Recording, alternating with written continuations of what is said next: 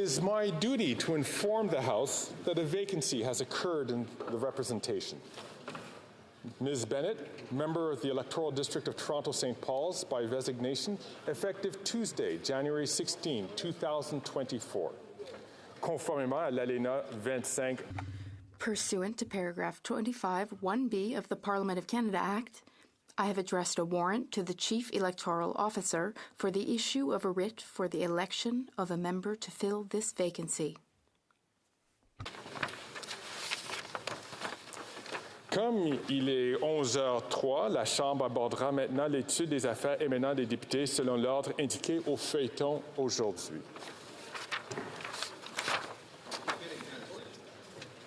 Vous n'avez pas reçu... The House will now proceed to the consideration of private members' business as listed on today's order paper. A motion respecting Senate amendments to Bill C-234, an act to amend the Greenhouse Gas Pollution Pricing Act, standing in the name of Mr. Lobb. Mr. Lobb, seconded by Mr. Barlow, moves that a message be sent to the Senate to acquaint their honours that this House disagrees with the amendments made by the Senate to Bill C-234, an act to amend the Greenhouse Gas Pollution Pricing Act. Debate.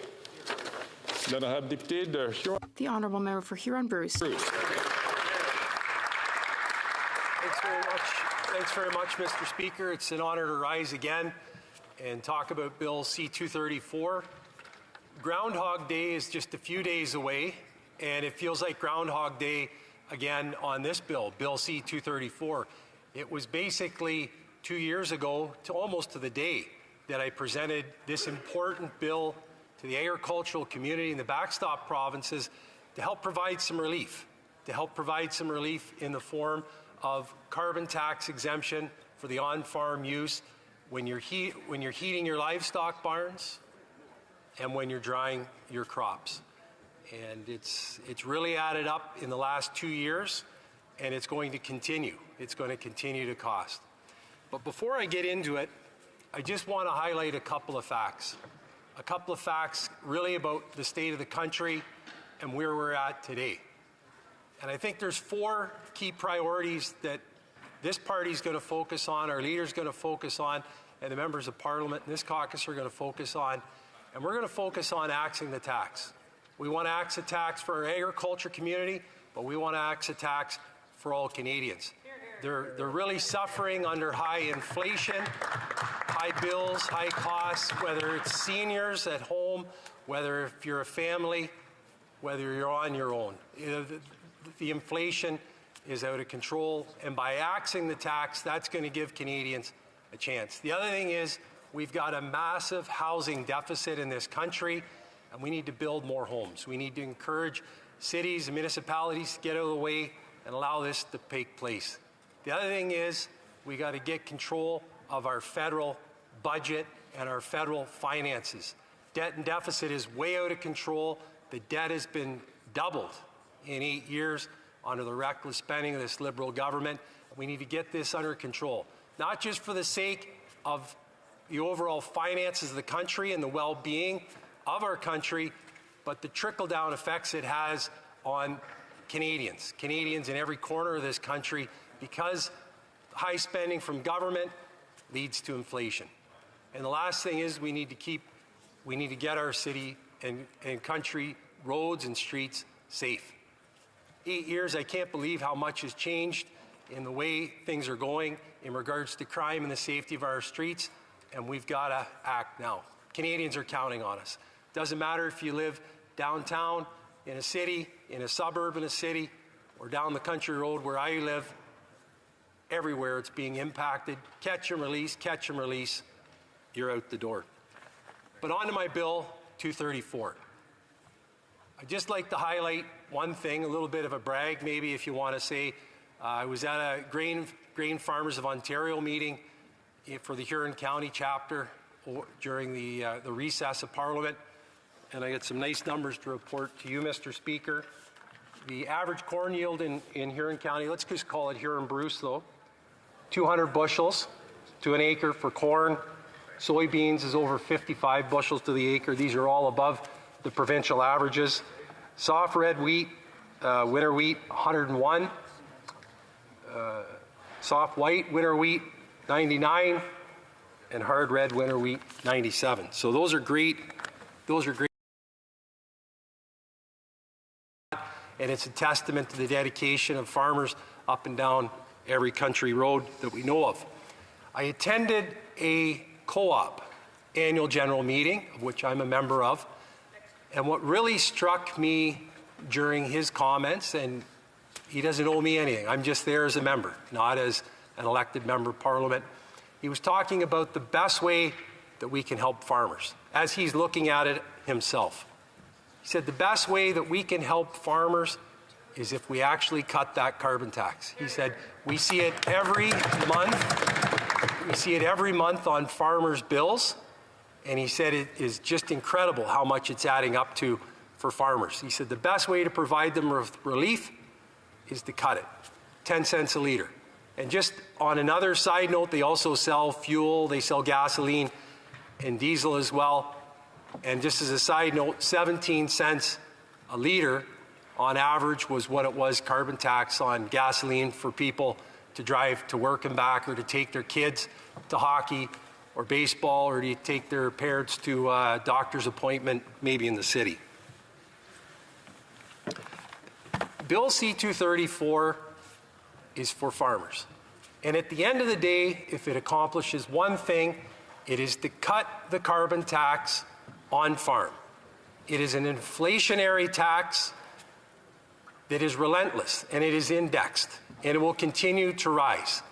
But at the end of the day, if we could cut this tax, if the members of Parliament in this House could cut this tax, it would provide relief to farmers, and at the very end of the economic chain, it would provide relief to Canadians going to the grocery store every week to provide for themselves.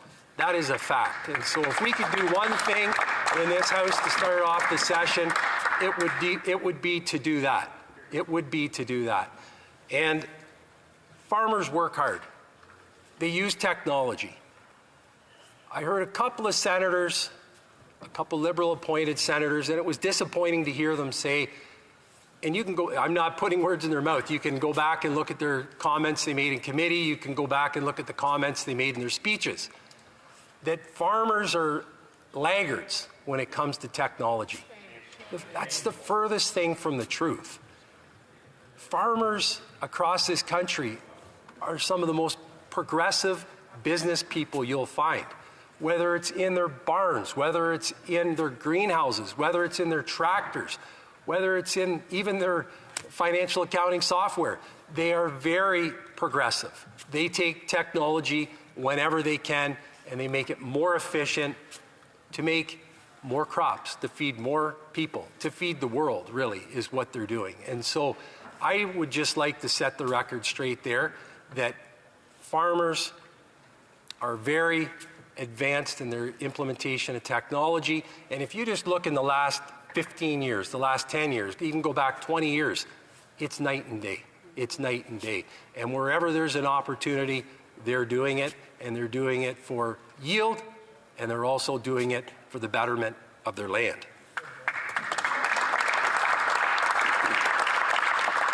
If you look at agriculture, and just in the last number of years, look at the inflation that farmers are dealing with. Increased costs, inflation in machinery, increased cost in all inputs, fertilizer, pesticide sprays, seed inputs. It all is increasing. It is all increasing. Rent, land, the cost of building sheds, the cost of building grain storage units, it's all gone up. It's all gone up. And agriculture is not a high margin business. We've talked about this before in the House of Commons. Farmers are price takers. They are not price makers. They take what they can get on the open market, and as well what the basis is in Chicago. That is the reality of agriculture. That is the reality. So anytime a government can actually help them out by cutting the carbon tax, for example, cutting the carbon tax, it is a huge relief. And as I've mentioned in this House many times, one example is a hog farmer down the road from where I grew up. A year ago, his bill, just for the propane he used, actually it was natural gas that he used on his farm, was $4,300. The carbon tax on that bill was $3,300. Okay, you think about that, how does that make sense? How does that make sense for a farmer that has invested hundreds of thousands and millions of dollars on their farms to make the highest quality food or the highest quality crops that are out there, and then to get bills like that? It's just not feasible. It's not feasible. And like I said, it's going to continue to increase every year until 2030, 31, and it's just going to put a lot of farmers right out of business. And at that point in time, you have to be concerned about food sovereignty in this country, but you also have to be concerned about the amount of food that we export around the world to feed other nations. It really is a precarious time. It really is a precarious time. And if you think about it, and many people have said it in this House, and the leader of our party has said it as well, when it is cheaper to put a load of food, load of produce on a transport truck in Mexico and ship it through how many states to bring it to Canada, because it's cheaper to truck food from Mexico than it is to grow it at your farm and sell it at a farmer's market or into the open market. How does that make sense for Canadians? How does that make sense for Canadian farmers? How does that make sense for the environment? It just doesn't make sense at all. And speaking of the environment, the Liberal government has asked farmers to pay a steep price. They've asked them to pay a steep price on this carbon tax that they've hammered them with. But when have they ever recognized the environmental good that they do? They have a rebate, $1.70 some odd per thousand of allowable expenses. So if you have $1 million of allowable expenses on your farm, you get $1,700 back in your rebate. That's a slap in the face. Farmers that have woodlots on their farms, they've maintained them. In Ontario, where the emerald ash borer is, they've harvested those trees, they've made use of them, but they've lost that. They have ethical woodlot practices. In the fall, a lot of farmers nowadays are planting fall cover crops. They do that on their own because it is good for the soil, it's good for their land, and increase the humus matter in their soil. That's a fact. That's a fact. Crop rotation. I'll speak specifically in the province of Ontario. You heard the crops I mentioned in the beginning. Those are crop rotations. It's good for the soil. It helps minimize the pests in the environment that impact the crops.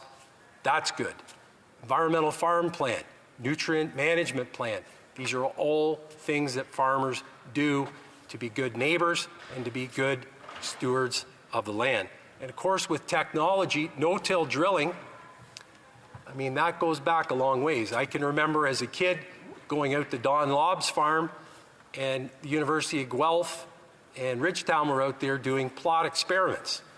And they were quite a few years ago. It was in the 80s now, and perfecting that. And so there was a number of farmers in Huron County and other counties that started this in the region, and it's grown, and it's continued to grow, and it's continued to grow. And now you even see how they just rip small sections of land where the seeds are going in to preserve the soil and the humus and not to disturb it, because they know the value of that.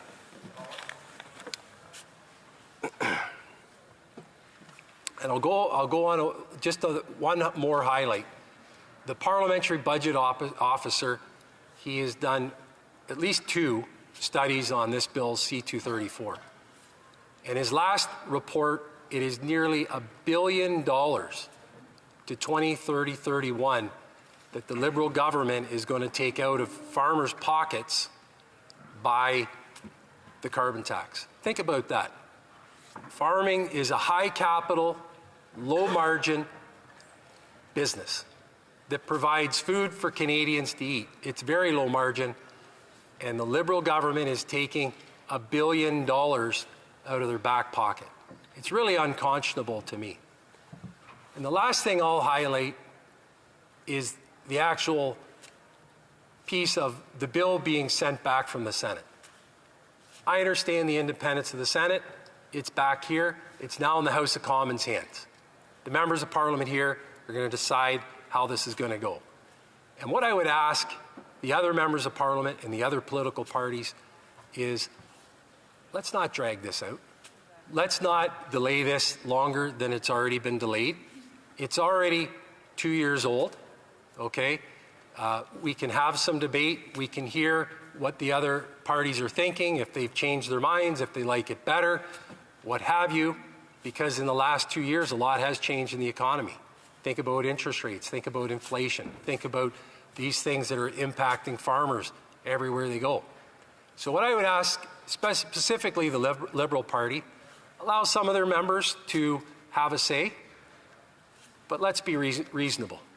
Let's not kick this down too far the road. Let's be reasonable. Let's have good discussion, good debate, exchange of information, and have a timely vote on this to send it back to the Senate and let the senators deal with it again. I think that is the reasonable and logical way to do it, because at the end of the day, you're not helping me. You're not helping me. Who are you helping? You're helping the farmer at home. You're helping your farmer at home. And when we can help farmers directly and indirectly help consumers, that's great. Thank you for your time, Mr. Speaker. I'll take some questions. First of all, good morning, everyone.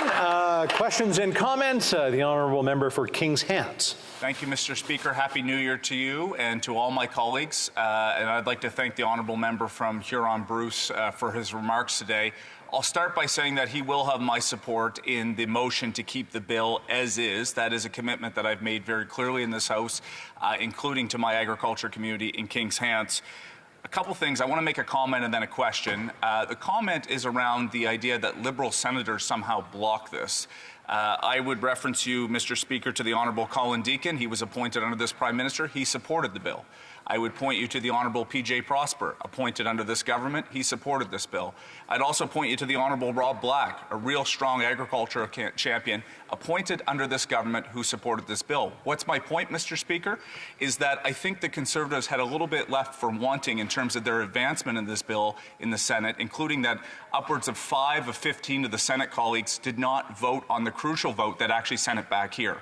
So I want that to be on the record, but my question to the honourable member is this. If he is unsuccessful in being able to have his motion to keep the bill as is, does he intend to bring a subsequent motion, in particular around the 3 years? I think the barn heating and cooling is an important element. Maybe we can find some type of agreement in this House for just 3 years so that we can encompass largely what the bill intended. Does he intend to do that if he can't get a majority of this House? Thank you. The honourable member for Huron-Bruce. Well, thanks very much. And the motion has already been, I presented that a couple of weeks ago, and it does take out all the amendments that came from the Senate, puts it back in its original form. And I appreciate the member from Kings Hants. We have a good working relationship, I think you would say. But I would also point to that the Liberals appointed 6 other senators just in the last couple little months to get this bill passed. And the one senator that got appointed, he knows really well, Roger Kesener, who spent 20 years as a Liberal member of Parliament in this House of Commons. So I understand his points, but they also appointed quite a few Liberals to the Senate as well. Joey Kamal-Tar, questions and comments. The honourable member for Cowichan, Malahat, Langford. Thank you very much, Mr. Speaker. Good to see you back and all of my colleagues. I am in favour of keeping this bill in the same form that it passed the House at third reading. And, you know, I've been on the Agriculture Committee for a long time, and I do hear the Conservatives talk a lot about the carbon tax, but what I'd like to hear from my honourable colleague is the other costs, and I don't think that's not talked about as much in this place. How does the Conservative caucus propose to deal with the immense costs that are being hoisted on farmers from the effects of climate change? We know this summer coming up is going to be particularly bad for the farmers in Alberta. What about the high input costs? What is the policy in dealing with those?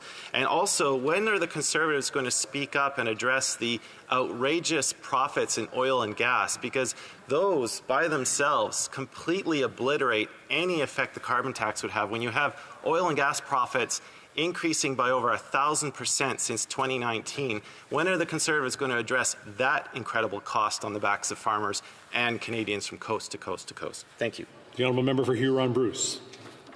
Thanks very much for the question. The cost to administer the carbon tax, a colleague of ours submitted an order paper question, and I believe the cost to administer the carbon tax is $82 million a year, which is outrageous in and of itself. And in regards to the environment, what I would say to my honourable colleague is this. Farmers are not the problem. And I know he wasn't saying that farmers were the problem. I realize that. Farmers are doing their part. And you have to, in life, what you have to be able to do is do what you can and do what is feasible. And farmers every day, they get up and they do what they can to provide for their family, pay their bills to the bank and the co-ops and everything else, and to be good to the environment. That's just the reality of being a farmer. Thank you. Question et commentaire. Questions and comments. The honourable member for Peterborough-Kawartha.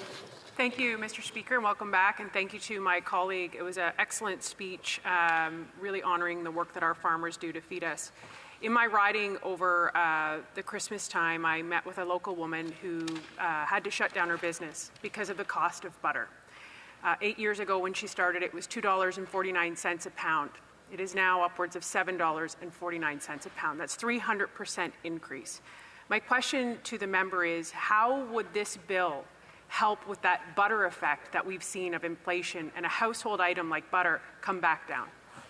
We're all out of time, but allow the honourable member to respond. The honourable member for Huron-Bruce. Well, just simply, if I can say, at the end of the day and at the bottom line, if this bill can do one thing, we have to axe the tax for farmers so that there are lower prices at the grocery store. That's the end of the day. That's what we have to do. And all the elected members of Parliament, if they want to help people in their ridings, this is one way. I'm telling you, this is how you can get it done. Thank you. Resuming debate, the Honourable Parliamentary Secretary to the Government House Leader. Yes, so thank you, Mr. Speaker. And, I listened very closely to what the member had said, and I'd like to provide some comment in regards to some very specific things that he put on the record this morning, Mr. Speaker. First and foremost, let me emphasize one of the big missed representations of reality that the member tried to portray, and that is to give the impression in any fashion whatsoever that the government does not recognize the true value of our farmers and what they do for society, not only in the local communities, but for the broader world, I think does a disservice to the farmers. Because we need to recognize, at least us in the government benches, the Liberal Party recognize, that the farmer is the one that experiences climate change at the ground level in a very real, intangible way. Only if there was Conservative members of Parliament that recognized that climate change was a reality, because I can tell you that farmers know and appreciate and understand that climate change is in fact a reality. We have a substantial agreement, Mr. Speaker. We're talking about hundreds of millions of dollars leading into approximately $3.5 billion. We've heard of the Sustainable Canadian Agricultural Agreement, an agreement that is there to support farmers in the community dealing with issues like climate change. That is tangible dollars to support the farmers and the advances that they have taken, and to encourage continued advances in regards to recognizing and fighting climate change reality, Mr. Speaker. The member stood in his place and he said, right at the very beginning, the Conservative Party agenda. And I suspect we might be hearing more about the Conservative agenda. He said the Conservative Party has 4 priorities. Priority number 1, axing the tax. As they all say, hear, hear, they like that priority, Mr. Speaker. How far the Conservative Party have come from the last general election, where that member and every other member that was elected in that election, or all candidates that ran in that election, when they campaigned on an election platform that said they supported a price on pollution, Mr. Speaker. Now they're saying that we just want, at all costs, to axe the tax, which kind of feeds into the idea that they have no concept of the reality of climate change and the responsibility of good government to bring in policies to deal with climate change. So whether it is the Ukraine government or the Canadian government or many states in the United States that recognize that the price on pollution is a positive policy, Mr. Speaker. The point number 2 that the member said across the way in terms of a priority for the Conservative Party was dealing with housing. Mr. Speaker, no government in the history of Canada, with the possible exception on a per capita basis back in the 40s, the 1940s, has invested more into housing than this government has in the last 8 years. No government. When the leader of the Conservative Party was the person responsible for housing, Mr. Speaker, he was an absolute and total disaster in the issue of housing. Contrast that to this government that has a number of housing programs to deal with what the member across the way said was the Conservative Party's priority. A myriad of programs to support Canadians, to ensure. Never before have we seen a national government take such a proactive approach at dealing with the issue of housing. Point 3 the member made reference to in his opening remarks, Mr. Speaker, well, they're going to get federal spending under control. Canadians need to be aware of what that hidden Conservative right MAGNA agenda really is all about, Mr. Speaker. And that is to look at ways in which it can cut back on valuable programs that Canadians are very much dependent on and wanting to see. Whether it's programs like childcare, dental care, whatever it might be, the Conservatives' priority number 3 is to cut government expenditures. The member just said that, Mr. Speaker.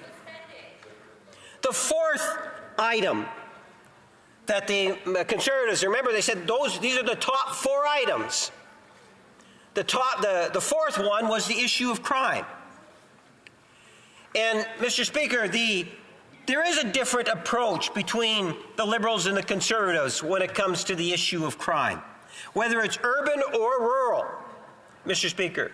We believe that we need to take actions that will put a stronger emphasis on those that are repeat offenders, as we saw in the bail reform bill, which took a huge effort from not only this government, but from provincial jurisdictions and many other stakeholders, including the courts, Mr. Speaker, to bring forward legislation in which the Conservative Party wanted to filibuster, Mr. Speaker, and prevent from having quick passage, even though everyone else in the country recognizes the importance of that bail reform legislation.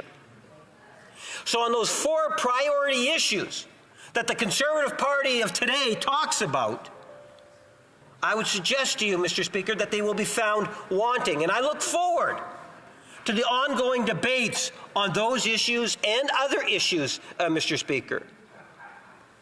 But when we talk about our farming community, the member made reference to the hog industry in his comments. He said the hog industry is in trouble. He says here's a hog producer. Well, he's talking about a hog farmer in his particular riding or somewhere close to his area, trying to give the impression to those that might be listening that hog farmers are experiencing a difficult time. And it's not to take away from the importance of addressing those important issues that whether you're a hog farmer or your cattle or your wheat, crops, whatever it might be, Mr. Speaker, as a government, we are very much sympathetic and working with our farming community in order to ensure that we have good, sound policy. You know, the Minister of International Trade was in Winnipeg just the other day. And we met with the Manitoba pork and the hog industry at a research center with the University of Manitoba. Manitoba's hog industry is doing better than it ever has, period, ever. I believe that was somewhere around 8 million piglets come out of the province of Manitoba or are born in Manitoba every year now, Mr. Speaker. It is an industry that has created thousands of not only direct jobs, but even additional thousands of indirect jobs. As a government, we recognize that the farming community, whether it's getting and dealing with animal waste, to the way in which we make sure that the quality and health of the earth, Mr. Speaker, is such that it continues to be sustainable well into the future. What you will find is that the government policy in working with the different stakeholders supports just that, Mr. Speaker. We invest literally hundreds of millions of dollars every year to ensure that we're there to support farmers in that very real, tangible way, Mr. Speaker. And we will continue to work with the industry. We disagree with the Conservatives' number one priority of getting rid and axing the carbon tax. We disagree with it wholeheartedly. Highly irresponsible, Mr. Speaker.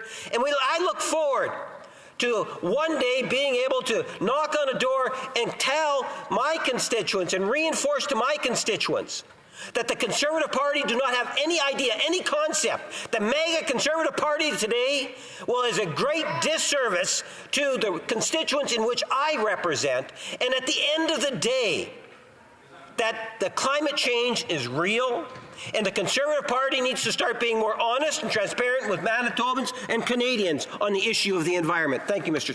Continuing debate, le débat continue avec l'honorable député. Debate resumes with the Honourable Member for Berthier-Masquinongé. Thank you very much, Mr. Speaker. It's January 29th. I think we can still say best wishes for the new year. I want to make constructive policy. That's what we're trying to do this morning. I was listening to the speeches, and there's two poles here. On the one hand, they're saying scrap the tax or axe the tax, and on the other side, they're saying, well, it's sending a message and we're going to be here to help. But we're in the middle here, Mr. Speaker. We are reasonable people, and we think that we do have to send a message.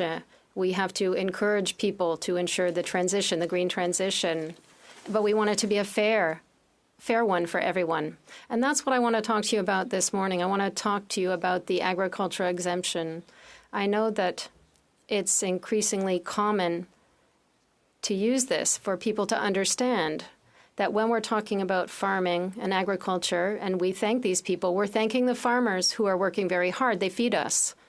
They deserve our respect and our support. And support can be given in different ways. And that's why we were in favor of C-234, because it gave an exemption to a specific sector. And where there is no exemptions or fewer exemptions, we have to do something. And I carefully listened to the speech given by the parliamentary secretary earlier. He said, we're here to give support. That's not what I see, however, on a daily basis.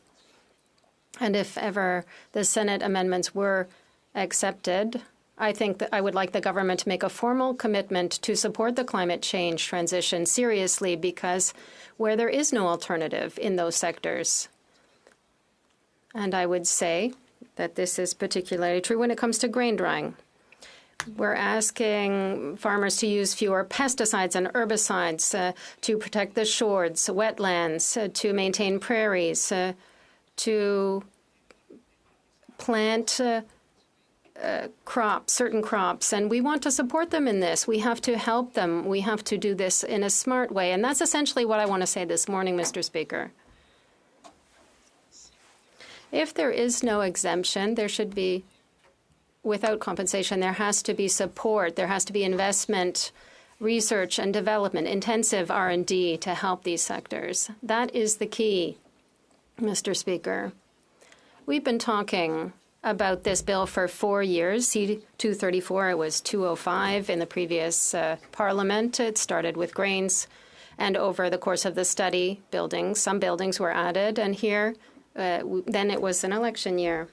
So C-234 came with barn heating and grain drying, and then the Senate has now come back with an amendment that withdraws the heating for buildings and shortens the transition time. So obviously we have some concerns, but we need to look at the largest need, where the largest need is. And I also would question, Mr. Speaker, the Conservative tactics this morning. I'm not very comfortable with all this parliamentary procedure, be it the opposition that responds to the Senate before the government responds to the Senate. Have we followed procedure? Could it have been discussed previously? Is the Conservatives' goal here to get a slogan out of this?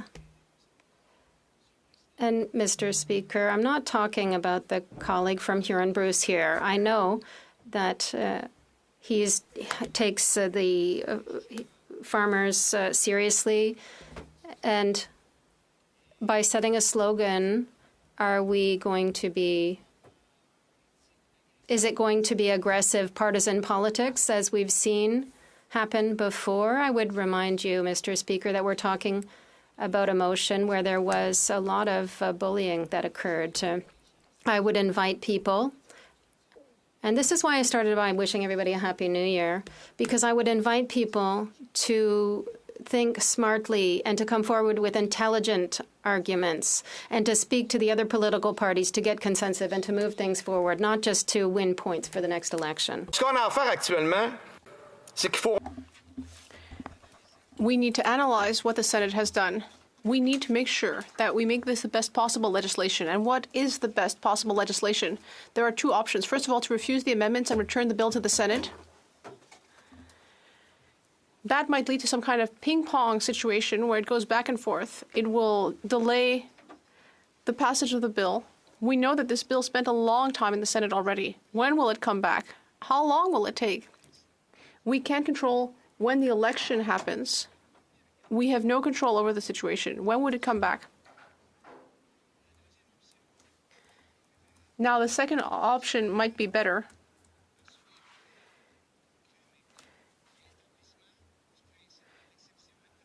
Which would be creating an agricultural exception,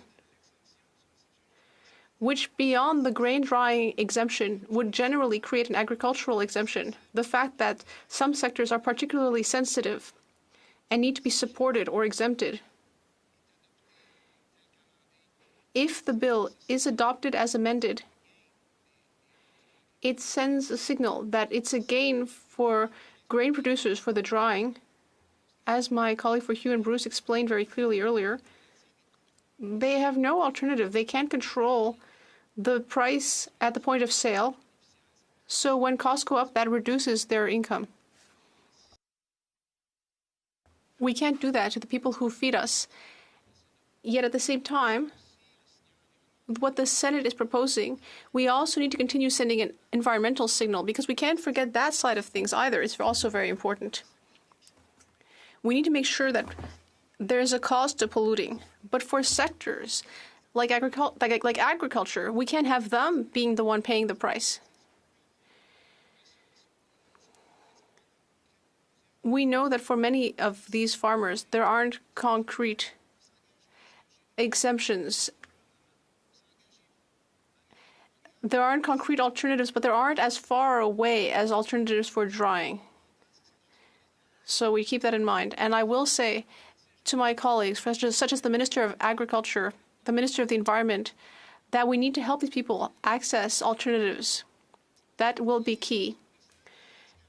Mr. Speaker, we need to remember that the carbon tax is federal. It was done to be applied to provinces who were doing nothing environmentally. If it's removed, as the Conservatives want, what signal will that send to other jurisdictions? The carbon tax, as I'll remind my Conservative colleagues, doesn't apply in Quebec.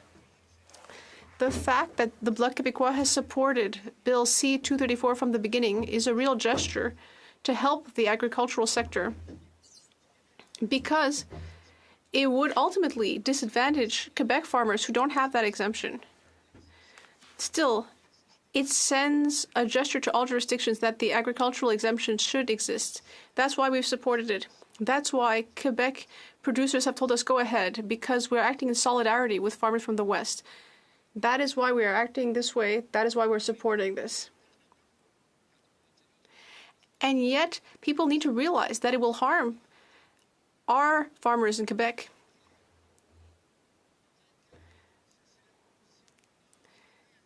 And perhaps that's what we're debating this morning, finding that balance. The ideal solution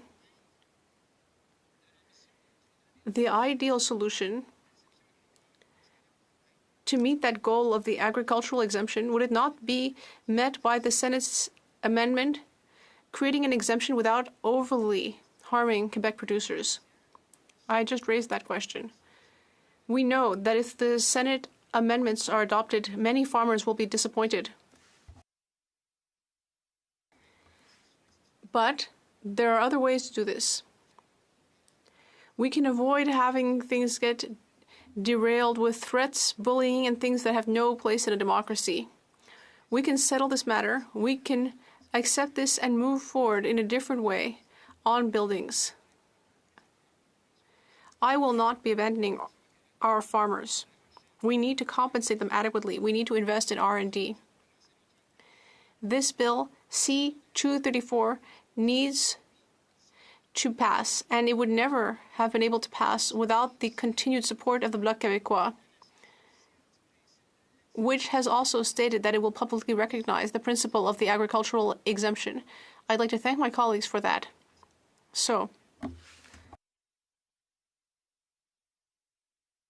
do we want to send the bill back to the Senate and just continue publishing clips and slogans, or do we want to make actual concrete change now and actually make the step forward that is available now?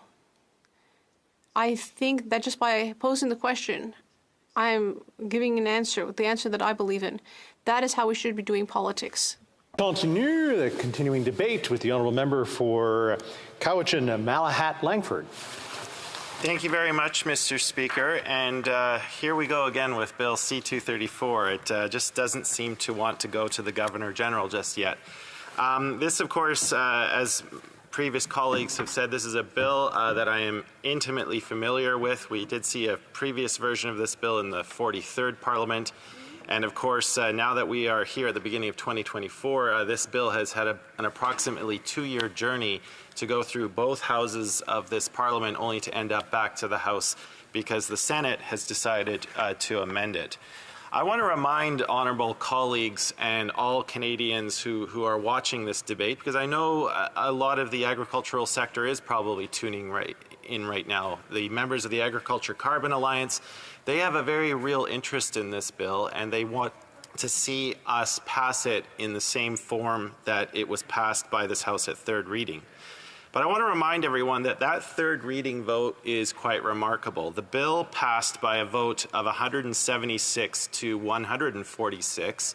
And just so that everyone realizes, that Conservative bill would not have made it to the Senate if it were not for the support of the New Democratic Caucus, the Bloc Québécois Caucus, and 2 Green Party members and a handful of Liberals.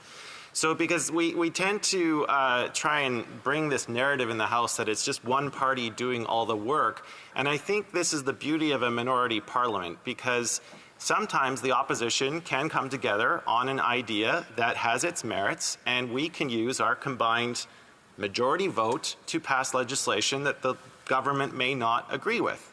And that is the beauty of a minority parliament. It is a far better experience for members of the opposition than I ever had during my first 4 years in this place when I was facing a majority government. It is a lot more worthwhile to members on this side of the House because we are able to work in a collaborative environment and to actually get things done when it may be in opposition to official government policy. But that was a notable vote, and that vote was the result of a lot of deliberation, not only in the House of Commons, but also at the Standing Committee on Agriculture and Agri-Food, of which I have been a proud member since 2018. We have heard quite definitively from many witnesses, Mr. Speaker, witnesses with intimate knowledge of the agricultural sector, that these exemptions are necessary. And I want to make it very clear that I was here in 2018 when the original Greenhouse Gas Pollution Pricing Act was brought in. It was, I believe, if memory serves me well, a part of a Budget Implementation Act at the time. But if you look at the original legislation, the existing statute of the Greenhouse Gas Pollution Pricing Act, you can see that when the Liberal government at the time drafted that legislation, there are significant exemptions in the original statute for farming activities. You can look at the list. There's a list of eligible farming activities, eligible farming fuels, eligible farming equipment, because they realized that in agriculture it's in a unique position and that sometimes farmers don't actually have an option to switch to a different kind of fuel source. Many sectors in agriculture are still reliant on fossil fuels to conduct their operations, and that's going to be a fact for the foreseeable future, hence the exemptions that were put in the original Act.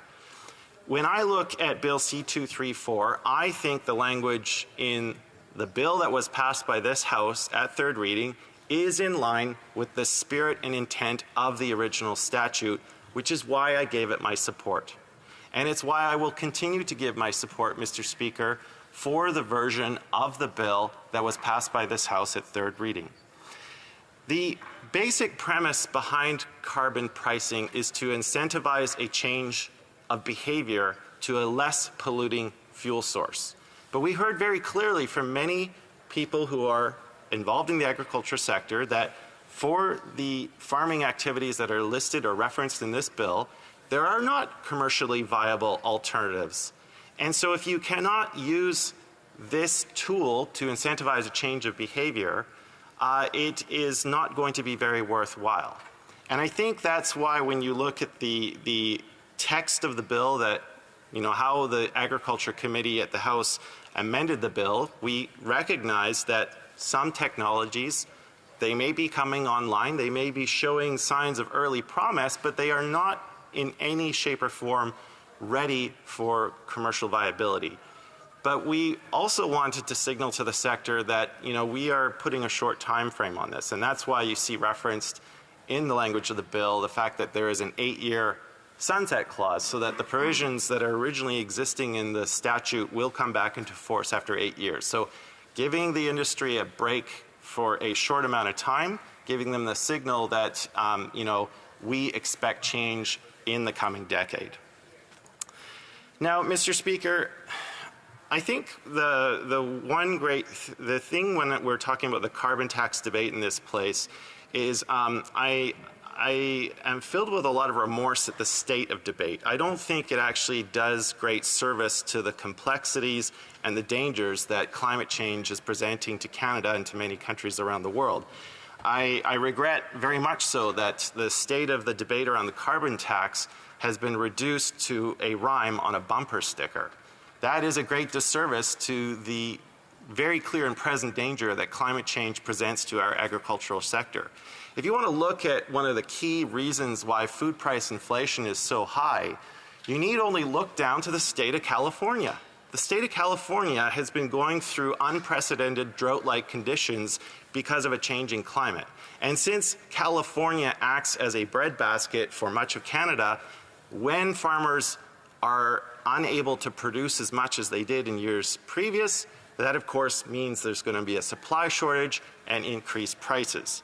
So, and I'm very worried about what the upcoming summer is going to be. I mean, look at the summer we went through in 2023 with fires burning out of control in so many different provinces. leveling a clear and present danger to many agricultural operations. You look at the snowpacks that are in such a reduced state in the Rocky Mountains right now, which feed all of the major river systems in the prairies. What are we going to do when farmers start running out of water in our prairie provinces? That is going to be a monumental crisis, and I don't think the debate around the carbon tax gives enough attention to the significance of that. I also don't think, Mr. Speaker, in this conversation, we give enough conversation to the fact that farmers are dealing with massive input costs. I mean, you might look at gross farm revenues, but the farmer only gets a small portion of that at the end of the day because of the input costs, the fuel costs, the fertilizer costs, the transport costs, and so on. They have enormously high input costs, and I think one of the best ways we can serve our farmers is to put in effective policy dealing with those input costs, helping them change the way they farm, putting in strategies to help them reduce fertilizer use, because it is possible to do that, but also maintain the same kinds of yields. I also think, Mr. Speaker, we need to talk a lot more about the power imbalance that exists with the corporate-controlled grocery sector. That's why farmers have been on the front lines of asking us parliamentarians to put in a grocery code of conduct. And last but not least, Mr. Speaker, if we're not going to talk about the ridiculous oil and gas profits, we are doing an extreme disservice to everyone who's listening into this debate. You know, you can go on and on and on about the carbon tax and its costs on Canadians, but if you're not going to talk about the fact that since 2019, oil and gas has seen an over 1,000% increase in their net profits, that is a disservice to the debate. And again, I keep on asking my Conservative colleagues, confront the elephant in the room. The real reason why people are paying through the nose for so many goods and services is because oil and gas companies are milking Canadian families for all they're worth. High profits mean someone's paying. It's Canadian families from coast to coast to coast that are lining the bank accounts of a very profitable oil and gas sector. So, Mr. Speaker, I know that I'm in my last minute of debate. I will conclude by saying that on this bill, on C-234, as New Democrats, we are going to honor the third reading vote that we presented to the House last year, that part of that 176 votes to 146, and therefore we support a message to the Senate rejecting their amendments and honoring the bill that was in its form at third reading in the House. Thank you very much. Continuing debate, the honourable member for Foothills. Hear it. Thank you very much, Mr. Speaker. It is unfortunate that we're having to rise and speak on Bill C-234 once again. But before I get into the meat of the speech that I want to bring up today, I do want to say some thank yous, and I want to thank the member for Huron-Bruce for bringing this private member's bill forward. And also the member from Northumberland, Peterborough South, who brought this bill forward in the previous Parliament, which shows you how much work we've put in to this legislation.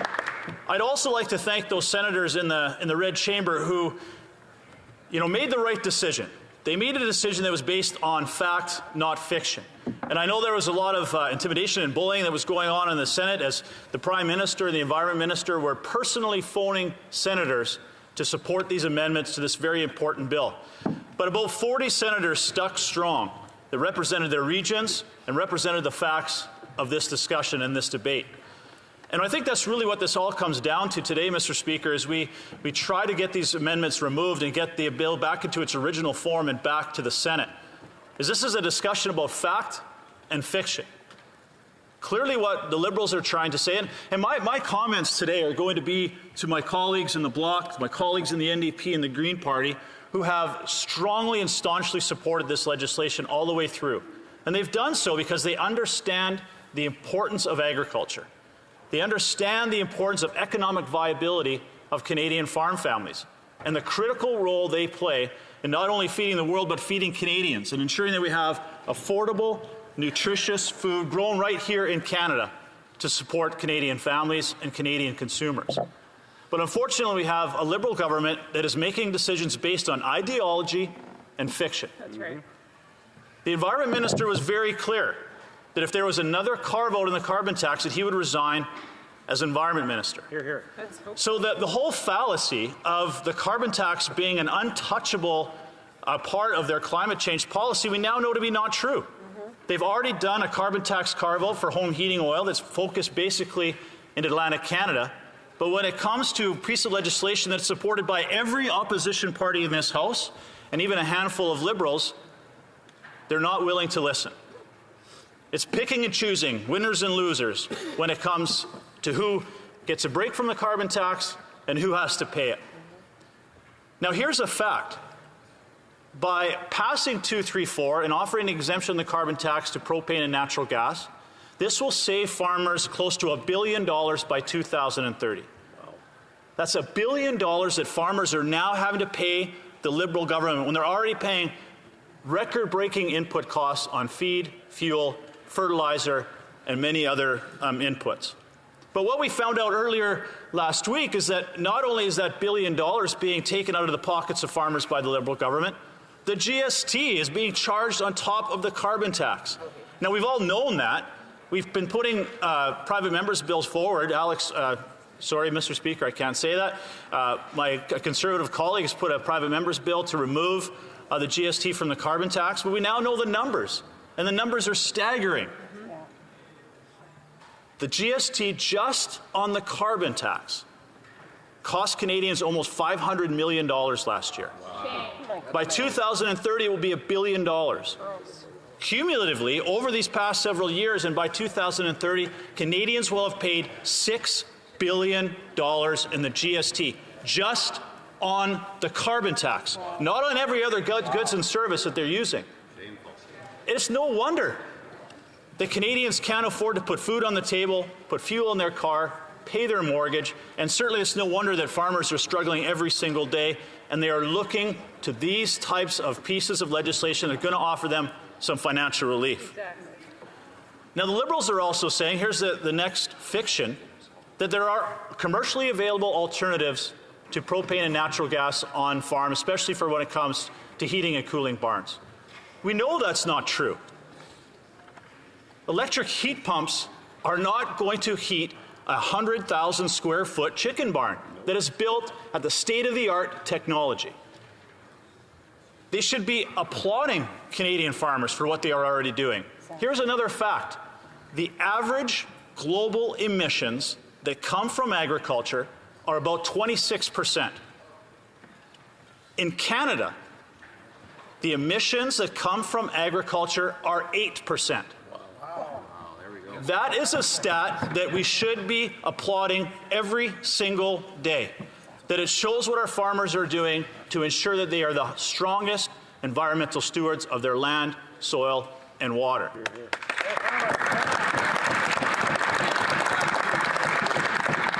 But instead of being a champion for Canadian agriculture and applauding what farmers are doing, the Liberals are punishing them with a carbon tax and defending it every step of the way. There are no other commercially viable options. There's no way to change behavior for farmers that need natural gas and propane to heat their barns and to grow their food in greenhouses. During the recess, we had 3 or 4 days in southern Alberta. It was minus 37. I guarantee you, a heat pump was not operating and not sufficient to ensure the health and safety of cattle, of pork, of poultry in those operations. But in that minus 37, those farm families are still out there making sure that we have quality, affordable food to eat every single day. Here's another fact. The amendments that we're discussing here today that were passed by the Senate were already proposed by the Liberals in the House of Commons at the Agriculture Committee. And those amendments were voted down by the elected members of that committee. We've gone through this discussion. But again, fiction. This isn't about viable options for the Liberals. This is about trying to kill a bill that would provide a carbon tax carve-out for farmers. Another fact, Professor Sylvain Charlebois, Dalhousie University, in his food report study, said policies like the carbon tax on farmers are going to increase the wholesale cost of food by 34%. 34%, Mr. Speaker. Again, These are costs that are being put onto farmers. They're back on the farmers. But down the road, it impacts Canadian consumers who are struggling to put food on the table every single day. When we have 2 million Canadians accessing the food bank in a single month. Unbelievable that's happening in a country like Canada. Mr. Speaker, this is a discussion about fact and fiction. And I want to thank my members of the opposition parties who have stood by facts. They have stood by Canadian agriculture and the importance that we grow affordable, nutritious food here in Canada. And hopefully they will continue to stand with us on 234 while the Liberals focus on fiction. Hear, hear.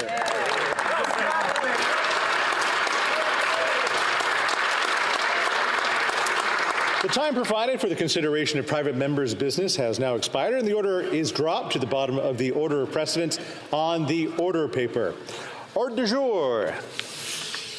Government orders, government bills, commons, resuming consideration at second reading of Bill C-59, Fall Economic Statement Implementation Act 2023. And I believe coming up, we have the Honourable Leader of the Official Opposition.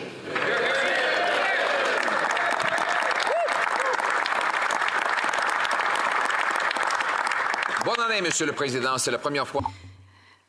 Happy New Year, Mr. Speaker. This is my first time rising in this place in 2024. Happy New Year. Happy 2024.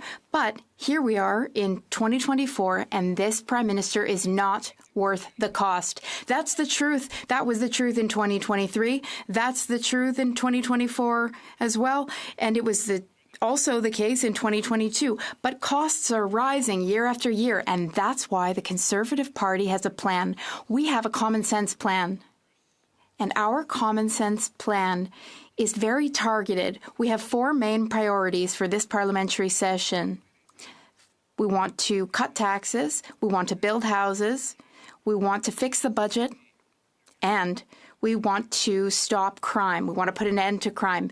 So those are our 4 goals for the session. With under 8 years of this Prime Minister, he has increased the cost of living. He has doubled the national debt by printing $600 billion. He has driven up inflation and interest rates at the expense of the working class and at the expense of seniors. He did so with the full support of the Bloc Québécois. The Bloc Québécois fully agrees with these drastic increases in spending and state costs. And Quebecers are paying for these increases. The Bloc Québécois supported all of the government's spending in the fall of 2023, and the Bloc also supports increased carbon taxes, which are hard for Quebec's workers. The Conservative Party, the Common Sense Conservative Party, is the only party offering an alternative to that destructive and costly policy. It is harmful for Quebecers, that policy, the carbon tax. So we are going to cut the second carbon tax, which will apply in Quebec. We are also going to bring down spending by eliminating wasteful spending. We're going to cut the infrastructure bank. We are going to cut $35 billion because that infrastructure bank did not deliver a single project for Canadians. We're also going to get rid of ArriveCan. We're going to get rid of the so-called Green Fund, which has now become a total scandal, according to all public servants involved. They say it's a scandal on par with the sponsorship scandal. We're also going to cut consultant fees, who are costing Canadian families $1,400 per family. This Prime Minister doubled spending on external consultants over the past 8 years. These are major sums of money that are not delivering any results for Canadians, and this is work that could be done by the government internally. This is work that can be done by public servants. But the Prime Minister has also increased the public service, by the way, by 50%. We have common sense policies. We want $1 of spending to match $1 of saving. Dollar for dollar. Each time this Prime Minister increases spending by $1, he will have to make $1 of savings to offset that $1 of spending, rather than adding to our national debt, rather than adding to inflation and taxes. We would cap spending. That would help workers and businesses in our economy to, in fact, grow. When the state does not spend excessively, then we can grow. We need to cut costs that are on the backs of Canadians. Now, let's talk about workers. Currently, there's a war on work, a war on workers. Workers are punished by incredibly high inflation rates, which cut into their paychecks, which eat away at their paychecks, and a common-sense Conservative government will cut taxes and will ensure that work is done here in Canada. We will ensure that our workers and our small businesses are supported. We want to be a country that values work, that pays for work. We will also protect paychecks. We will protect Canadians' paychecks, and we will, in fact, boost their paychecks. How will we do so?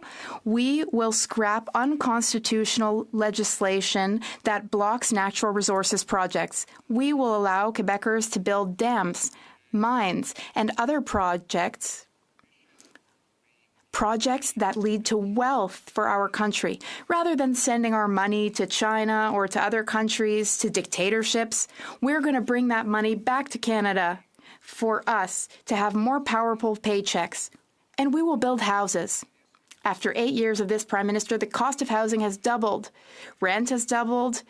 The necessary down payment for the average home has doubled. And the average down payment has doubled, and the average home price has doubled. In Montreal, though, it has tripled. After 8 years of this Prime Minister, the cost of a 2-bedroom apartment rose by not much when I was housing minister 8 years ago, but now rent is up to $2,200 for a 2-bedroom apartment. Construction is being blocked. Legislation is blocking construction. So much housing has been blocked for the past 6 years.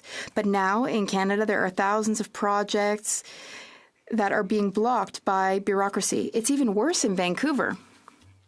The former NDP mayor there is incredibly incompetent and added $1.3 million of additional costs per housing unit built.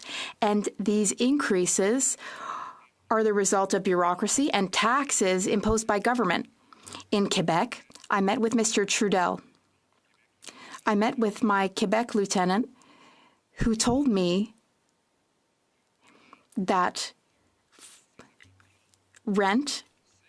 monthly rent in each of his apartments, $500 of rent is to compensate for government costs, that is, taxes and bureaucracy. So $500 of each rent payment goes to taxes and bureaucracy. So $500 on $1,000 of rent. So that's half of the rent payment for red tape, for government red tape. That's too much, and that's why a common-sense Conservative government will encourage and incentivize municipalities to speed up home building rather than blocking it. Currently, the federal government is giving $5 billion to municipalities through HST, through sales tax. But there's a lot of conditions attached to that money. Federal conditions, but none of those conditions are speeding up home building. That's why we will work with the government of Quebec to reach a new infrastructure deal. We would encourage building. We would encourage construction. We will link the money that municipalities receive to the number of units they build, the number of apartment units and homes that they build the previous year. Funding will be linked to results.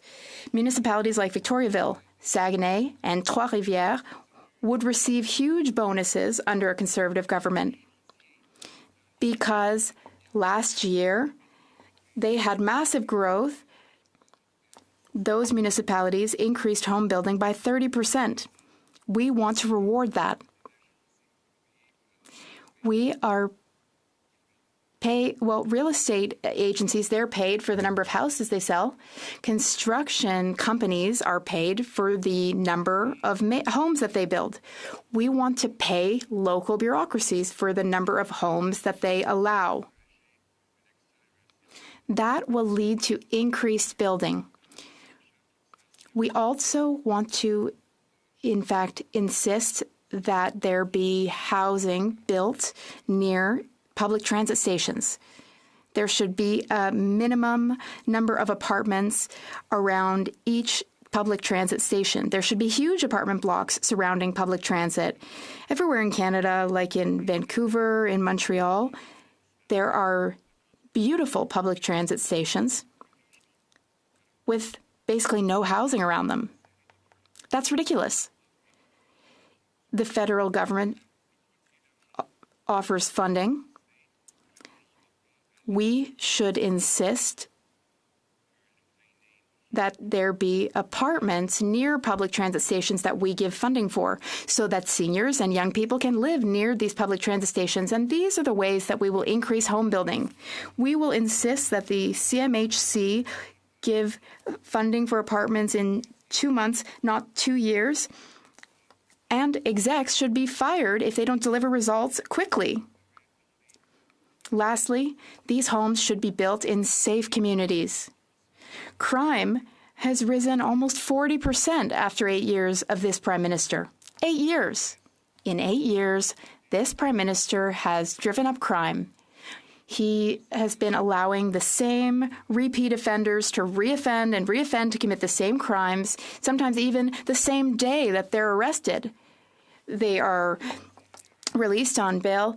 A Conservative government would fix this. We are going to target true criminals, especially criminals who use weapons. We are also going to shore up our borders. We're going to strengthen our borders, and we're also going to protect sports shooters and hunters. We'll protect them.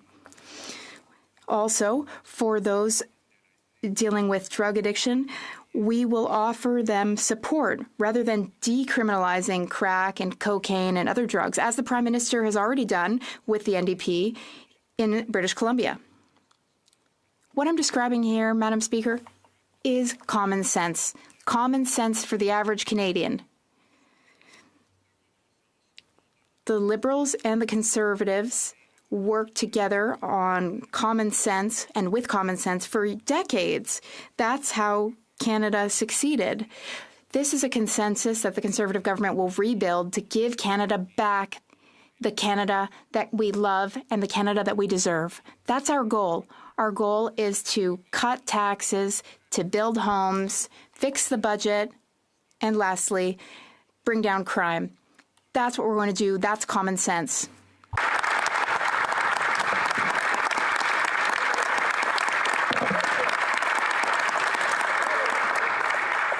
Happy New Year, Madam Speaker. And it is 2024, and this Prime Minister is still not worth the cost. He's not worth the crime. He's not worth giving up the country that we know and love. But after 8 years, everything costs more. Crime is running rampant. Housing costs have doubled. The country is more divided than ever before, and the Prime Minister seeks to distract and attack anyone who disagrees with him in order to make people forget how miserable he's turned life in this country after nearly a decade in power. Our common sense counterpoint, though, is very focused. In this session of Parliament, we will fight to axe the tax, build the homes, fix the budget, and stop the crime. Again, yes. In case you missed it, axe the tax, build the homes, fix the budget, stop the crime. Axe the tax, build the homes, fix the budget, stop the crime. That's how we're going to turn around the mess the Prime Minister has created in 8 years. Let us quickly touch upon that mess. After 8 years of this Prime Minister, housing costs have doubled. This is after he promised that those housing costs would go down. In fact, they rose 40% faster than incomes. The worst gap in the G7 by far, the second worst among all 40 OECD nations, twice as bad as the OECD average, with roughly a quarter of OECD countries actually seeing housing affordability improve over the last 8 years. Here in Canada, under this Prime Minister, we have seen them worsen at the fastest rate in the entire G7. He has created a situation where only 26% of Canadians believe that are able to afford a single family home. It now takes 25 years to save up for a down payment on the average home for the average Toronto family. 25 years used to be the time it took to pay off a mortgage. After 8 years of this Prime Minister, it is now more affordable to buy a 20-bedroom castle in Scotland than a 2-bedroom condo in Kitchener. After 8 years of this Prime Minister, a criminal defense lawyer reported on Twitter that numerous of her clients have asked if she could help extend their prison sentences so that they don't have to go and live in the housing market and find a place to rent. In other words, this Prime Minister's housing market is worse than prison by the judgment of several people who actually live in prison. After 8 years of this Prime Minister, we have seniors crammed 16 into a 4-bedroom home in Oshawa. That's according to the food bank, who told me they had to house middle-class seniors together. They're all losing their homes because of this incredible rent increase that this Prime Minister's policies have caused. We have homelessness is skyrocketing across the country. Every town and centre now has homeless encampments. Halifax has 30 homeless encampments. 30 for one medium-sized city. After 8 years of this Prime Minister, who would have imagined that we would have 30 homeless encampments in one city? But that is the misery that he has created through his policies that are not worth the cost of housing. Meanwhile, he makes the problem worse. He gives tax dollars to incompetent mayors and bureaucracies to block home building. The worst incompetence, of course, has been the mayors of Toronto and the former mayor and the present mayor of Toronto, the former mayor of Vancouver, blocking construction in those cities and making it uninhabitable for many of the people who should be able to afford a home.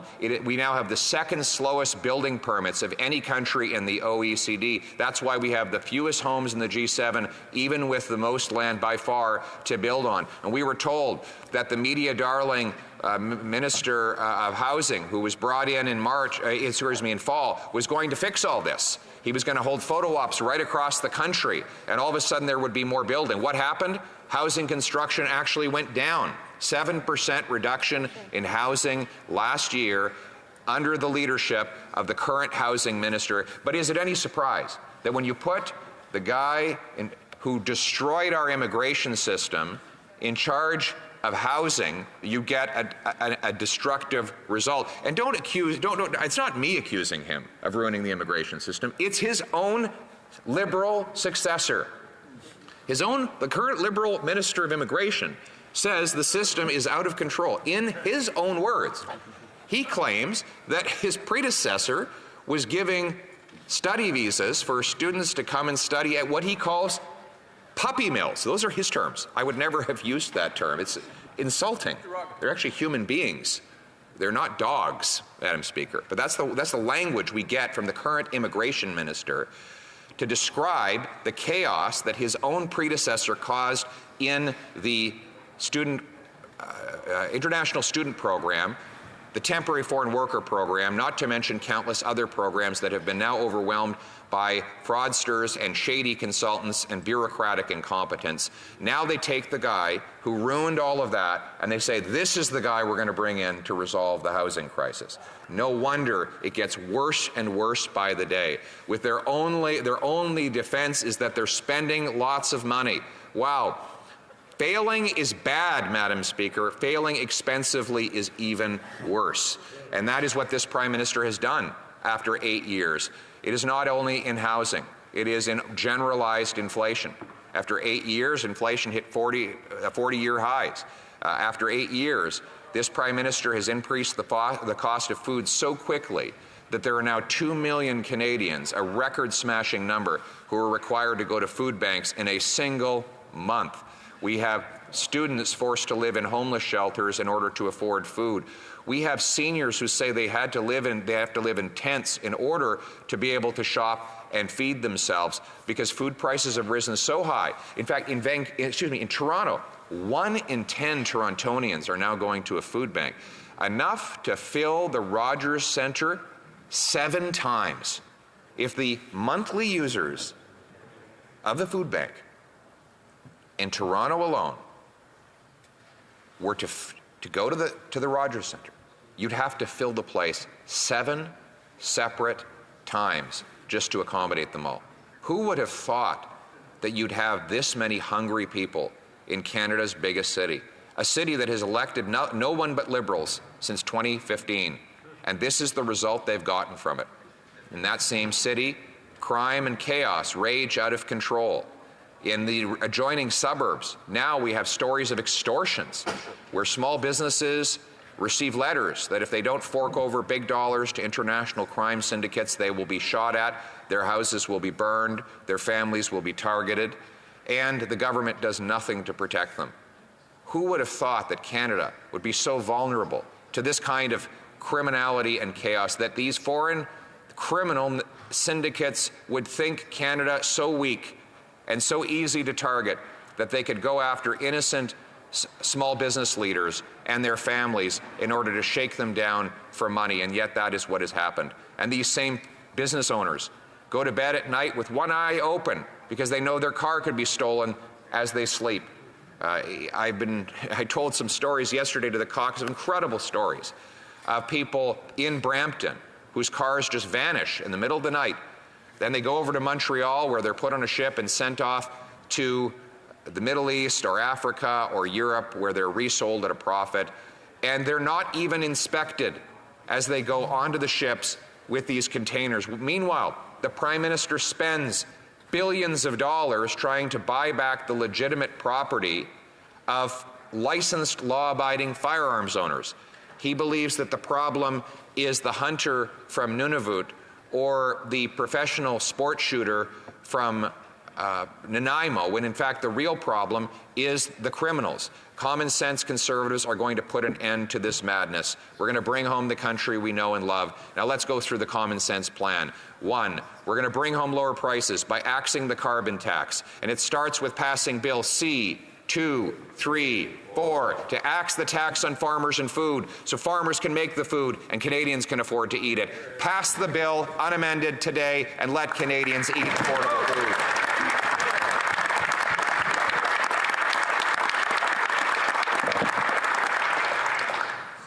It's very easy. The House of Commons passed it once before. The Senate, under duress and pressure from this Prime Minister, then sent it back with unnecessary amendments. Now the other opposition parties are flip-flopping and wavering. They agree in principle with the Liberal plan to quadruple the carbon tax, but they said, well, we might consider giving the farmers a break on it. Well, now they're not so sure. They're siding with this costly Prime Minister again on keeping the tax on our farmers. And every time our people go to the grocery store and see those rising prices, they will know that the NDP has betrayed working class people in favor of greedy government with higher taxes on farmers and higher taxes on the single moms who are struggling to feed their families. Mr. Speaker, Madam Speaker, we are going to axe the tax on home heat, not just for some or for a short time, but for everybody, everywhere, always. Common sense Conservatives call on the Prime Minister to be consistent. Don't just temporarily pause the tax in regions where your polls are plummeting and your caucus is revolting. Rather, let's axe the tax for every Canadian household to heat their homes in this devastatingly cold winter. Incredible. In Edmonton, how cold did it get in Edmonton? Minus 50.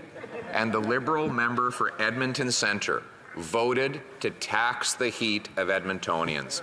Not only that, the Liberal member for Edmonton Centre wants to quadruple the carbon tax on the home heat of Edmontonians. So over the next several years, as the winter cold comes in and the people crank up their heat, their bills will rise faster and faster. Some places now, the carbon tax is more expensive than the actual gas that people are buying. The bills, some of my caucus members, we're going to be sharing these bills. If you have any bills with carbon tax itemized, let's share them so that everybody knows how badly this Prime Minister and his NDP coalition are ripping off Canadians for the crime of heating themselves in -50 weather. We are the only party that will axe the tax for them, for everyone, everywhere, always, Madam Speaker.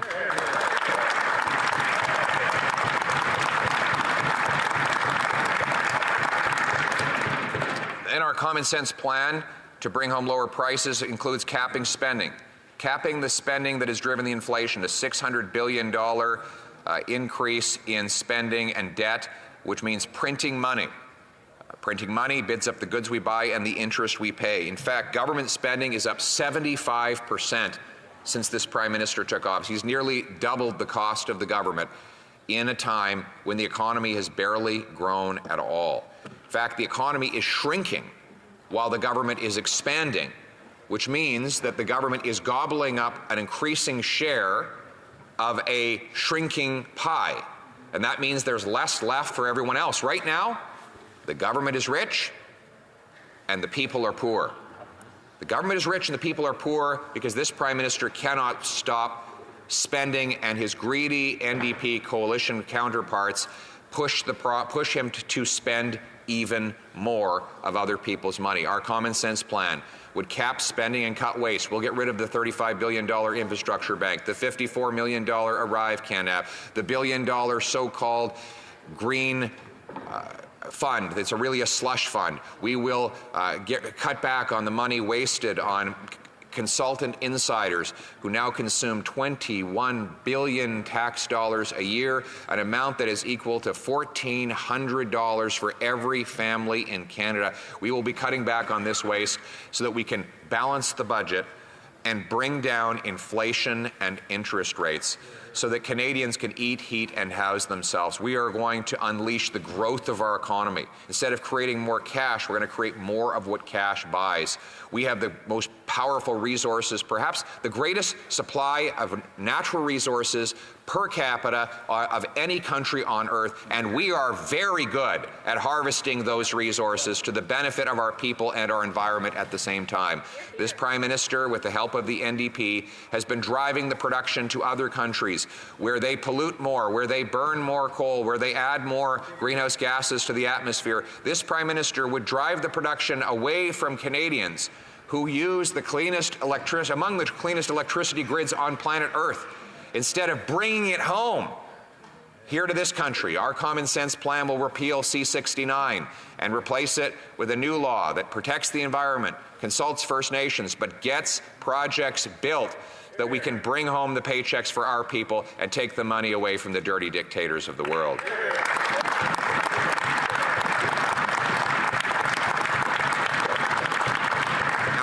I was able to announce recently that our new candidate in the Skeena-Bulkley Valley riding is the great Ellis Ross, former chief of the Haisla First Nation,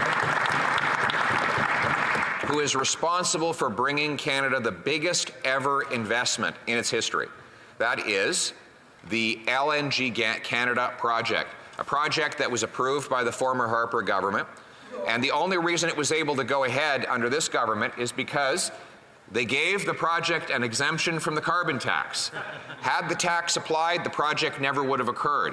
Had C-69, the anti-resource law, been in place, the project never would have happened. And by the government's own admission, this project will reduce greenhouse gas emissions around the world by millions of tons because it will displace dirty coal-fired electricity in Asia by sending clean, green Canadian natural gas, liquefied using hydroelectricity and our natural cold weather, sent abroad on our shortest shipping distances, which means burning less fossil fuels to get it to market. This will displace more emissions-intensive forms of energy in countries where they need to cut back. That is a solution to fight climate change and protect our environment. And thank God we had the visionary leadership of the great Ellis Ross to make that project happen, along with Stephen Harper. Unfortunately, this Prime Minister has blocked every other LNG project from coming to fruition. There were 18 of these projects on the table when he took office. Not one of them is completed. Only LNG, the aforementioned, oh, we got a cheer over there. Oh, we got a cheer over there. It was one of the, the Marxist member from, what's your riding again? Sorry? Rosemont Petit-Patry, he took that Marxist comment as a compliment, by the way. Believe me, he's told me that off the record. He tells me, he tells us that he's speaking perhaps on behalf of the NDP. He cheers when he hears that this Prime Minister has blocked every LNG project. Well, that's going to be very interesting news for me to take to northern British Columbia, where the First Nations people, the Niska, he cheers at the thought that the Niska will lose out on their proposed natural gas liquefaction project. That is the NDP of today, Madam Speaker. They used to stand up for the workers who had the lunch buckets. They used to stand up for First Nations people. That is a bygone era. Now they cheer every time a working class person loses a job and a community loses its industry. Shame on them. Good news, they will not be part of my government. We will stand with the Niska, we will stand with the Hezla, we will stand with the other First Nations of Northern Ontario who want to see the Ring of Fire go ahead. The First Nations people want to harvest our resources to empower their people and and end poverty. And we as Conservatives will remove the government gatekeepers and the radical ideologues like that NDP member and the current Environment Minister so that we can get things built and bring it home to our country.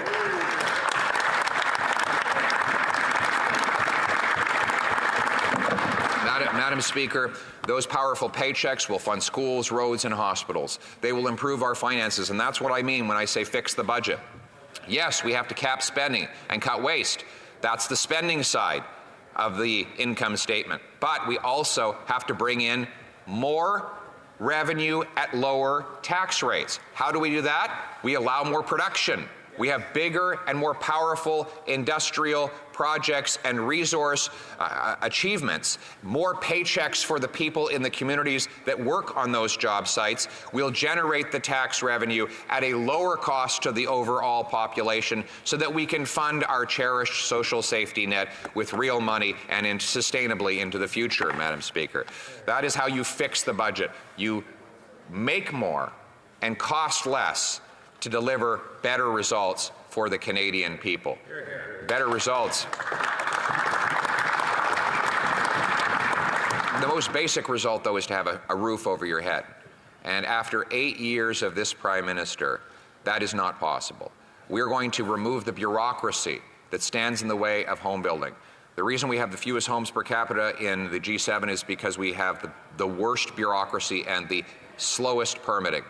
My common sense plan will require local bureaucracies permit 15% more homes per year as a condition of getting federal money. Those that beat the target will get more money. Those that miss the target will get less, and in exact proportion to their success or failure.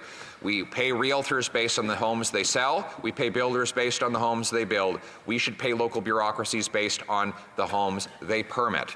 That will speed them up and get them moving. And by the way, we will do it in a non-prescriptive way. There are countless different ways a municipality can allow more housing. So, for example, today we learned one of the ways that cities block housing is by making renovations harder to permit. You might think, well, what does a renovation have to do with new homes? Well, if you want to renovate your home to create a basement suite or an over-the-garage suite, or perhaps have a guest house on your property that is converted from an old garage or something like that, you need a renovation permit. That might be holding up the housing. Well, my plan would give a credit to the city, and therefore more federal money, if they allow for the rapid conversion of one house into two, or of a basement into a suite. Now, this is why the reason I focus on this is because the Prime Minister has a proposal right now. He calls it the Housing Accelerator, where he has federal bureaucrats go and assess the processes of municipal bureaucrats. And the bureaucrats talk about the way the things should work. That would be like scoring the hockey game by having the referee go to the practices of the game, of the players, and test whether they're doing the right skating drills, or whether they're doing the right pre-game stretching, or whether their diet plan is the best plan, rather than the simple and obvious way that we score hockey games, which is the number of pucks in nets, right? I want to judge a municipality's results based on keys and doors. Pucks and nets, keys and doors. You figure out how to do it. It's not our job to micromanage how cities increase their housing stock. Some might sell land. Some might get rid of zoning procedures. Some might get their bureaucrats working faster and smarter. Some might allow more renovations of homes into duplexes. Some might find any other manner of creative ways to do it. It's not the federal government's job to micromanage. What we're going to do is pay for the result, and that's how we're going to get the homes built, so that just like when I was minister and housing was affordable, it can once again be affordable in the future, and our young people can hope to get married and start families, something that has become next to impossible in most of our big cities. Madam Speaker, these homes are going to be in safe neighborhoods. This Prime Minister has unleashed crime and chaos with his catch and release system that allowed the same 40 violent offenders to do 6,000 crimes in 1 year in one city, Vancouver.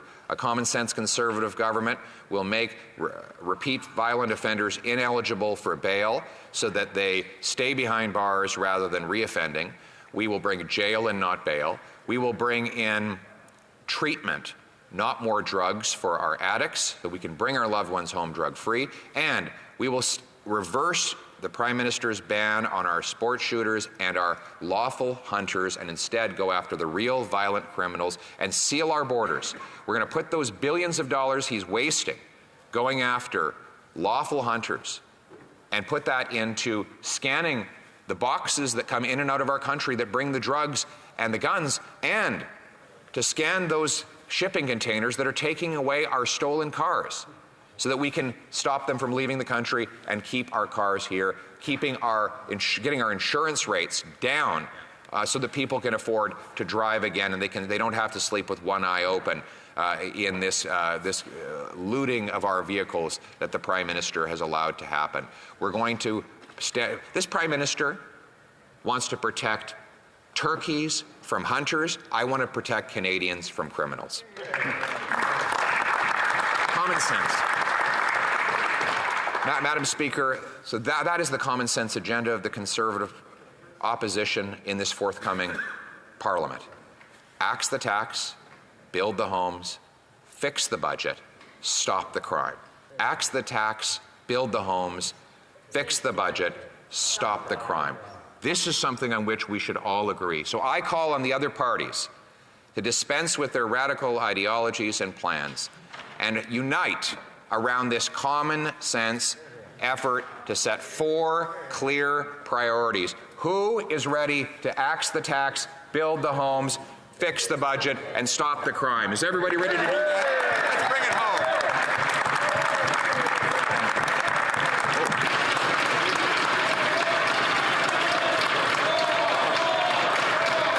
The Honourable Leader of the Opposition.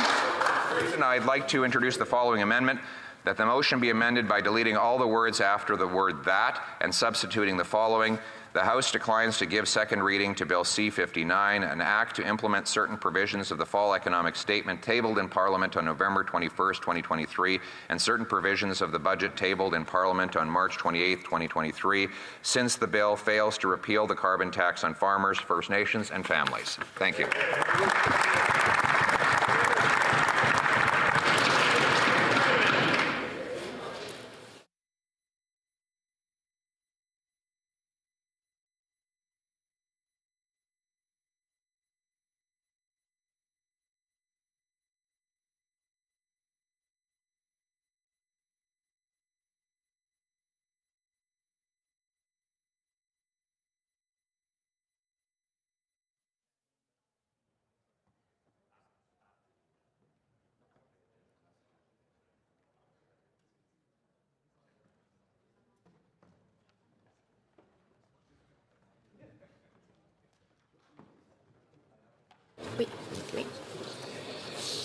Mr. Podiev, seconded by Ms. Goodridge, moves the following amendment.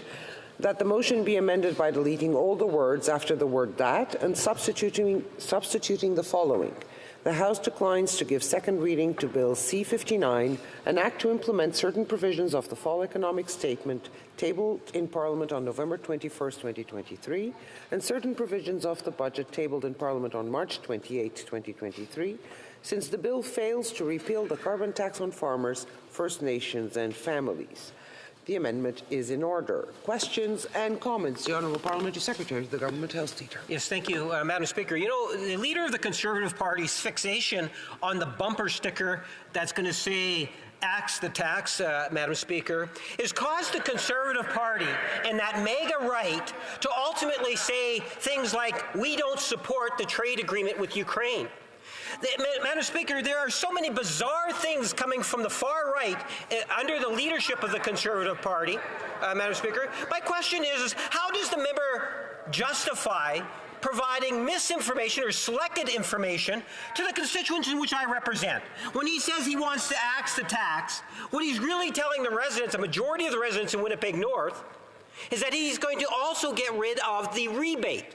That means there's going to be less disposable income because he has a desire for a bumper sticker, Madam Speaker. How does he justify that? Honourable Leader of the Opposition. Madam Speaker, that member is once again misinforming his constituents. Actually, I shouldn't say that because they don't believe him. So he's not informing them of anything. He's misinformed himself because according to the parliamentary budget officer, 60% of Canadians pay more in carbon tax costs than they get back in these phony rebates. Now we have their big solution. They're going to give it a new name. They're going to rename the carbon tax. They think that people won't notice that their heating bills, their gas bills, and their grocery bills are going through the roof under this tax if they just give it a new name. Madam Speaker, this is a carbon tax that rips off the people of Winnipeg, and he should be ashamed to allow for a temporary pause on the tax for some people in other regions while denying the people in his own riding, one of the coldest major cities in this country, that same pause. Madam Speaker, we will axe the tax in Winnipeg. We will axe the tax for everyone, everywhere, forever. Questions et commentaires. L'honorable député d'Avigny, Matane Avigny. Oh my God. La ministre Matane Matapédia. Merci, Madame la Présidente. Thank you, Madam Speaker. I see that my colleague has taken this opportunity to present some electioneering slogans, even though the election is only going to be in a year and a half, instead of speaking about the bill before us. However, in these election promises, I see that he's trying to seduce Quebecers. But what I know about Quebecers is that they're concerned about the climate crisis. This year, we experienced unprecedented wildfires, flooding in the Magdalen Islands, in Gaspésie, in my riding, in a storm, 30 feet disappeared into the sea because of the lack of ice. We know that many places are going to be underwater. People are very concerned about the climate crisis in Quebec, and they expect our elected officials to have solutions. So I'd like to hear from the leader of the Conservative Party. What does he propose? I'd like to thank the honourable member for her question and for her honesty in saying that she and the Bloc Québécois want to keep this government in power for another 18 months. After all, her party's leader has said that he wants this Prime Minister to stay in power, and the Bloc Québécois has voted for all of the economic policies that have led to high inflation and the doubling in the housing crisis. The Bloc agrees with the Prime Minister's policies. Now, as for the environment, I mentioned it in my speech. I stated that the best way to help the environment is to repatriate the production of our energy and minerals here to Canada, here in Canada where we have the highest standards in the world. Whereas the Liberals and the Bloc Québécois want to give that money to China, where they burn coal in order to produce electric batteries and other products. I think we should repatriate that production. We should give the green light to green projects, carbon capture in the West, hydro production in Quebec, nuclear power, low emissions nuclear power. We should give the green light to that legislation so that we can produce more low or zero emission energy in Canada. That's just common sense. Let's go now. Thank you very much, Madam Speaker. I've had the opportunity now on at least 2 separate occasions to listen to the Conservative leader at length on Bill C-59. It'll come as no surprise, I think, to folks in this House and to many Canadians that there are certainly many things about which I disagree with the Conservative leader. There are some things on which we may find some agreement. But one of the things that that continues to surprise me is that we hear an analysis from the Conservative leader that talks about the hardship Canadians are facing, that talks about the problem of inflation, but nowhere in there is a mention of the fact that over 25% of the inflation that Canadians have been subjected to over the last while, according to some credible economists that have published studies to this effect, have to do with outsized price increases by corporations that are well above the increase in costs that they have faced. The fact is that corporate greed is playing an important role in the inflation that Canadians are experiencing, but that is nowhere in the analysis of the corporate-controlled Conservatives. Not a coincidence, it seems, because by glossing over this incredible contributor to inflation, the Conservatives are doing a solid for their corporate pals. So I'd like to hear the Conservative leader talk about the role of corporate greed in inflation and what he would propose to do about it. The opposition. First point I would make, Madam Speaker, is that he seems to be suggesting that corporations were not greedy 8 years ago because food prices were much lower then. That suddenly now, maybe it's something in the water, that the level of greed in the country has grown dramatically over the last 8 years, and that this is the sudden cause of food price increases. Well, reality is that big corporations always do well in an inflationary environment, and it's very simple. Why? If you have stuff, then you get richer when stuff goes up in price. If you need stuff, you get poorer when stuff goes up in price. That's why inflation is always a tax on the poorest people to the benefit of a tiny minority on top. It's not just those who sell stuff, but it's those who own assets that get better off. So that's why I warned in this House of Commons in the fall of 2020 that printing $600 billion of money was going to lead the billionaire class to become extremely wealthy. And it did. The gap between rich and poor has grown. I knew this would happen because when you funnel hundreds of billions of dollars into the financial system, you balloon the assets of the people who have, and you increase the costs on those who have not. Inflation is the most immoral tax. It is the tax on it takes from the have-nots to give to the have-yachts. Conservatives will not only get rid of the carbon tax on food, we will get rid of the inflation tax on everybody.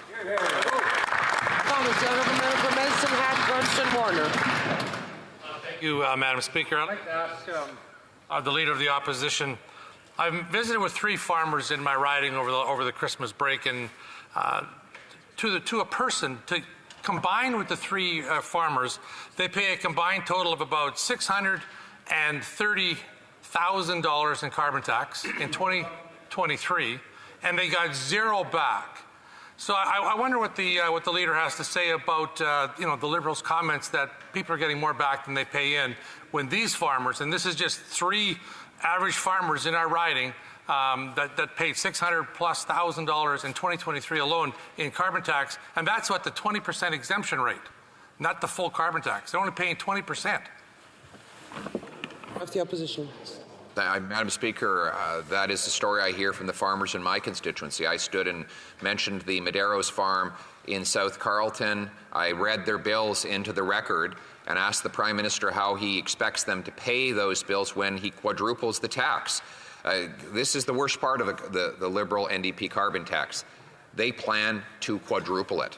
So as bad as your bills are today, if they get re-elected, the NDP and the Prime Minister will quadruple the tax to 61 cents a litre for gasoline and similar proportional increases on gas, natural gas, propane, and oil heating will follow.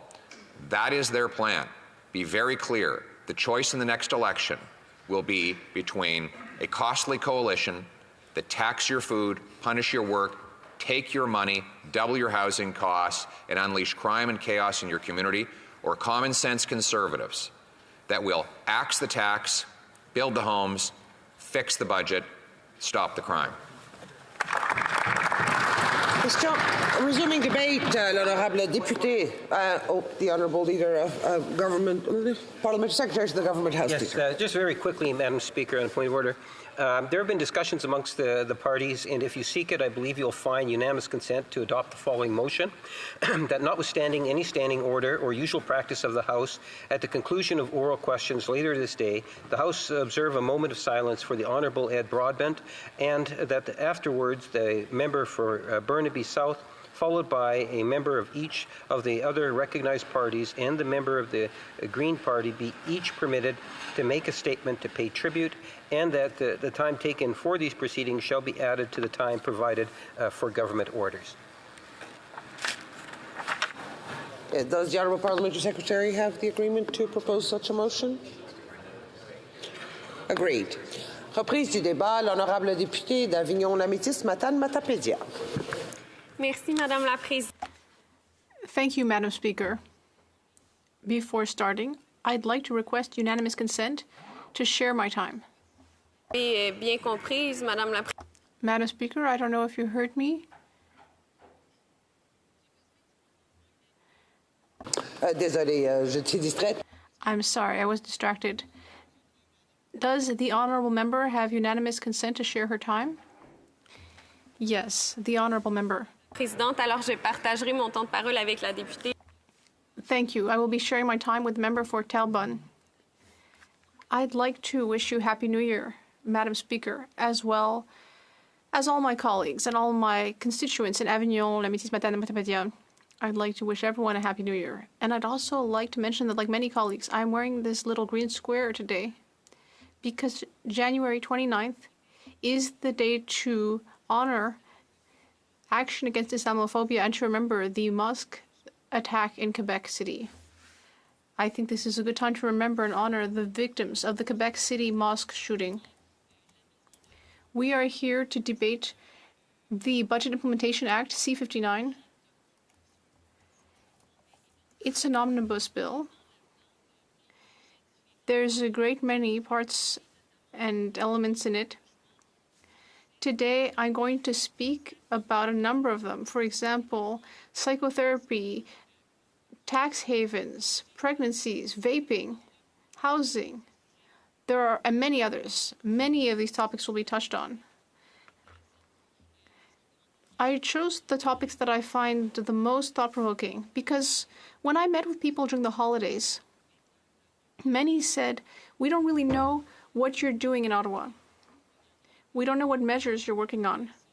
Because when we watch TV or listen to the radio, we just hear slogans from the various parties. It sounds like they're preparing for an election, and yet the election will be in 18 months. Meanwhile, we have work to do. That's why people elected us. And there are many bills that are before Parliament, including this economic statement. It is our job, although it can be difficult, to analyze everything that's in it and to try to understand what is good and what isn't so good in it. Like any omnibus bill, there are good things in it and less good things. Here in the Bloc Québécois, there are two key measures in this bill that will not enable us to vote in favor, unfortunately. Even though there are also things in it that are good. They could be even better, but there are two things that go completely against our values as a party. And I think it would also go against the values of Quebecers, our environmental values, as well as our values when it comes to protecting the environment. This government speaks of environmental measures, but I would rather call it pseudo-environmental measures. And there's also the matter of housing. Let me start by saying that the government is offering no less than $30.3 billion in subsidies, mainly to oil companies, in the form of tax credits. Which means the taxpayers will be paying oil companies to try to help them pollute less. That seems to be what's going on here. And this is one of the measures that I spoke of. The federal government wants to create a Department of Municipal Affairs, and yet we already have such a department, a ministry in Quebec and the provinces, and yet the federal government wants to step in and create its own Housing, Infrastructure and Communities Department, which means that the federal government is going to interfere even more and cause more delays. It takes a very long time for Quebec and the federal government to agree on projects, and that's because the federal government is trying to impose conditions, which makes the process even longer. I don't think creating another department will make things any better. But first of all, let's speak about these subsidies to oil companies. The oil companies really don't need help. According to the Center for Future Work, oil and gas extraction has raked in the profits over the last few years. $38 billion over 3 years. Yes, Madam Speaker, I have just said that the government wants to give them $30 billion further dollars. As if they need that. When I see these mind-boggling sums, I can't help but tell myself that there are so many other areas where the federal government could be investing that money. For example, to help people face the increased cost of living. About 70% of shareholders in the oil and gas sectors are foreign, which means that that money is ultimately leaving the country.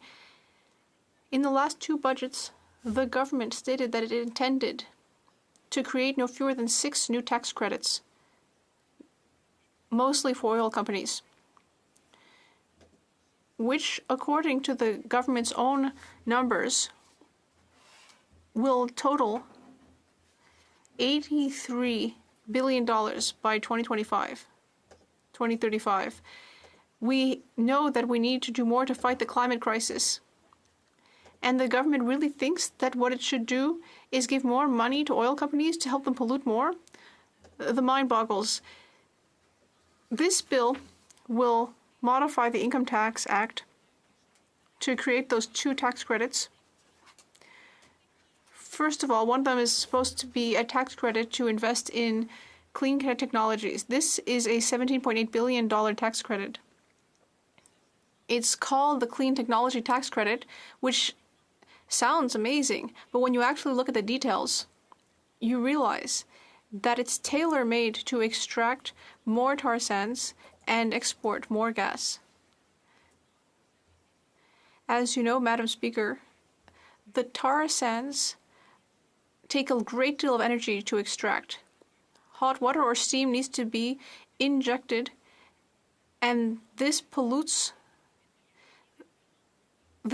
water and also requires a great deal of energy. Currently, gas is being used to provide that energy, but the government wishes to export that gas.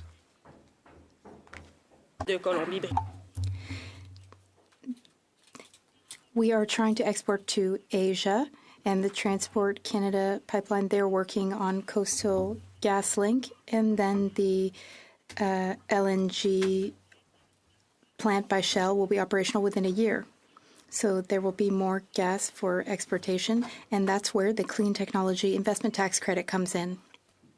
C-59 would pay oil and gas companies so that they can buy small modular reactors to replace the gas that they're currently using so that they can extract more bitumen and produce more gas for export. All that at the expense of taxpayers. That's not really a great idea. These small modular reactors, we've talked about how those are not really the best option for a number of reasons. But these tax credits can be used in other ways, for example, to transition toward renewable energies. For example, in manufacturing, paper mills can use biomass, or there can be production of net zero aluminum. I think those would be good uses of this investment tax credit. But given how much investment is necessary for oil and gas to extract more bitumen, we can expect oil and gas companies to pocket most of the money. Then there is a second tax credit for carbon capture, use, and storage. That is a $12.5 billion investment. I have 2 minutes remaining, Madam Speaker. I don't think I'll have time to get to the good stuff, and that's unfortunate because I wanted to tell my constituents about all the smaller measures that I mentioned earlier, but I will continue to talk about the carbon capture, use, and storage tax credit. The government says that that's a pro-environment measure, but once again, the government is helping oil and gas companies to maybe possibly pollute slightly less. This tax credit, curiously, is only available to businesses in Saskatchewan, Alberta, and British Columbia. Now, as you know, carbon capture and storage is experimental technology. Heavy polluters recuperate a small portion of their emissions and then put them in empty wells. This is part of oil and gas industry's pseudo-environmental strategy, which is also the government's strategy. The International Energy Agency, which is a OECD organization, says that no government should put this at the heart of their environmental strategies. They say that it's an unproven technology, that it's basically smoke and mirrors, and if it were applied at an industrial scale, it would bring only marginal results, but at a huge cost. And the government is still moving forward with carbon capture and storage. Why? Well, because that's what the oil industry wants. Through access to information, we found out that Suncor contributed to reducing the government's environmental policy, especially when it comes to carbon capture in C59. And we found out in December that the government met with oil and gas lobbies no fewer than 2,000 times in 2022 and 2023. This just goes to show how much the oil sector is writing and contributing to Liberal policy. This does not help Canadians and Quebecers fight climate change, and that's why, Madam Speaker, we'll be voting against this bill. Questions and comments? Parliamentary Secretary, the Government House Leader. Yes, thank you, Madam Speaker. You know, when I think of the issue of foreign investment and government policy on legislation and budgetary measures has ultimately, in working with Canadians, seen Canada be on a per capita basis, when you talk about gross number of dollars being invested in Canada, we are actually number one in the world, Madam Speaker. That's number one in the world in terms of foreign investment. And much of that investment is going towards renewable energy. Canada now is being a leader when it comes to electric batteries. Communities are being valued, greatly increased value because of these mega plants that are going in, Volkswagen being one of them. And I'm wondering if the member would recognize that whether it's through things like the trade agreements, through government policies, that we have seen an enhancement in investment that is ultimately going to contribute to the world because of many of the green projects that are taking place in Canada today.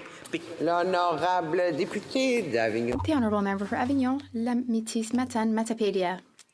Well, of course, if you invest 30-some billion in clean technology with big names like that, big long names, of course it seems good. Of course you can say, of course we're investing in the environment, but the majority of that funding is going toward one of the most polluting sectors in our economy. So we ask ourselves, could this money be used only for renewable energy? Could it not be given to the most polluting sector? The strategy should be rewritten. I cannot congratulate the federal government right now because they're for investing in green energy, because in fact they're investing most of their money in carbon capture, use, and storage. And as I was saying, that's unproven technology. It's very expensive and gives very little results. Businesses have not even started using that technology.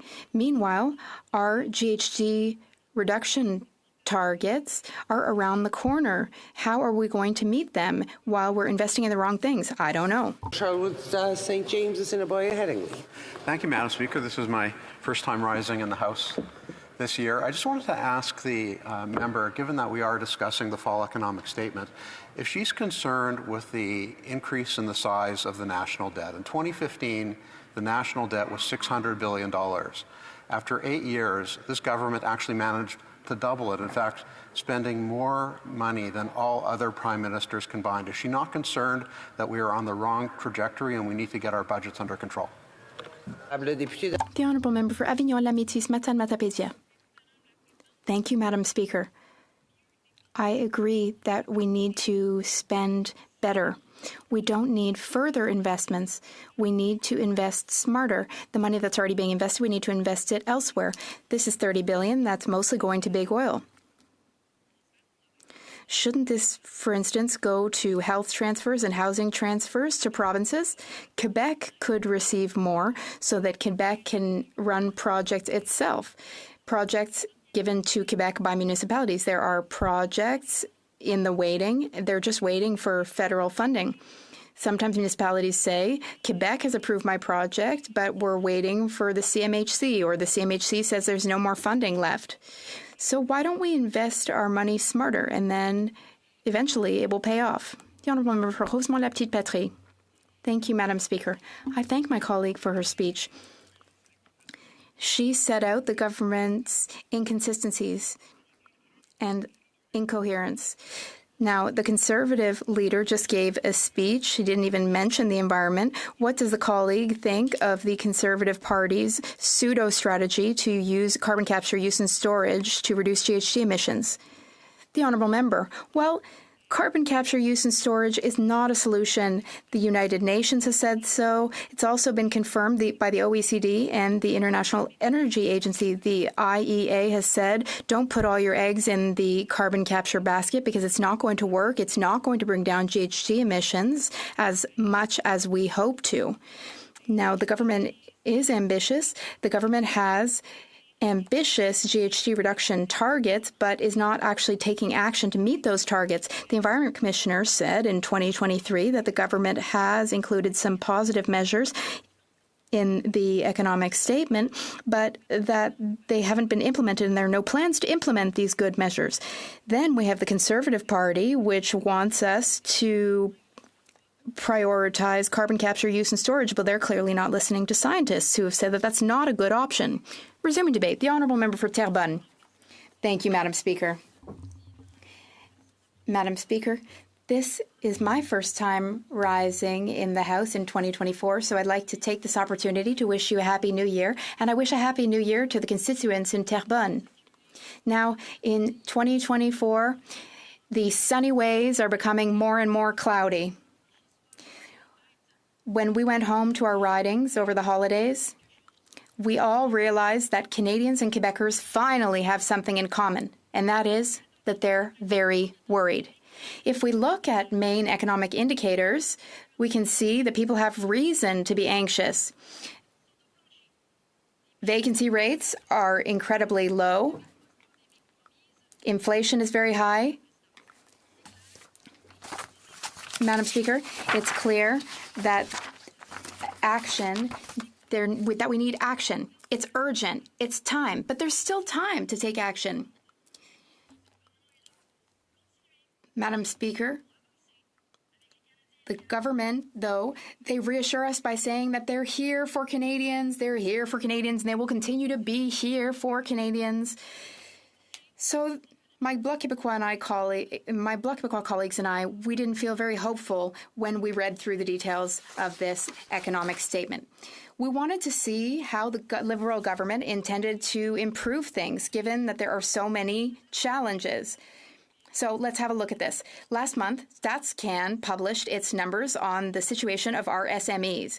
170,000 Canadian businesses are plunged in uncertainty. They are really struggling because they had to choose between going into debt with the government for huge amounts or going into debt with financial institutions whose rates are, as we know, very high. Some businesses paid back their $40,000 loans by remortgaging their homes or borrowing on lines of credit. Can you imagine how much pressure they're under? They've put their lives into their businesses. And if you do the math, these 170,000 businesses make up about 13% of Canadian businesses with employees. So 1 in every 10 businesses is currently threatened by uncertainty. They don't know whether or if they will have the necessary money to pay back their loans.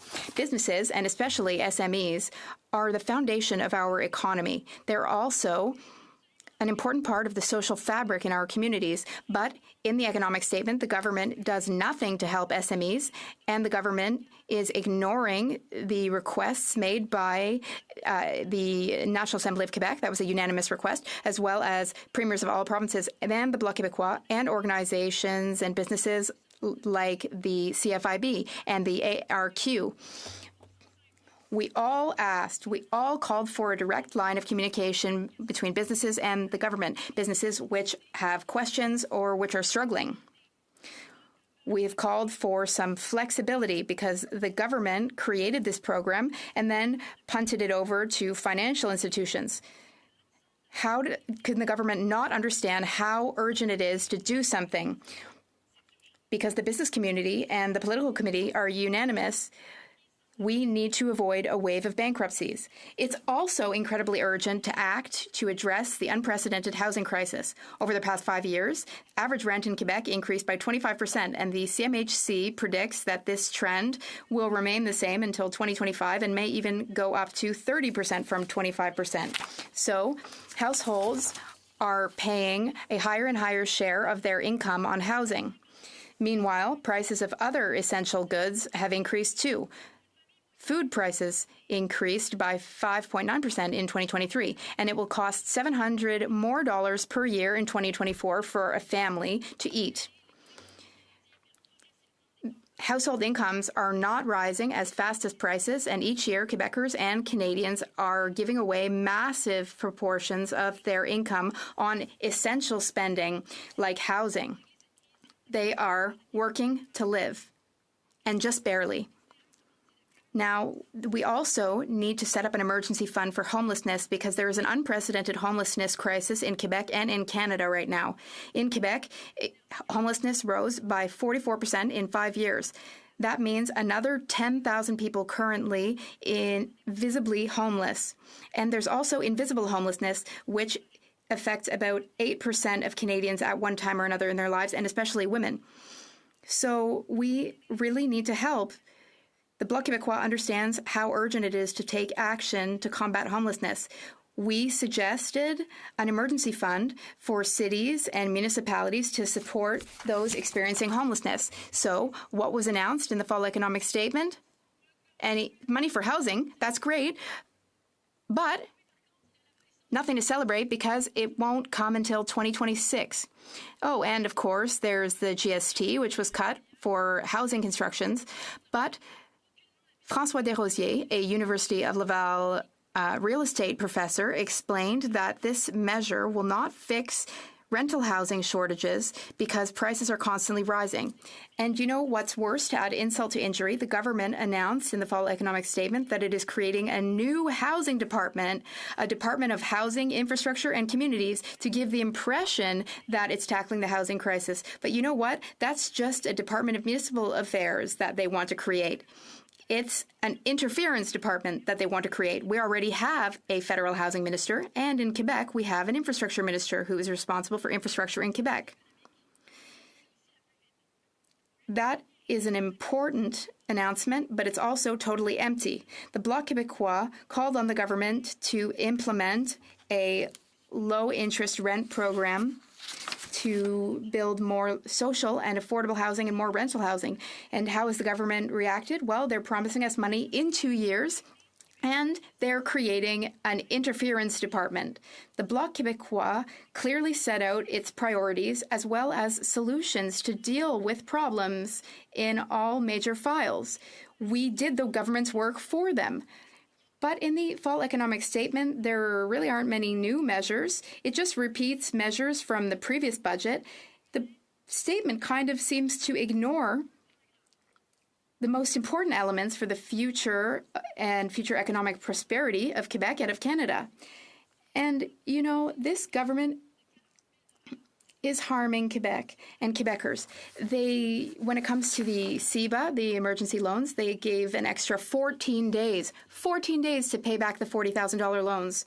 That's not a big extension. The government doesn't seem to understand the word urgent. because this has been urgent for a long time, and this government is hindering Quebec.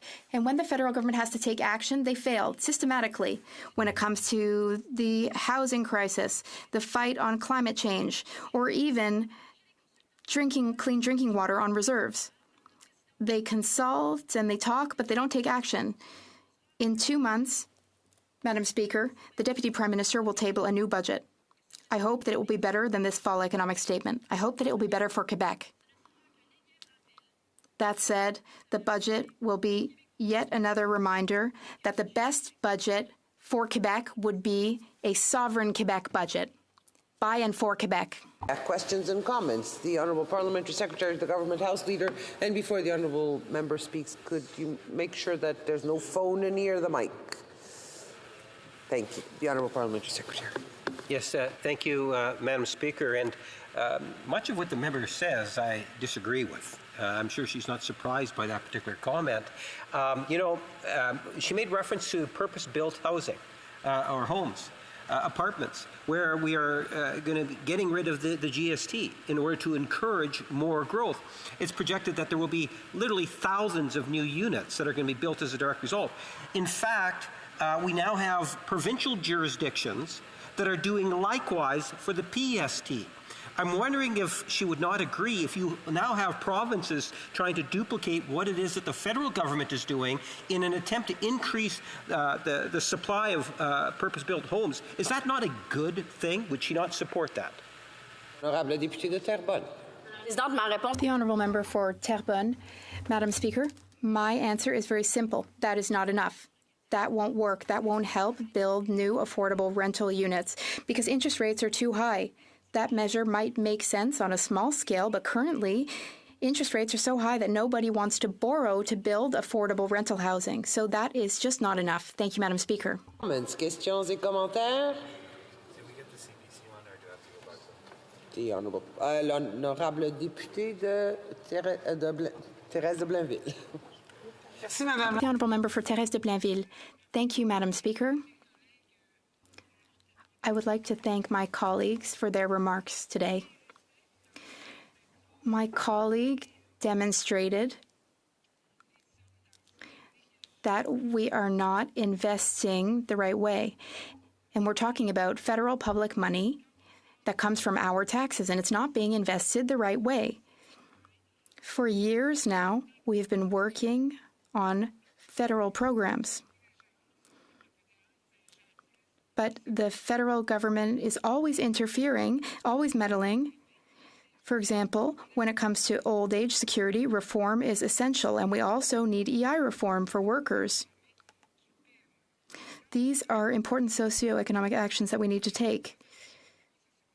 We need to support Quebecers, and those are two critical measures. I'd like to hear my colleagues' thoughts on that. Thank you, Madam Speaker.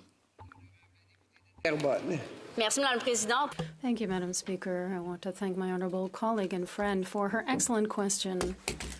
In fact, the old age security is essential for many people who have reached a venerable age and who want to live in the knowledge that inflation is causing a huge headache for these same individuals, difficulties in getting housing and feeding themselves. The government doesn't want to increase old age security for anyone, despite the fact that there was a bill that was passed and put forth by the Bloc Québécois. And it's an excellent example of initiatives. How long has it been since we've had a reform? 2, 3 years more? I don't know. How is it that there's still nothing for employment insurance? Thank you, Madam Speaker. Questions and comments. The Honourable Member for Elma-Transcona. Thank you, Madam Speaker. I wanted to ask a question about housing. We know that the government is not doing enough and is not taking action quickly enough. There are ideas like an acquisition fund for non-for-profit organizations. There are other proposals, and I would like to ask what kind of initiatives the member would like to see come from the federal government when it comes to housing. The Honourable Member for Terrebonne. I want to thank my honourable colleague for the question. In fact, he mentioned the acquisition fund, and we fully agree with that example. We asked that very question to the former Minister of Housing. We asked the question on the acquisition fund. What did he think? We didn't get any answer. It would be, in fact, a good solution to put in place affordable rental housing to allow people to have housing, and an emergency fund to address the homelessness issue. It's rising. We're talking about 10,000 people who are homeless, and it's essential that we put these measures in place, and we can't wait to 2026. The honourable member for Elmwood Transcona. Thank you very much, Madam Speaker. I'm quite pleased to rise today to speak to this latest Budget Implementation Act by the government, and I've been listening closely to the debate. So I'd like to start just by offering some comments on the debate so far, and then I'm going to talk a little bit more about the bill. I had occasion to ask the Conservative leader just not that long ago here in the House why it is that when he talks about the problem of inflation that Canadians are experiencing, and we know they are, we're all experiencing it. You go into a grocery store and you see the raise in prices. We know that people are struggling to stay in their homes. We see it on the street in our communities. We see more and more people pitching tents in order to have a roof over their head, such as it is at night. And we hear stories, unfortunately, of cities focusing on clearing out encampments of people with nowhere to go instead of focusing their energy on trying to figure out how to create better homes that provide more warmth and support in a challenging winter. So we know, and we're hearing about it from our constituents. We're hearing about it from constituents, for instance, who are having to choose to cut pills or pay the rent.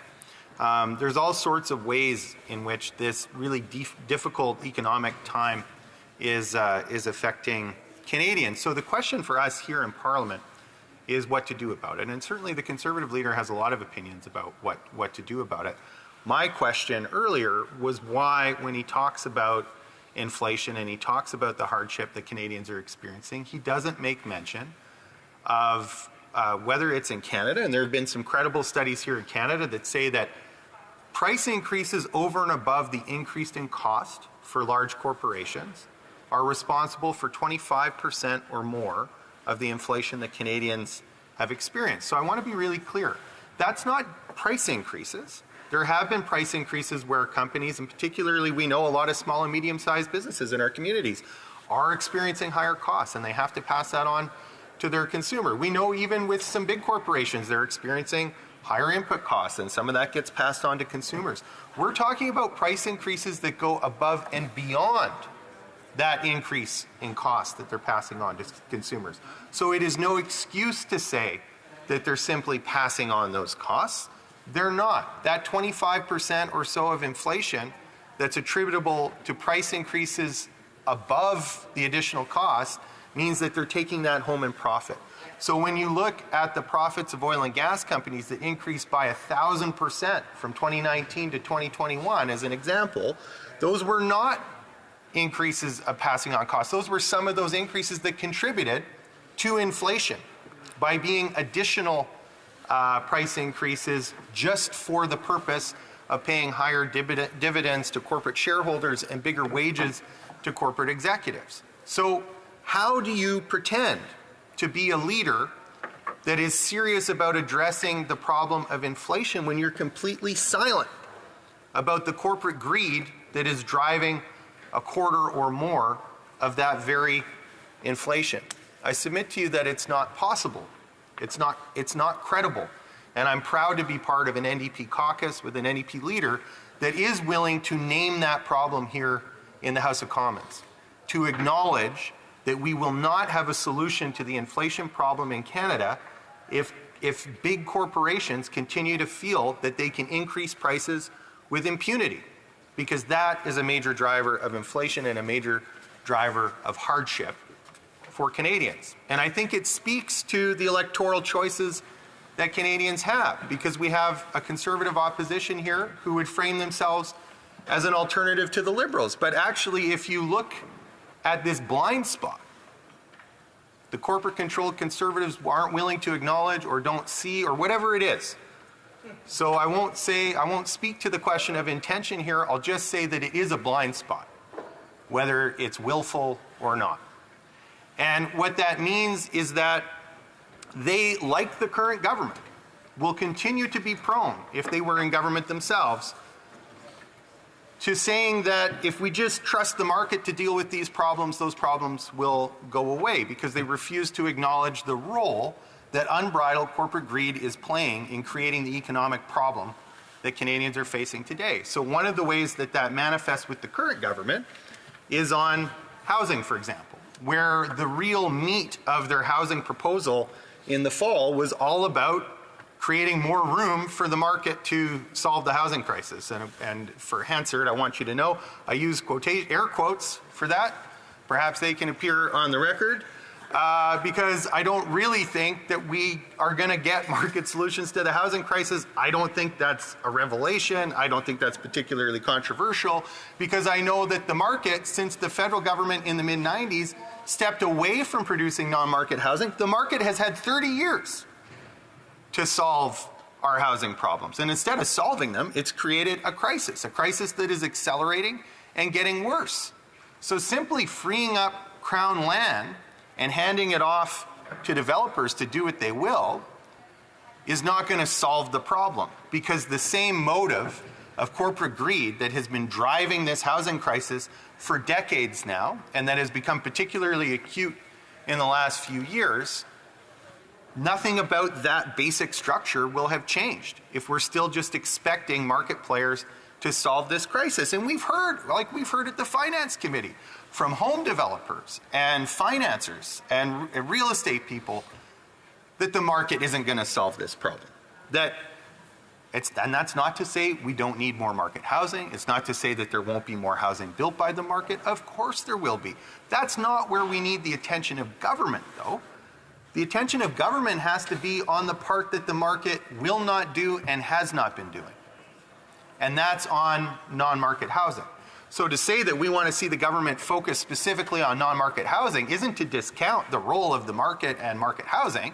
It's just to say that the public policy attention of the government doesn't have to be there. In fact, the virtue of the market is supposed to be that government doesn't have to get involved. So let them do their thing, but let's have the attention and the investment focus of our federal government beyond addressing the very real problem of non-market housing that has been neglected for 30 years and absolutely must return in a significant way in order for us to solve the housing crisis. It's a problem with the current government, and it will be a problem with any future Conservative government, because they share the same blind spot. So, what are some of the other things that we can do if we acknowledge the role that corporate greed is playing? And that's where I think the NEP has played an important role in twisting the arm of this government to do some things, like a 2% share buyback fee, so that companies can't just go ahead and, for various kinds of maximization of profit strategies for their shareholders or for the corporation itself, buy back shares as a way of transferring wealth to their shareholders without paying any tax at all. It's of note, and this is something that New Democrats have been arguing for a long time, well before this Parliament, that this legislation creates the possibility of implementing a digital services tax, which means a tax on the revenue of large internet-based companies like Netflix and others, who right now are paying no tax in Canada at all, which doesn't make sense. They're not paying any corporate tax on the revenue that they raise in Canada. They get to walk it all out of the country for free. That doesn't make sense, and it puts traditional broadcasters at a disadvantage, and we're seeing the effects that that's having on our media market and the ability to hire journalists and to pay them to do the work that they do, which is an important part, however much we may disagree sometimes with the way that news media outlets frame certain issues. Their work is nevertheless important to a well-functioning democracy, and the fact that their competitors haven't had to pay any tax at all does a disservice to not just to them, but to Canadians who rely on news content for the functioning of our democracy. We've been pushing this government, and have already in Bill C-56 and now again in the Budget Implementation Act, to make meaningful changes to the Competition Act that have that will allow for the Competition Bureau to play a greater and more effective role in ensuring that big corporations aren't using their market power and their market position to pull one over on Canadians, to make the economy less competitive, and to have those outsized excess price increases that I was talking about earlier that are a significant factor in driving inflation. Another thing that we can do is be willing to let corporations know that to the extent that they want to invest in Canada and create jobs in Canada, particularly in the natural resources sector, that there's an expectation that they're going to create good union jobs here in Canada in order to do it. And that's why I'm very proud of the labor conditions that are attached to the investment tax credits. This legislation will implement those labor conditions so that companies that are investing with the use of this tax credit in clean technology, in carbon capture and storage, which I'm not actually that happy to hear about, because I don't think that that is the way that Canada should be. I don't think that's the basket we should be putting our eggs in when it comes to emissions reduction. It's technology that's not proven at scale. But this government is determined to move ahead, and we hear a lot of positive comments about carbon capture and storage from Conservatives as well. I think, again, it's another shared blind spot of these two parties, the Liberals and Conservatives. Nevertheless, if that investment is going to be taking place in Canada, I want it to create good union jobs. That's what I want. And I want companies to know that they have to be paying a prevailing wage of the collective agreements in the trade union sector. Because what that means is that those companies aren't going to come in competing on who can pay Canadians the least to do that work. They're going to come in and have to compete on the things that we want them to be competing on. How efficient is the technology? How efficient are they at building it? What are their production techniques? That's the way that they should be competing. That's what they should be. When they're earning a contract, it should be on that basis, not on the basis of how little they're prepared to pay their workers. And too often in Canada, we have accepted a situation where we're happy to have companies come in and compete on the cost of labor and have a competition about who can pay Canadians the least to do a job that deserves a fair wage and good benefits and a proper pension. So I'm very proud that with this legislation, we're going to be implementing for the first time ever conditions on an investment tax break that centers workers in the middle of it and that has an apprenticeship requirement, so that we're not going to be saying to employers that would hire apprentices, which sometimes can be challenging. I know, I've been an apprentice myself, and when you walk on the job site the first day, you don't know what you're doing. That's what an apprenticeship is like. It's meant to teach you that. That's not always a profit maximization strategy for the employer in the short term. I think in the long term, employers with foresight see the value of passing on that training and passing on that knowledge and creating a workforce that they can avail themselves of. But we know there are employers for whom that is not their strategy. They're short-term focused. They want to bring on the journey people. They want someone else to train apprentices, and then they want to poach them later. And these tax credits will say that we as a country value training the trades workforce of tomorrow, and that if you want a tax break on the investment, you have to be part of a culture of building that workforce and creating good jobs for Canadians, not just now today, but also into the future, and giving them the tools that they need in order to be able to do that. We saw a Conservative government in Ontario use bankruptcy laws to shut down a post-secondary education institution, something that my colleague from Timmins, James Spade, did a lot of work on, raising awareness about what was wrong with that and that it should never be done again.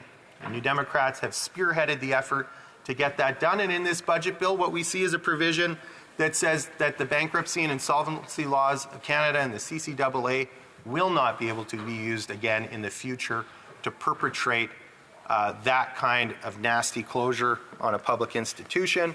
I'm very proud of the work that my colleagues have done on that, and it's something that I think ought to go forward. But I want to come back to the housing question because it's an important one. I said earlier that I thought really in the fall the Liberals' focus was on market solutions, and that's not where the focus of the government really needs to be, certainly not to the exclusion of working on non-market solutions. In this bill, what do we see? Well, the only thing that's really happening on the housing front is the creation of a new Department of Housing, Infrastructure and Communities, just merging two departments that already exist. I mean, this is not what you do in the face of a crisis. It's not an administrative crisis. It's not that people aren't pushing enough paper. It's that there's not enough housing getting built.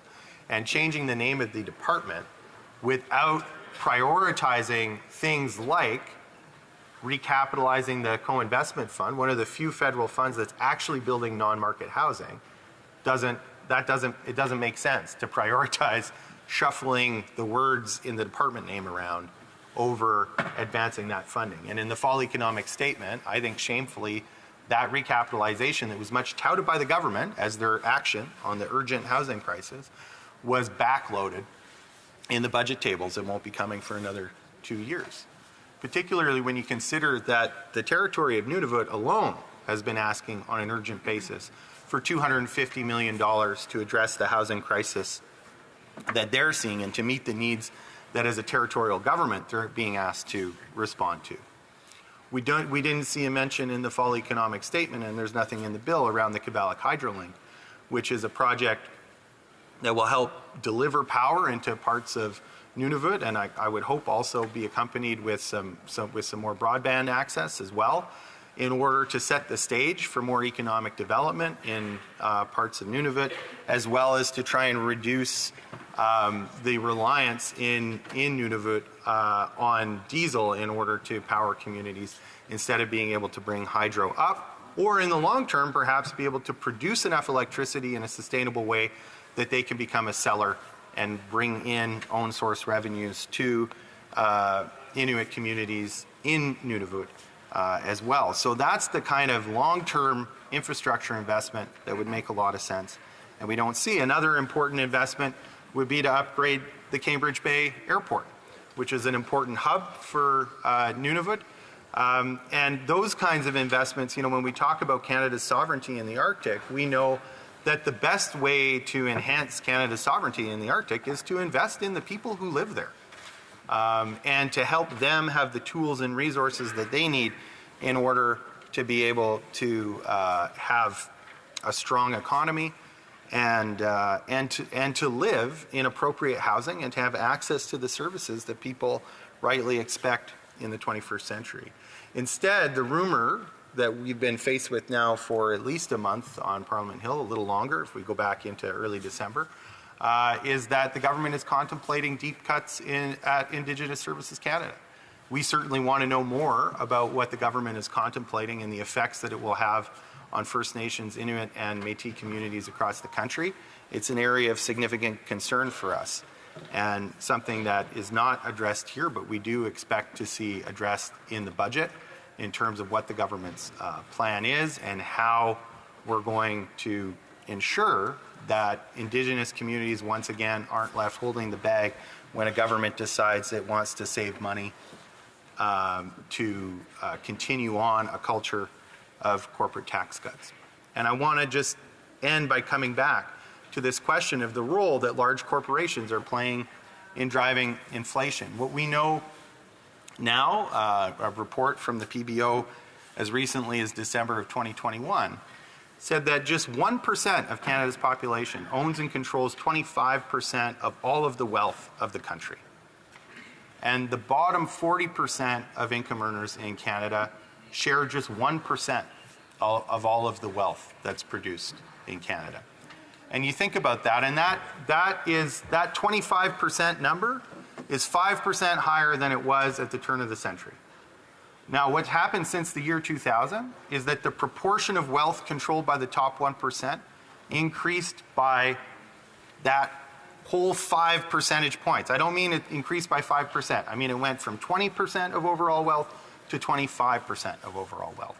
In the same time, the corporate tax rate came down from 28% to just 15% today. So we talk about Canadians feeling the squeeze. We talk about the middle class being expected to pay more in taxes to make up for government spending. But the big hole in government revenue comes from the people in that 1% who are walking away with that much more of Canada's overall wealth than they used to, because they pay significantly less tax than they used to. And that's why when people wonder, why is it that government can't have a robust housing strategy? We used to be able to do it. We did it coming out of the war. Well, yeah, the marginal tax rate that the richest Canadians paid coming out of the war was way higher than it is today. the corporate tax rate was way higher than it is today. And those things provided the revenue to invest in the middle class that then became the foundation for economic prosperity that lasted for decades. And the reason that economic prosperity is drying up and the middle class is feeling the heat so much is because governments, successive governments of Liberal and Conservatives, have let the people at the top off from having to pay their fair share. And that's what's making the difference in Canada. The fact that the Conservative leader won't name it means he won't fix it, and that's what Canadians need to know heading into the next election. Hear, hear, hear, hear. Questions and comments. The Honourable Parliamentary Secretary to the Government House Leader. Madam Speaker, I'd like to follow up on a question regarding housing, because the member spent a lot of time speaking on housing. And when I look at, in terms of the last number of years, what we have seen, and I've made reference to this earlier, is the federal government has really gotten into the area of housing, because for many years there was nothing being done, nothing being developed. And today we could talk about the billions, but more importantly, we can also talk about the need for the three levels of government to be able to all come to the table in order to be able to address the housing issues that the member references. Very sympathetic to the people living in bus shelters and so forth in our home city of the city of Winnipeg. But would he not agree that all three levels of government need to step up to deal with the housing crisis in Canada today? The Honourable Member for Elmwood-Transcona. There certainly is work to do at all levels of government to address the housing crisis. But the foremost role of the federal government in all this is as funder. And those other levels of government will come to the table when there's enough funding on the table to talk about making a significant difference. And one of the things that would help, in addition to the funding itself, would be a far more regular offer. So we're still having debates about when the co-investment fund, which, as I said earlier, is the fund that's produced the most non-market housing, when there's going to be more money put in the fund.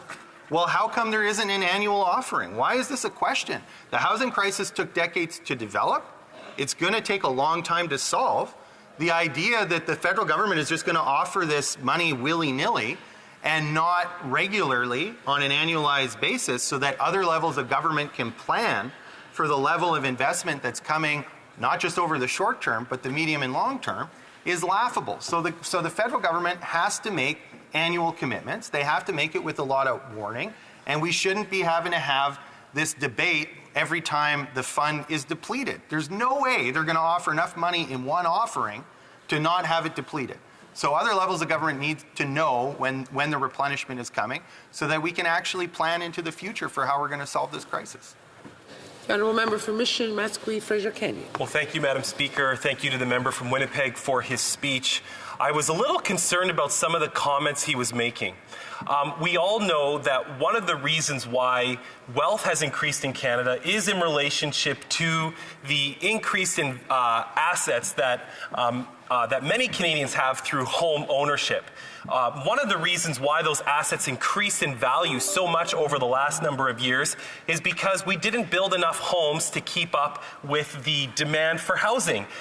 So my question is, why does the New Democratic Party continue to prop up a government that hasn't done enough to get more homes built in Canada? Why won't they lose their confidence in the government so we can have an election and Canadians can make a decision for themselves about which party will make the best housing policies for this country? Thank you, Madam Speaker.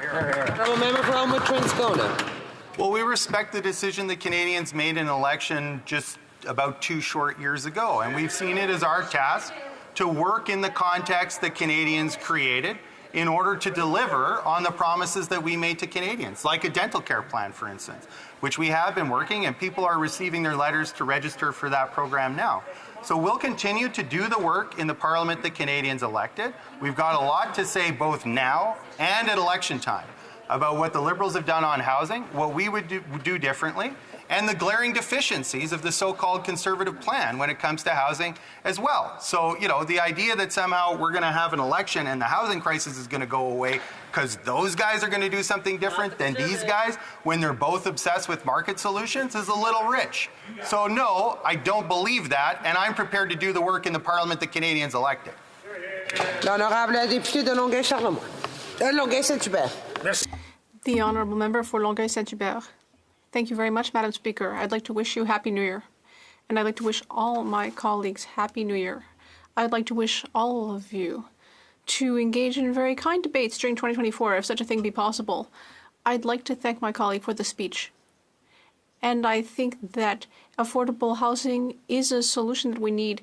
In some countries in Europe, there are up to 20 to 30% of the overall housing stock that is below market prices. In Canada, it's only 5%. In Montreal, only 1% of landlords own a third of the housing stock in Montreal, the rental housing stock. I'm sure it's the same in Toronto and Vancouver. We have a new phenomenon, the financialization of housing. That barely existed before. Now it's a serious problem. I'd like to hear from my colleague about solutions. The Honourable Member for Elmwood-Transcona. Merci beaucoup. I'd like to thank my colleague for his question. Of course, I don't think it's just one thing, but there are numerous things we can do to attack this problem. One thing we could do would be to create a nonprofit acquisitions fund so that they have a chance to acquire a building when it appears on the market. At this time, they don't have enough access to capital, and it's not quick enough. They're not able to make an offer before a big corporation snaps it up.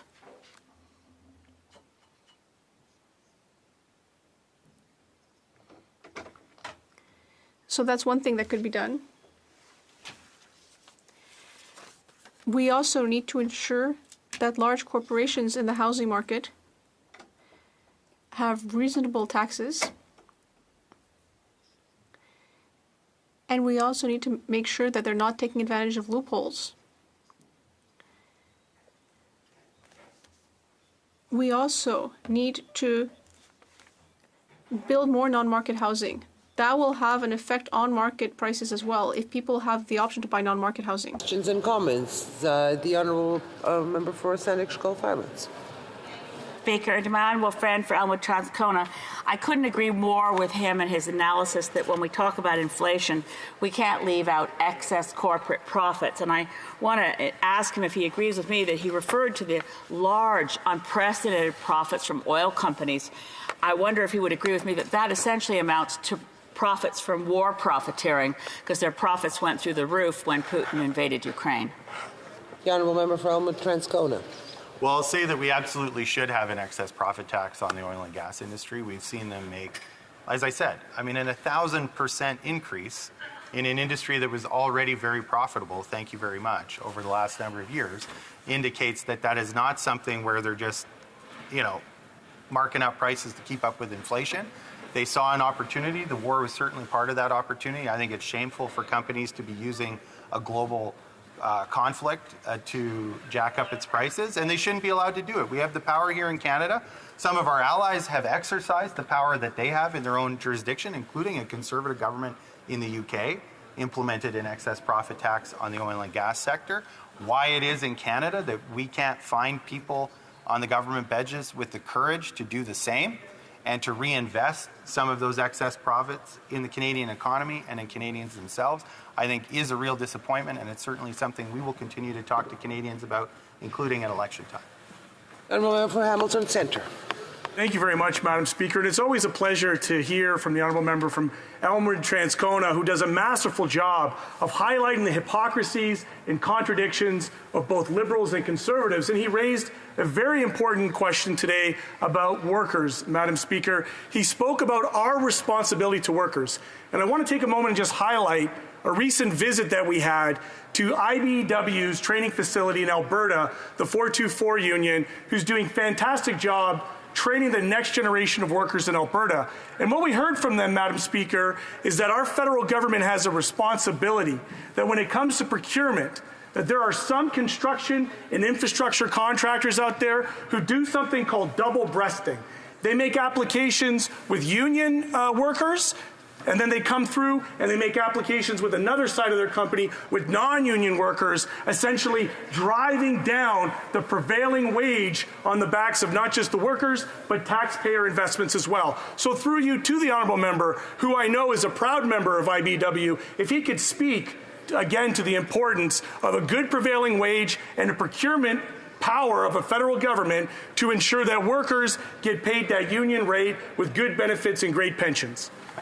The honourable member for Elmwood-Transcona in 30 seconds. Well, thank you very much for that important question. I think what it does is it highlights the important role that government decision-making plays in honoring the idea that workers deserve respect and that they deserve fair wages. It's why it's important to have good labor laws in Canada. It's why I'm proud that we're pushing for anti-scab legislation in the House of Commons and that bill is beginning to progress through the legislative process. There are other things we can do to reinforce collective bargaining rights, and you don't do that when you allow this kind of double-breasting to go on. It undermines workers. Resuming debate, the honourable member for Kings Hants, and the honourable member will be able to conclude his speech after oral questions. Thank you, Madam Speaker, and Happy New Year to you and to all the colleagues here in the House. Of course, today we have the opportunity to speak on Bill C-59, which is the legislation that actually implements the initiatives that were talked about in the Fall Economic Statement before Christmas. And before I get too much further, Madam Speaker, I'll recognize that I'll be sharing my time with the honourable member from Nepean, and I know that'll take after question period. Madam Speaker, just quickly before I get into my remarks, one of the things I contemplated over the Christmas break was the decorum in this place. And I know that'll be something that those who sit in the chair will be focused on. And I'll commit to those who are here today, and indeed our House, that we'll have robust debate, but we should try to keep it within the confines of respectable debate at the same time. Madam Speaker, the Fall Economic Statement from this government was really focused on two core issues: affordability and housing. And of course, those are top of mind issues at home in Kings Hants. And I want to talk first about the economic context, because affordability, yes, is a top of mind issue, but I think it's important for my constituents and indeed Canadians across the country to understand where we're at in the current economic context, because if all you did was listen to the opposition bench of the Conservatives, you would never really understand some of the positive things that are happening vis-a-vis Canada's economic growth, and particularly our investment climate right now. So, Madam Speaker, inflation is a global issue. Last statistic by Statistics Canada shows that Canada has a 3.4% inflation rate in the month of December 2023, and we're working to try to help bring that under control. But where does Canada rate in a global context? Well, I did some statistics and pulled some of the things up around the world. Germany, 3.7%. France, the same. UK, just over 4%. United States is on par with Canada. Ireland, India, Australia, New Zealand, these are all comparable countries, I would submit to you, Madam Speaker. They have higher inflation rates right now than Canada. Now, I know that that is cold comfort. I don't say that to Canadians and to constituents to suggest that this government is going to rest on its laurels. But again, it's important because when you hear the opposition talk, you would suggest that Canada is a laggard in the world in terms of the affordability question. We have work to do. We are going to continue to do that work. But make no mistake, Madam Speaker, it is important to contextualize that as we move forward. How about our debt to GDP ratio? When you listen to the member from Carleton and the opposition, you would suggest that Canada is in a terrible situation vis-a-vis its debt to GDP ratio. Madam Speaker, that's not the case. Canada is actually a leader in the G7 on net debt to GDP. Say that 10 times. Net debt to GDP ratio. Canada is a leader in the G7. It also has the lowest deficit in the G7. Again, you don't hear that being said very much from the opposition benches. It's important for Canadians to understand that. The number that I thought was quite important, Madam Speaker, is actually investment in the country. Now, yes, we want Canadian equity firms, we want Canadian businesses to be investing in our country, but we know in a globalized economy that we want other countries around the world, other companies to want to come to Canada and invest in our economic success as well. And the number that I think is quite striking, Madam Speaker, is foreign direct investment in 2023. Canada was third overall in the entire world. Now, we're 40 million people, Madam Speaker. We are a relatively small country in terms of population in the world, of course, rich in resources and ingenuity. Third in the world, not per capita, overall, behind U.S. and Brazil. That is an incredible feat, Madam Speaker. It is something that every Canadian, indeed every member of Parliament in this House, should be proud of. and it is being driven by this government's view of investing and driving future growth, particularly in a transition to a lower carbon economy. That is a significant number that Canadians should understand. But of course, Madam Speaker, when we talk about affordability, we have to also balance spending with responsibility. And we are in an environment right now, we saw the Bank of Canada, through the Governor, Tiff Macklem, hold interest rates at 5%. And his indication to Canadians and to the public, and indeed to this government, is that we will expect to see decreases in the interest rate, in the benchmark interest rate over the next couple months. That is extremely important. And I'm proud of the way in which this government has walked a very careful line between putting out supports to vulnerable Canadians, but at the same time being mindful that the spending that does take place, we don't want to further drive inflation. And the Bank of Canada has been very clear that that has not happened to date. And it's important that this government continue to do that. And I, for one, and I know my colleagues in all corners of this place will be focused on that question as well. On housing, Madam Speaker, I have about 2 minutes left before I'm going to get cut off, but I want to tell you a story. I represent Kings Hants. It's a rural riding in Nova Scotia, just outside of Halifax, beautiful Annapolis Valley. Come see us sometime, Madam Speaker. Indeed, that invitation is to all Canadians. But I remember knocking on doors in the 2019 election as a new candidate. And I would go to rural areas of my riding where there would be a for sale sign on a property. And I would go in and I would talk to the homeowner, and I would note that, of course, they were trying to sell their house. And they would say, Cody, I'm concerned that I will never be able to sell my house. I've had it on the market for 2 years. And I'm worried I'll never be able to get the equity to be able to go on and retire or move on with my life. Madam Speaker, if you were to come to my riding right now, there is little to no real estate available whatsoever. And I want us to understand that, in fact, in Nova Scotia, that is a good thing. Because for years, we were concerned about our demographic trends. In fact, my generation, at 33 years old, when I was coming out of university, there was a lot of folks who were actually moving elsewhere in the country. We have reversed that trend in Atlantic Canada. That is a good thing. Economic growth and population growth is a good thing, but we need to have the housing to keep pace. And we've heard commentary in this place about past iterations of federal government, both Liberal and Conservative, that have not invested in housing, particularly social housing. I'm pleased to say, Madam Speaker, that is something that has changed under this government. The philosophy is to invest in public housing, along with market housing that the honourable member from Elmwood and Transcona mentioned. Both have to happen at the same time. And I would point Canadians to the fact of our most recent investment, which is removing the HST on rental purpose-based housing. Again, owning your own home, extremely important, and we would want all Canadians to have that opportunity. But some people are in a situation where affordable rentals is also extremely important, Madam Speaker. I've seen rentals go up, for example, in the community of Kentville, from a few years ago being in the range of $1,200, it's now upwards of $2,000 because of the pressure that we've seen. Now, all three levels of government have to be a part of this.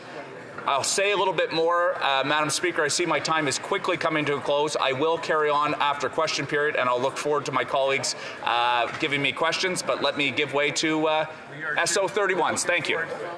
The honourable member will have 2 minutes and a half to conclude his speech after oral questions. Statements by members. Déclaration des députés, l'honorable député de Don Valley North. Honourable member for Don Valley North. Brampton Centre. Brampton Centre. Madam Speaker, we mourn the lives lost in Quebec mosques 7 years ago today and recognize the trauma suffered by Canada's Muslim community on account of Islamophobia. We also mourn the tens of thousands of civilians, including thousands of innocent children who have been killed by Israel in Gaza. The majority of Gaza's traumatized surviving population has been displaced and needs humanitarian intervention. 3 days ago, the International Court of Justice ordered Israel to take immediate and effective measures to enable the provisions of urgently needed basic services and humanitarian assistance to Palestinians in the Gaza Strip. Out of respect for rule of law, Canada should help Israel to comply with that order. Canada and its allies should reinstate UNRWA funding, considering the devastating humanitarian crisis in Palestine. Thank you, Madam Speaker. The Honourable Member for Don Valley North. Well, thank you, Madam Speaker. Speaker, Happy New Year to you and everyone in the House. Over the past holiday season, our diverse communities in Don Valley North and across Canada have come together to celebrate a range of festivities, including Hanukkah, Shabbat Yoda, Christmas, and the New Year. Building on the spirit of celebration and diversity, I'd like to remind the House of a motion passed in 2016 which recognized the Lunar New Year to highlight our vibrant Asian communities and the invaluable contribution these Canadians are making in our society. The auspicious dragon symbolizes strength and prosperity. This year, the dragon heightens fortune for those born in the year of rat, tiger, horse, and rooster. Speaker, I want to wish everyone a happy, healthy, and prosperous Lunar New Year. 恭喜發財，新年快樂！새해 복 많이 받으시오. 청문 남무이. Thank you, Speaker. The Honourable Member from Thornhill. There are many kinds of silence. The silence of indifference, the silence of complicity, and the silence of cowardice. The government's refusal to take a clear position on South Africa's baseless case at the ICJ, their about-face on their once respectable UN voting record, and their abject failure to protect Jews in this country betrays all three of those vices. Calls for the extermination of Jews in Canada have been normalized by this morally bankrupt Liberal brain trust. On Canadian values, the Prime Minister responds with silence, only to amplify the hate. Worse, he stokes it. This weekend's International Holocaust Remembrance Day should have been a stark reminder that never again is right now. Silence in the face of lies can be as damaging as the deliberately confusing positions of this Prime Minister. He has one group of MPs say one thing to one community, and he sends another group to say the exact opposite to another community. The calculated silence may be deafening, but everyone hears the shameful cynicism loud and clear, and Canadians will get the moral clarity they deserve.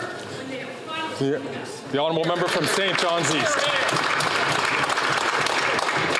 With 2024 in full swing, our team are tackling the issues Canadians are facing head on with affordable housing, the Canada Child Benefit, childcare, dental care, affordable home heating, green jobs, and more money back in their pockets. And for St. John's East, I'm focused on supporting residents through my constituency office, ensuring Newfoundland and Labrador's unique needs are heard in Ottawa, and building more housing, supporting seniors and families, and more local jobs.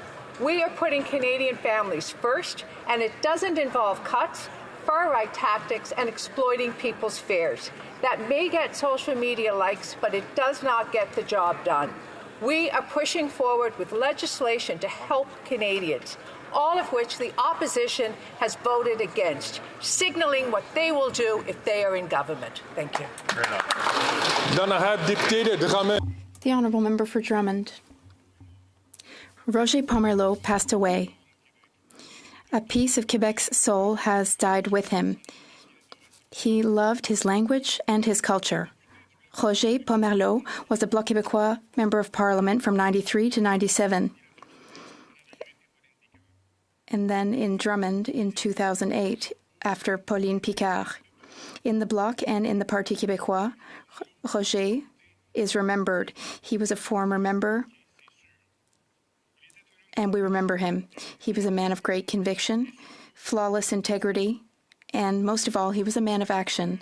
Roger Pomerleau has gone on to join other great members of our family, Leclerc, Landry, Falardeau, other members who passed away and are painting the sky blue. Roger, we will keep our promise to you, and we will honor all the work that you did for your cause. Goodbye, Roger. The Honourable Member for Sherbrooke. Happy New Year. I'd like to wish all Sherbrookeers a Happy New Year. I wish you a year full of opportunities that you'll be able to take advantage of, and full of caring and kindness to preserve our safe and healthy community. And I wish you wellness and health. I'd also like to take this opportunity to thank my entire team, who, day after day, meet people's needs with skill and compassion and support me in every aspect of my work. I thank Olivia, who is professional and experienced, Jacques, who is passionate and sensitive. I thank Gabrielle, who is competent and understanding, Marie, who is creative and available, Clémence, who is courteous and efficient, Clément, who is curious and versatile, and Jocelyne, who manages the finances so meticulously. I'm deeply grateful to be able to count on such a capable and dedicated team. Your commitment helps us offer high-quality service and creates a positive and inspiring work environment. Thank you for everything, and Happy New Year to you all. Honourable member from Fundy Royal. Mr. Speaker, this NDP Liberal government is not worth the cost to Canadian freedom. In a landmark victory for the freedoms of all Canadians, the federal court has just confirmed what most Canadians already knew, that the use of the Emergencies Act in 2022 was illegal and unconstitutional. 2 years ago, this Prime Minister decided to violate the charter rights of Canadians to deal with a political crisis of his own making. The decision to invoke the Emergencies Act directly violated Canadians' most essential rights to freedom of thought, belief, opinion, and expression.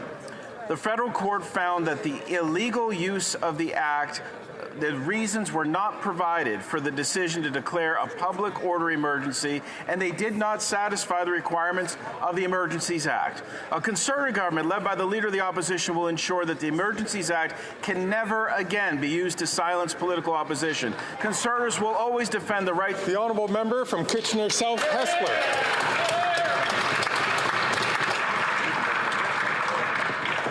Mr. Speaker, on Monday, January 15th, the Waterloo region lost a great community leader with the passing of Wendy Campbell, the former CEO of the Waterloo Region Food Bank, a position she held for 15 years. Wendy stepped up and completely revamped the delivery of food during the outbreak of COVID-19, which instantly precluded volunteers and staff from sorting food donations. She packed a lifetime of service in her short 53 years, procuring over 40 million pounds of food for the Waterloo region and surrounding areas. Despite courageously battling cancer for 19 months, Wendy never lost the optimism which governed her life. My thoughts are with her husband, Craig, her parents, Robert and Barbara Oakes, and her children, Maddie and Ben, who lost their mother way too soon. She was truly inspirational and will be greatly missed by the entire community. May her memory be a blessing. The honourable member from Pierrefonds-Dollard. Monsieur le Président. Mr. Speaker, 7 years ago, a heinous act took the lives of 6 men. 19 others were wounded. This occurred at the Islamic Cultural Center in Quebec City. Bari, Khaled Belkacemi, Abdul Karim Hassan, Azadine Sufyan, Abu Bakr Tabdi. They were fathers, husbands, brothers, loved ones. They were targeted simply because of their faith, simply because they were Muslim. Unfortunately, Canada has seen also an alarming rise in discrimination as a result of the conflict in Gaza. People who are Muslim, Palestinians and Arabs, feel what's happening intensely. They're yelling on the inside, but asked to be patient and to endure. They're feeling their freedom of speech curtailed. Last year, our government appointed the first special representative on combating Islamophobia. She has done an excellent job in addressing the issues. Thank you, Mr. Honourable member from l'honorable député de Lévis-Lotbinière. The honourable member for Lévis-Lotbinière. Mr. Speaker, after 8 years of this Prime Minister, life for Canadian families has never been so hard. But for him and his Liberal friends, life has never been so good. Clearly, a Prime Minister who takes $84,000 worth of free holidays is not aware of the hardships faced by Canadians who are currently struggling to make ends meet. Mr. Speaker, many Canadians can no longer afford to live or to dream. They've had to scale back or cancel their holiday plans altogether due to the Liberal policies that have driven up the cost of living. Once again, the Prime Minister has demonstrated that he is out of touch with Canadians and their reality. He's demonstrated that he thinks only of himself and he's not the right man for the job. And his cabinet is trying, as best as it can, to protect the Prime Minister's actions through various maneuvers. They're trying to distort the facts before the Ethics Commissioner's committee appearance. Canadians are not fools. They will remember this Prime Minister's actions and his lavish lifestyle. The honourable member from Aurora Oak Ridges, Richmond Hill. Thank you. As the month of January comes to an end, I want to take a moment to recognize Tamil Heritage Month. I had the pleasure of visiting the Hindu temple in my riding to celebrate Thai Pongal. I want to thank the president of the Senior Tamil Center, Pari Sitkan, for inviting me, and Henry Sue Supply for accompanying me. Keeping with the theme of Tamilicious Tamils and food, we celebrated Thai Pongal. We honor the vibrant and invaluable contributions Tamil Canadians have made to our country. We also recognize that Tamils face discrimination and persecution, and many came to Canada to escape this. Today, the National Day of Remembrance of the Quebec City mosque attack and action against Islamophobia is a day that reminds us of this. Let's build a Canada where every individual, regardless of their background, feels that they belong. And let us all fight discrimination and hate to keep Canada the inclusive and welcoming nation we are proud to call home. Thank you. The honourable member from Lambton, Kent, Middlesex. Speaker, after 8 years of this NDP Liberal government, life in Canada has become unaffordable. It is unthinkable to continue the inflationary carbon tax scheme while millions of Canadians are relying on food banks and are forced to choose between heating and eating. This government surely understands that there is no way to produce food without using energy to dry grain or heat barns to bring food to our grocery stores. And the Prime Minister, well, he wants to quadruple the carbon tax from 14 cents a litre to 61 cents per litre. Farmers in my communities are paying thousands of dollars in carbon tax every month. The Prime Minister is just not worth the cost. The carbon tax carve-out is necessary for farmers to help fight food inflation. In response to the government's relentless pressure, the so-called independent senators gutted Bill C-234. I call on the House to stop with the desperate tricks that are preventing farmers from getting the needed carve-out, drop the Senate amendments, and send Bill C-234 back to the Senate in its original form. The honourable member from Sarnia-Lambton.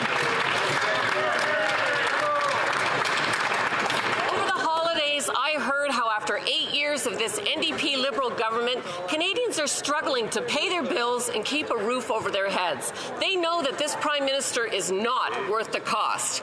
Mr. Speaker, I and my Conservative colleagues and our leader are back to show Canadians that they have a simple choice in the next election. On the one hand, you can have a costly coalition of the NDP and Liberals that take your money, tax your food, punish your work, double your housing costs, and unleash crime and chaos in your communities. Or you can choose the common sense Conservatives and our common sense plan. We are back to address the priorities facing Canadians, starting with a focus on passing Bill C-234 to take the carbon tax off farmers and bring food prices down. Our priorities are clear.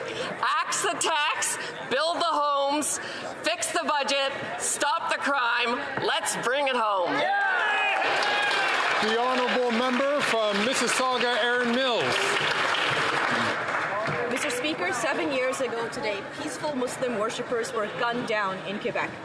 3 years ago, when the Afzal family were brutally murdered because of their faith, every single political party leader in this House stood on the steps of the London Mosque and recognized that Islamophobia is real and vowed to protect the Muslim community in the face of hatred. Today, on the National Day of Remembrance of Quebec City mosque attack and action against Islamophobia, we not only commemorate the victims and survivors, but also reflect on whether we have taken action to combat Islamophobia in all of its forms, including the suppression of expression. Our government declared January 29th a National Day of Remembrance, invested millions in our national anti-racism strategy, and appointed a special representative on combating Islamophobia. More needs to be done by all political leaders in this House and indeed all Canadians. We remember, Mr. Speaker. L'honorable député de Rosemont. The honourable member for Rosemont, La Petite Patrie. January 29th, 2017. It's almost 8 p.m. and evening prayers have just ended at Quebec City's Grand Mosque. Suddenly, a young man bursts in and opens fire on those there. He killed 6 men and he wounded 19 others in what was the worst racist terrorist attack in Quebec's history. In the weeks and months leading up to this mass crime, the young man had immersed himself in far-right and white supremacist websites. Fueled by fear and hatred, he committed an unspeakable act. He coldly, methodically murdered people because they were Muslim. This reminds us that words and speech are important. Every word has an impact. We have a collective responsibility to fight Islamophobia and all forms of racism and dehumanization of any group of people. Let's work together toward kindness, dialogue, understanding, and togetherness to build a world for everyone. L'honorable député de Salaberry-sur-Roi. The Honourable Member for Salaberry-sur-Roi. 7 years ago, a killer killed 6 and wounded 19 among those praying at Quebec City's Grand Mosque. They were targeted because they were Muslim. This terrorist event shocked Quebec. We all realized that we were not safe from heinous acts. We all need to be vigilant. Society needs to be vigilant. We all have a part to play in fighting intolerance. If some people need to hear it again, then let's make it clear. Freedom of worship is guaranteed in Quebec. No one should feel threatened because of their faith. Our thoughts today are with the loved ones of the victims. To all Quebecers who will always live with the scars of this event, we all stand together in saying, never again. The Honourable Member for Carleton. Mr. Speaker, today is a very hard day for the Muslim community, the community in Sainte Foy and everywhere in Canada. This is actually a hard day for all Canadians. We mourn the 6 lives which were stolen by a hateful terrorist at the Grand Mosque of Quebec City 7 years ago on this day. People who suffered injuries in addition to those murdered, and the many others who are left with mental scars that will never fully heal. As we reflect on the tragic fate that they suffered as a result of this evil monster, we must also reflect on the promise of freedom, peace, and safety that they were guaranteed as Canadians, that was viciously stolen by the forces of hate and Islamophobia. It must never happen again. We must stand on guard for our Muslim friends and neighbors, for all Canadians, to have the right and the freedom to worship in peace and security. The Honourable Member from Richmond Hill. Mr. Speaker, today I rise to honor Dr. Satya Jyoti Salvakon, a proud Tamil Canadian who lived a life of extraordinary service and impact. Like countless Tamil Canadians, Satya Jyoti and her family were forced to flee the Tamil genocide in Sri Lanka, having personally endured the horrors of communal violence in the 1958 anti-Tamil program. Satya Jyoti became a pillar of the early Tamil community in British Columbia, helping to house, fed, and translate for newly arrived Tamil refugees. She and her husband invested their time and resources to uplift the community while giving voice to atrocities unfolding in their homeland. In 2022, Satya Jyoti helped establish a Tamil chair at the University of Toronto to help preserve the Tamil language. On January 3rd, surrounded by the love of her daughters, Sahinia and Meera, Satya Jyoti peacefully departed from this world. She will be remembered as a loving mother, lifelong learner. À la suite. Following discussions among representatives of all parties in the House, I understand that there is an agreement to observe a moment of silence to commemorate the National Day of Remembrance of the Quebec City Mosque attack and action against Islamophobia. I now invite honourable members to rise to honour the memory of the victims of the attack that happened 7 years ago on January 29th, 2017.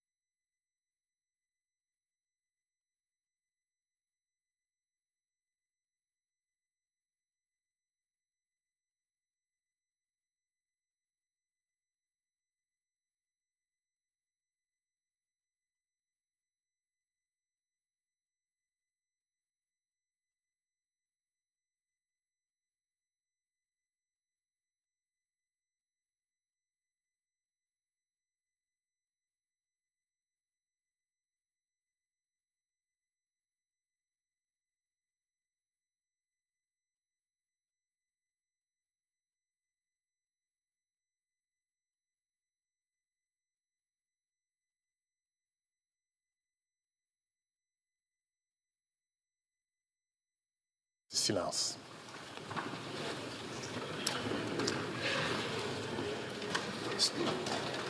Questions orales.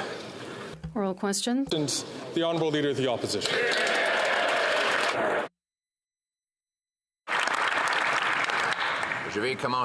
I will begin by wishing a welcome back to Canada to the Prime Minister after his great vacation costing $89,000 free that he got as a gift, just like any other Canadian who gets a vacation like that.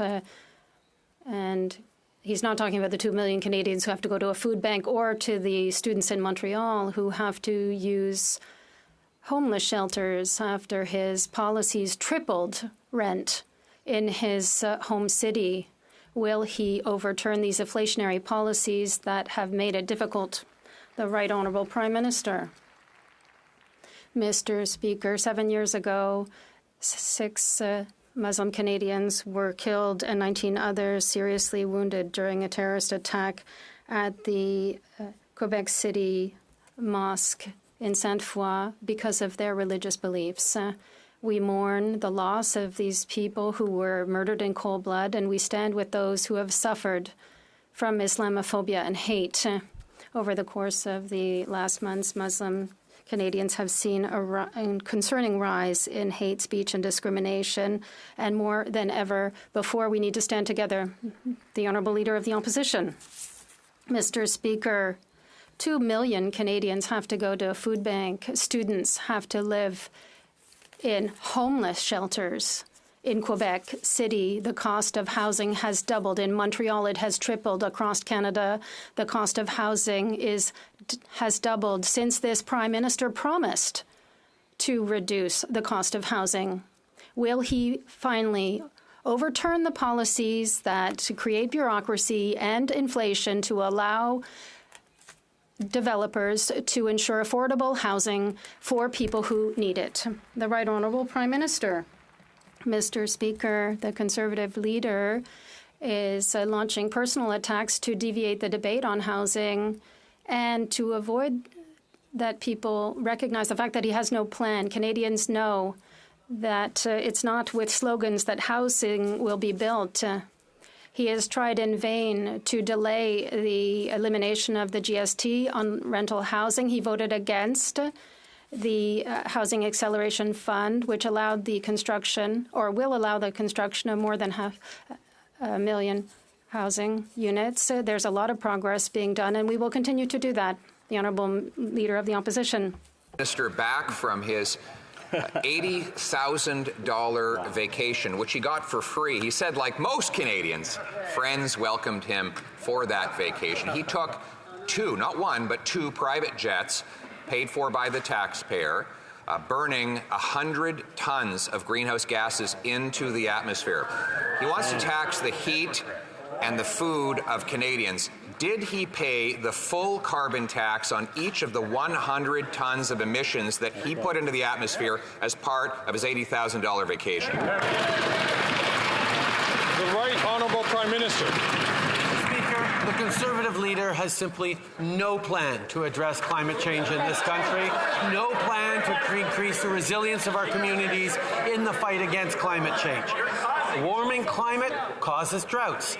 Droughts damage crops. Damaged crops increase the cost of groceries. And yet, the Conservative Party cannot even agree on whether or not climate change is real. Mr. Speaker, we will achieve our emissions reductions, all the while sending Canadians checks to help with the cost of rising prices. They're a real solution. The Honourable Leader of the Opposition. Well, he says that greenhouse gas emissions are driving up grocery prices. He put 100 tons of those emissions in the atmosphere for his personal vacation. This is high tax, high flying, high carbon hypocrisy. Yep. Meanwhile, Canadians in Edmonton were facing minus 50-degree temperatures on which they were paying carbon taxes just to heat their homes and stay alive. Given that he gives himself a free vacation at other people's expense, will he at least allow Canadians to heat their homes without his tax? The Right Honourable Prime Minister. The Conservative leader likes to talk about the challenges Canadians are facing on the cost of living, but he refuses to take action in support of them.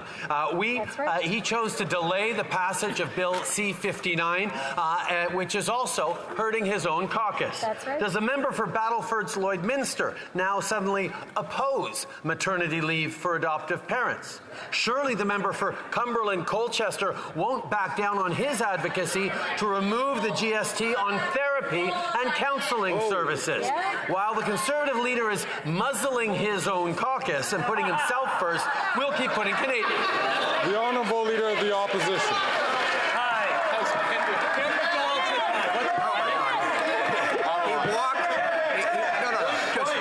This one is just too easy. He walked into it. He had to muzzle a member from Newfoundland who called for an end to his leadership, joining another senator who did the same, because they understand that their constituents are literally starving and unable to heat their homes because the Prime Minister is quadrupling the carbon tax, doubling housing costs, and giving the worst inflation in 40 years. Why won't he listen to, instead of intimidating, his member for Newfoundland and put his leadership up to a review for... The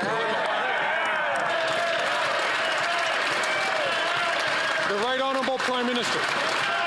Speaker, over the course of the fall, we've announced projects on housing that are going to create 500,000 new homes across this country over the year. We're working hand in hand with community leaders, with mayors. We're making sure that we're moving forward on the priorities that are facing Canadians.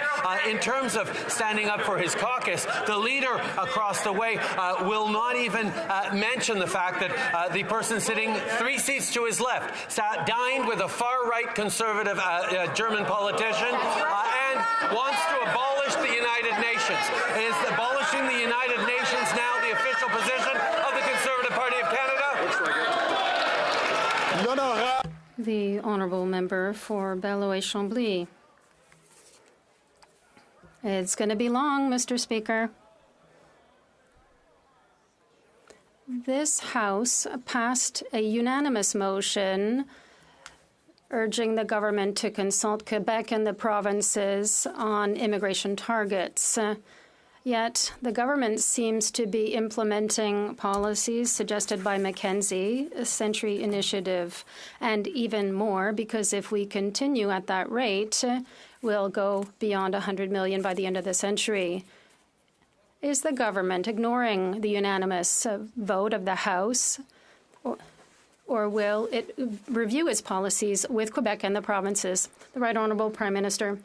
Mr. Speaker, immigration is essential for Quebec and Canada. Immigrants contribute to building new housing. They work in our healthcare system. They take part in economic growth of local businesses and more. We are meeting our economic needs, we're remaining true to our humanitarian commitments, and we're developing a stabilizing approach in immigration. Our immigration levels are based on our capacity to welcome and integrate newcomers, and we will continue the work in close collaboration with the provinces and territories, particularly Quebec, to ensure that the Honourable Member for Belleuil-Chambly. If there is stabilization at the current numbers, there will be beautiful decades to come. I think we're hearing the end of the last session, and we're starting a new session. And let's have a new state of mind. Quebec sent a letter, and I think it's quite reasonable. It sent a letter to the Government of Canada to ensure that the distribution of asylum seekers, to make it fair for everyone across Canada and Quebec. Is the government looking at that to ensure Quebec's demographic weight is respected? The Right Honourable Prime Minister. We know that Quebec has always been extremely generous when it comes to asylum seekers. We saw that with Roxham Road, and we see it with the situation that is now present. We will continue to be there to support the Quebec system and communities that are welcoming newcomers with their generosity, knowing that everybody has to do their fair share. Yes, we intend to work with Quebec and the provinces to ensure a better distribution, but also to resolve the challenges that are caused by this increase in temporary residence applications and asylum seekers. The Honourable Member for Burnaby South. Thank you. Really bad. The city of Edmonton had to declare a housing and homeless emergency while the the Conservatives are laughing about homeless people and a housing crisis, Toronto also had to declare one as well. Again, you'll hear the Conservatives laughing because they have no concern for people that are struggling with housing or homeless. This Liberal government doesn't care either. They have been in power for 9 years and they don't get it. The Prime Minister doesn't get it. The Liberal Minister for Edmonton doesn't get it. And the 24 Liberal MPs in Toronto don't get it. Why does this government wait until things are at a breaking point before acting?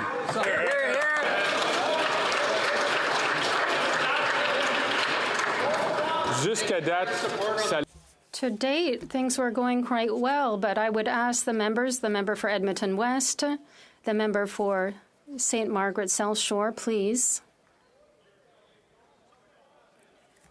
Don't speak unless the chair recognizes you. The Right Honourable Prime Minister.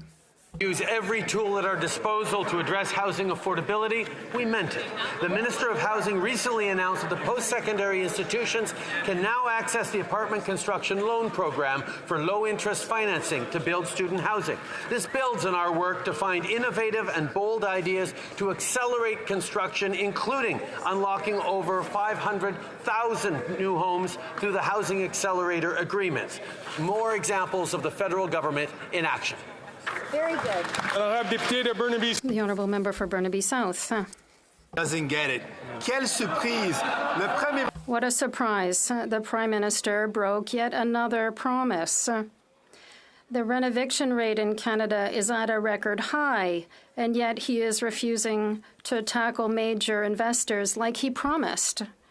Why does the Prime Minister say one thing during the election campaign and then defend his friends' profits once elected?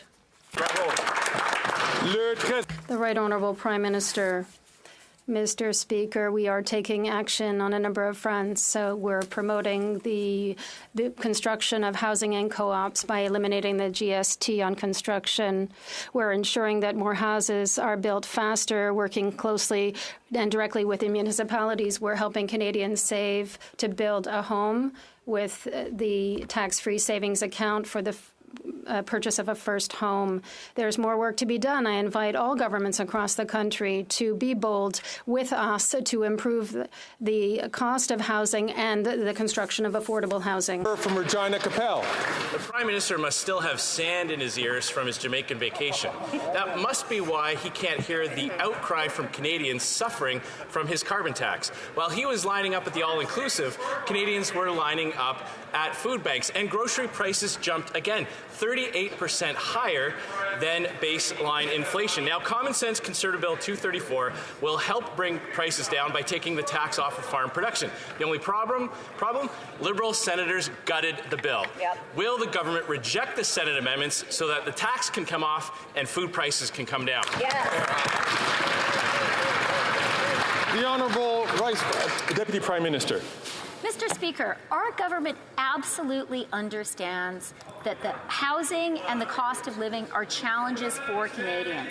That is why we are aggressively working across the country to build more homes faster. The Housing Accelerator Fund, with more than 30 agreements in place across Canada, will lead to 500,000 new homes being built. But the question, Mr. Speaker, is what will the Conservatives cut? They know how to cut, they don't know how to build. And what Canada needs right now is builders. The Honourable Member from Regina Capel. We'll cut the waste and mismanagement that's driving up inflation in the first place, like the infrastructure bank, like high-priced consultants, and like sending money to the Asian infrastructure bank to build projects overseas instead of here at home. Yeah. But the question was about the carbon tax and why the Prime Minister is so pathologically obsessed with it. He doesn't care that Canadians are going to food banks, or that mothers are watering down milk, or that seniors are skipping meals. He even sent one of his ministers to go bully Liberal senators into gutting the bill. So once again, will they reject the Senate amendments so that the tax can come off farmers and food prices can come down? The Honourable Deputy Prime Minister and Minister of Finance. You know, Mr. Speaker, when the Conservatives talk about working families, everyone knows those are crocodile tears. This is the party that has voted against early learning and child care, a revolutionary national program which is bringing down costs for hundreds of thousands of families across the country and allowing women to go to work. These Conservatives have voted against the Canada Child Benefit, a huge support for families across the country. And, Mr. Speaker, they're going to vote against dental care too. Excellent. The honourable member from Foothills. Today, the Prime Minister has an opportunity to help families struggling with high food costs. Bill C-234 is back in the House after Liberal-appointed senators delayed and gutted that bill. This is a common-sense Conservative bill that will give carbon tax carve-out to farmers and ensure that Canadians have access to affordable Canadian-grown food. But when the Prime Minister quadruples his carbon tax, farmers will pay $1 billion a year, driving up food costs even higher. So will the Liberals reject the Senate amendments, take the carbon tax off farmers, and lower food prices for Canadians? The Honourable Deputy Prime Minister and Minister of Finance. Let me tell you what is common sense for working families across our country. It is common sense to have a national system of early learning and childcare with fees reduced by 50% across the country and down to $10 a day in 7 provinces and territories. It is common sense to support hardworking families with the Canada Child Benefit that has lifted millions of children and families out of poverty. And it is common sense to do what we're going to do this year, which is provide dental care to our seniors, having provided it to our children. The Conservatives oppose every single one of those things. The honourable member from Foothills. It is uncommon to see a government ignore the fact that 2 million Canadians are going to a food bank every single month. And yet the Liberal NDP Carbon Tax Coalition wants to quadruple that carbon tax, making farming unsustainable.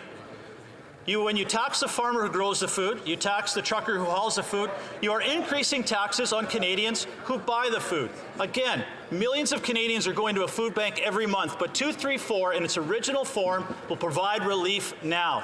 Will the Liberals reject the Senate amendments, take the tax off, and ensure Canadians can afford to put food on their tables? The Honourable Minister for Agriculture and Agri-Food. Thank you, Mr. Speaker. I thank my honourable colleague for his question. But being a farmer, I fully understand how important an environmental plan is for the government. I'm sorry, but his party does not have an environmental plan. We as a government do have an environmental plan. And with that environmental plan, for example, Mr. Speaker, we're able to invest $1.5 billion into farmers and ranchers across this country to make sure they stay on the cutting edge. We have and will continue to make sure farmers and ranchers stay on the cutting edge. Thank you. The honourable member from Lethbridge. Never before have we seen ignorance used as a political strategy the way this Liberal government uses it. It's shameful. At the end of the day, Canadians are struggling day in and day out to be able to heat their homes, to be able to put food on their tables, and to be able to care for their families. And the carbon tax only increases that cost more. And what do you know? On April 1st, the carbon tax is scheduled to go up yet again. This government is going to hike it again on April 1st. So would this government choose to put its feet into reality and to acknowledge the struggle that everyday Canadians face and show a little bit of compassion, scrap the tax, stop the increase? The Honourable Deputy Prime Minister and Minister of Finance. You know, Mr. Speaker, earlier today the Conservatives were talking about hypocrisy, and that is a subject they know a lot about. They are particularly hypocritical when it comes to talking about supporting working families and the most vulnerable. Since we formed government, 2.3 million Canadians have been lifted out of poverty. The poverty rate in Canada has been cut in half. And you know what they want to do next? They want to take carbon price rebate checks out of the bank accounts of Canadian families. That's $1,000 in Ontario, more than $1,000 in Alberta, Saskatchewan. That will hurt Canadians. The honourable member from Lethbridge. There's this government's false perception of reality, and then there's the reality that everyday Canadians are experiencing. I would invite the honourable member to consider what that reality actually is. If she could only come down from her high horse and enter into the everyday life of Canadians, she might understand. Not everyone lives in downtown Toronto and has access to the luxuries that she does. Canadians are struggling. They are struggling to put food on their tables. They are struggling to pay their heating bills. They are struggling to be able to care for their families. Record numbers of Canadians are using food banks, and it has a lot to do with the carbon tax, which is scheduled to increase on April 1st. Will this government axe the tax? The Honourable Deputy Prime Minister and Minister of Finance. It's certainly the case that the vast majority of Canadians do not have access to the luxuries that the Leader of the Opposition enjoys. Government-provided housing, a chef, people caring for his home. So let's be fair, people who live in glass houses should be more careful about throwing stones. When it comes to the price on pollution, that returns more money to 8 out of every 10 Canadians.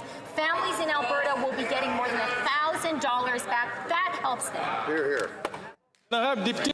The Honourable Member for Lac-Saint-Jean. New Year, same problems at the federal level. Quebec is completely overwhelmed by taking in asylum seekers. It has taken in more than 65,000 people in 2023. That's 45% of the total for Canada, but we only represent 22% of the population. That's far more than our fair share. Quebec is now at a breaking point, and it's not us saying it. It's the Premier of Quebec in a letter from 17th of January addressed to the Prime Minister of Canada. When will the federal government redistribute the asylum seekers with the provinces? The Honourable Minister of Immigration, Citizenship and Refugees. Thank you, Mr. Speaker. First of all, I want to wish my Bloc colleague, welcome him back to the House. I think that we're not going to do it. We're going to do the work on the backs of the immigrants. We're prepared to make an additional effort. Quebec has done more than its fair share, clearly, but we're here to work together. The Honourable Member for Lac-Saint-Jean, I would invite all the political parties to be careful when we talk about the immigration issue, and I would say that you would have thought that the federal government or the Liberals would have learned their lesson, that not only are the problems being failed to be addressed, but they're not resolved, they're getting worse. When the House recessed in December, the federal government owed $460 million to Quebec for taking in asylum seekers, and it even said it wasn't automatic. It wasn't a bank machine. Now the bill is $470 million. When will the government pay back Quebecers? The Honourable Minister of Immigration, Refugees and Citizenship. First of all, Mr. Speaker, there's good news to come this week. It's clear that it's a two-way relationship. We continue to work with Quebec to deal with the asylum seekers. It's not too close to being over, but it takes both levels of government. The Honourable Member for Lac-Saint-Jean. Quebec is also demanding that the federal government restore visas for Mexicans. Since the Liberals suspended the visa requirement, the number of asylum seekers by Mexicans went from 110 in 2015 to 24,000 last year, but the majority of these applications are being refused. That means that the majority of these individuals are not refugees. Worse still, we know that these people can be subject to trafficking by Mexican crime syndicates along the Canadian border. They're being exploited, Mr. Speaker. Will the minister restore visas for Mexicans? The Honourable Minister of Immigration, Refugees and Citizenship. Mr. Speaker, we are dealing with historic levels, not just from Mexico, but it's clear, as I said publicly, that it's important to take a stricter view. This is not something that details are being discussed publicly. So decisions will be made. I would call for patience, but we need to act. From Thornhill. Every time the Prime Minister comes back from another extravagant vacation he didn't pay for, or Cabinet decides to have a meeting in a luxury hotel, more Canadians are without a home that's affordable, and even more are worried about losing it. After 8 years, they double the cost of a home, the price of rent, and a down payment that you need to buy one. Interest payments on a mortgage are going up a staggering 30% this year. 8 years of Liberal NDP government's inflationary spending has made owning a home unattainable. So how can anyone trust the people that created the crisis to fix it? The Honourable Minister for Housing, Infrastructure and Communities. Mr. Speaker, the opposition seems interested in drawing on the anxieties that people are experiencing that are very real when it comes to housing affordability in this country. However, when you actually look at the plan they're putting forward, it's clear they have no idea what they're talking about. Where we are reducing taxes for home builders, they want to put taxes back on. Where we are making investments to promote affordable housing, they plan on making cuts. In fact, they want to do away with the Housing Accelerator Fund, which has now created 30 agreements that's going to see 500,000 homes added over the next decade. We will build the homes, they will make the cuts. Canadians can make their choice. Hear, hear. The honourable member from Thornhill. Speaker, those are photo ops the minister is talking about. Home construction was actually down 7% last year. That's even worse than his nameless predecessor who was fired from the gig. You cannot live in a photo op. The videos won't bring warmth to the 300,000 people without homes. His tweets won't help the single mom who's trying to make her mortgage payment next month. And his press conferences will not help the thousands of young people trying to move out of their parents' basement. Why won't he stop subsidizing the bureaucracy who are blocking construction and focus on getting builders with shovels in the ground? That's right. The Honourable Minister for Housing, Infrastructure and Communities. What the Conservatives dismiss as photo ops are binding agreements with cities that have led to them to already change their rules to get more homes built. What they dismiss as press conferences included a new measure this morning that's going to extend low-cost loans to colleges and universities and builders to help those young people find a home and to free up supply in communities. And if they are concerned with housing stats as the appropriate metric, I would point out never once when the opposition leader was the housing minister did he get as many homes built as we did last year. Hey! The honourable member from Kelowna Lake Country. After 8 years of this NDP Liberal government, Canada's housing crisis keeps getting worse. Canada saw over 17,000 less housing starts in 2023 than in 2022, and the average asking rent in British Columbia is now $2,500 a month. Working class people are living in their cars in parking lots, and their own housing agency even said that there is no plan to build the number of houses that Canadians need here in this country. This Prime Minister is just not worth the cost. When will the Prime Minister have a plan to build houses, not bureaucracy? The Honourable Minister for Housing, Infrastructure and Communities.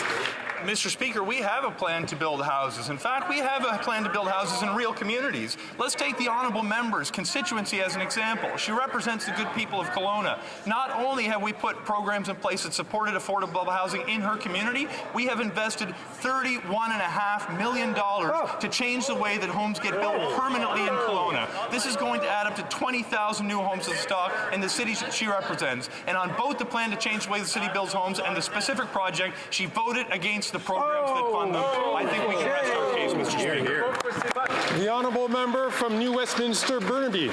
Hate led to the murder of 6 worshippers at the Quebec City Mosque 7 years ago today. They were killed in cold blood because they were Muslim. The perpetrator of this Islamophobic terrorism was influenced by the hate that continues to multiply online. This Prime Minister promised to take action to combat online hate within his first 100 days in office. Years have passed and there is still no action. When are the Liberals finally going to crack down on online hate? When will they take action? Hear, hear. Minister for Justice and Attorney General for Canada. I want to thank the member opposite for that question and acknowledge that today is the 7th anniversary of a terrorist attack at the Quebec City Mosque, where we commit ourselves to commemorate those victims and also to take action on Islamophobia. The point he's raising about Islamophobia and about all forms of hate is a very, very important one. We know that the radicalization of people that take violent and sometimes lethal acts in this country is fueled by what they learn online. That's why we are committed to addressing this matter in a comprehensive piece of legislation that will tackle this pernicious issue and will address and promote the safety of Canadians. The honourable member from Edmonton Strathcona. The same day that the ICJ ruled that there is a risk of genocide in Gaza, the Liberals paused funding to UNRWA, which is a lifeline for millions of innocent Palestinians. People will lose their lives. And unbelievably, the Conservative leader has accused 30,000 UNRWA humanitarian workers of being terrorists. He does not deserve to lead. We support an investigation into the 12 former staff, but defunding UNRWA is collective punishment and it is illegal. When will the Liberals stop abandoning Palestinians? The Honourable Minister for International Development. I would thank my colleague for that important question. These allegations are extremely disturbing and we take them very seriously. We've communicated that to the head of UNRWA, Philippe Lazzarini. What we're doing, which is the prudent thing to do, is to pause funding while this investigation is ongoing. We will continue to be there for Palestinian civilians through working with like-minded partners on the ground, trusted partners who are doing important work to deliver life-saving food, medicine, and other much-needed supplies to the people of Gaza. The Honourable Member from Richmond Centre. Mr. Speaker, through the Housing Accelerator Fund, our government is partnering with the City of Richmond with a tremendous investment on housing in our community, building over 1,000 new housing units, way more than what the Conservative government had done. While the Conservative leader continues to marginalize our municipal partners, our government is committed to working together with municipalities like Richmond to build more homes faster. Can the Minister share with my community how we are working with our local municipality to build more homes faster in the City of Richmond? Thank you. Good question. The Honourable Minister for Housing, Infrastructure and Communities. Mr. Speaker, I want to thank my honourable colleague not just for his work to secure $35.9 million for the City of Richmond, but for the thousands of homes that will be built as a result of the changes that we are incentivizing. We are putting federal money on the table to permanently change the way that cities build homes, to create more density near the services, infrastructure, and post-secondary education institutions that people need to do well in their community. This program is creating thousands, hundreds of thousands of homes across the country, including in Richmond, and I once again want to thank my colleague and congratulate him on his important work. The Honourable Member for Lévis-Lobinière. Mr. Speaker, after 8 years of this government, in the Prime Minister's own writing, rent has gone from $760 a month to $2,249 a month. That's 3 times the costs. This Prime Minister just thinks about himself. He traveled to Jamaica at $9,000 a day on the taxpayer's dime. Can he come back to reality in Canada and take care of Canadians' housing problems, including in his own riding, Papineau, in Montreal? The Honourable Minister of Housing, Infrastructures and Communities. Well, Mr. Speaker, this opposition leader's solution is to state that mayors are incompetent. That is not at all appropriate. We are doing everything we need to build affordable housing in La Belle Province. For example, we signed an agreement with Quebec to build 8,000 new affordable housing units. We will continue to make these important and essential investments to build a great many new homes quickly. The Honourable Member. Mr. Speaker, I would have very much liked to be a fly on the wall when I heard the discussion between the Prime Minister and the Mayor of Montreal about housing. The Plante administration blocked the construction of 25,000 new houses and apartments. And the Prime Minister is repaying that incompetence by continuing to send the mayor blank checks. Clearly, no solution came out of that meeting. So why not link money to municipalities to the number of housing starts? That's just common sense. The Honourable Minister of Transport. Mr. Speaker, everyone knows that in order to succeed in housing, you need to cooperate with buildings and the private sector, with municipalities and the private sector. Just the opposite of what the leader of the opposition is doing. He's insulting the mayor of Montreal, the mayor of Quebec City. He's insulting Quebecers. We don't need him, Mr. Speaker. We know how to build homes, and we don't need him to come along and just insult Quebecers. The Honourable Member for Chicoutimi. Mr. Speaker, after 8 years of this Prime Minister, rent has never been so high. The cost of rent has doubled, and there isn't enough housing in the first place. We have now learned that there are hundreds of new homeless encampments in our regions, such as in the Saguenay region. That's what Canada is like now under this government. People are in the street because they don't have enough money to put a roof over their heads, or because there's just not enough housing. When will the Liberals finally listen to our common sense plan and build housing? The Honourable Minister of Fisheries and Oceans. Well, instead of insulting people, Mr. Speaker, I would like to tell my colleague that several weeks ago, the member for Port-Neuf, Jacques Cartier, insulted people from the Magdalene Islands, and he still hasn't apologized. I have a simple question. Will this member criticize his colleagues' words, or will he simply bury his head in the sand? We are very proud Quebecers in the Magdalene Islands. We're waiting for an apology. My colleagues should stand up and apologize. The Honourable Member for Chicoutimi-Le-Fjord. Mr. Speaker, the Prime Minister should support competent mayors who have sped up housing builds in places like Victoriaville, Trois-Rivières, and Saguenay. Montreal, on the other hand, has seen its housing starts decrease by 37% over last year, and in Quebec City, 40%. Once our leader is elected, he will give federal bonuses to towns that speed up housing starts. When will the Liberals finally listen to our common sense plan and finally build more homes? The Honourable Minister of Housing, Infrastructure and Communities. Mr. Speaker, it is absolutely extraordinary to hear this kind of thing on the floor of the House of Commons. It's up to the federal government to sign agreements with the provinces, not municipalities. We are continuing to build housing more quickly and more affordable housing, and I hope that the Conservative Party will support us. The Honourable Member for Terrebonne. Mr. Speaker, the federal government's stubbornness on the emergency loans is pushing our SMEs to bankruptcy. After the January 18th deadline, some SMEs have lost $20,000 in grants, which means that businesses that are already struggling to pay back the $40,000 now have $60,000 in debt. That's a death sentence.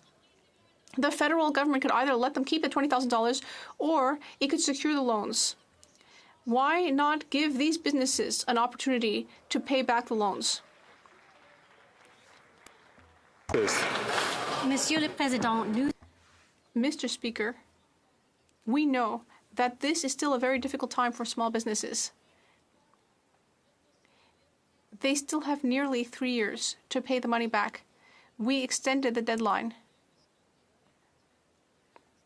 for these loans to ensure that small businesses can concentrate on recovering after the pandemic.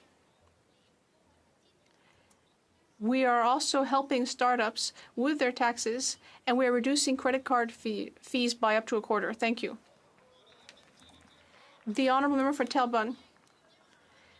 Well, it sounds like the Liberals are saying that there's nothing to look at here, that everything is fine. If that were really true, entrepreneurs wouldn't have had to remortgage their houses or take up personal loans to pay back the federal government.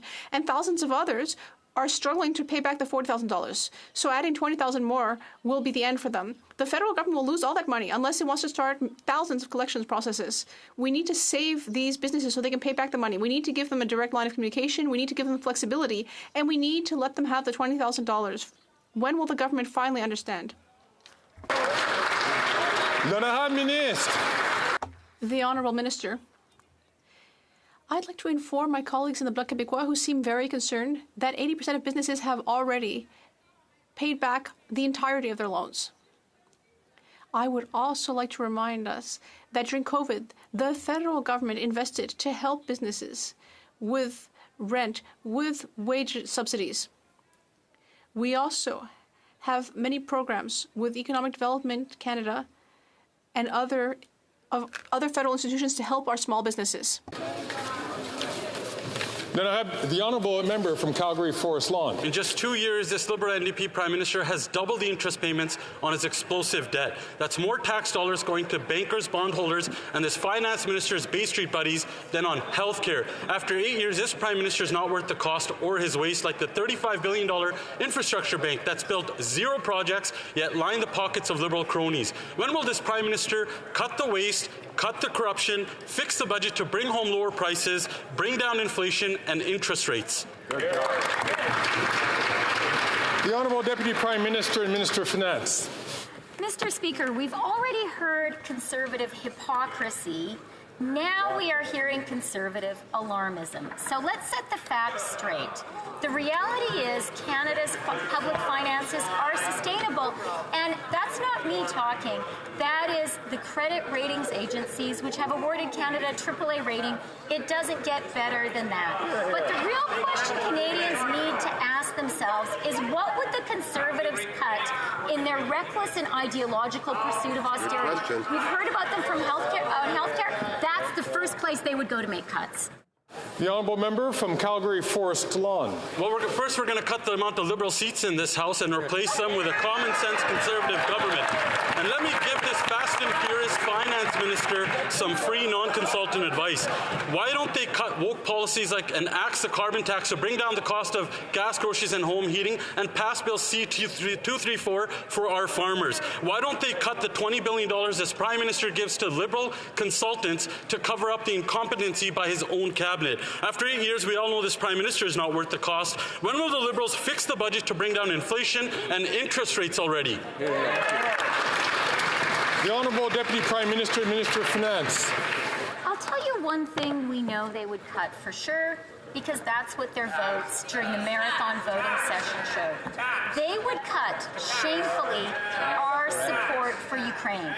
They would not send weapons to Ukraine. The member opposite is an MP for Alberta, and I would like to ask him what his heckling colleagues have just shouted. Why do they support Putin? Have they no shame? Have they no shame?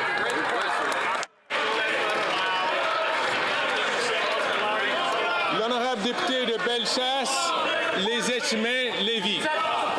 The honourable member for Bellechasse, Les Échemins, Lévis. Depuis 8 ans, ce gouvernement... Mr. Speaker, over the last 8 years, inflation has reached a record level, the debt has doubled, the government has never budgeted a single budget, has never balanced a single budget, and it's completely supported by the Bloc Québécois. Now, we, the Conservatives, would balance the budget by getting rid of liberal waste, like, for example, the $54 million spent on ArriveCan. Will the Prime Minister admit that this is all his, and will he let common-sense Conservatives take over? Before asking the Deputy Prime Minister to answer, I would just like to remind us that the Chair has already made a statement about associating any political party with a completely unacceptable regime. That is very important to maintain decorum and respect in this House, so that we don't associate any political party with unacceptable regimes. The Honourable Deputy Prime Minister and Minister of Finance.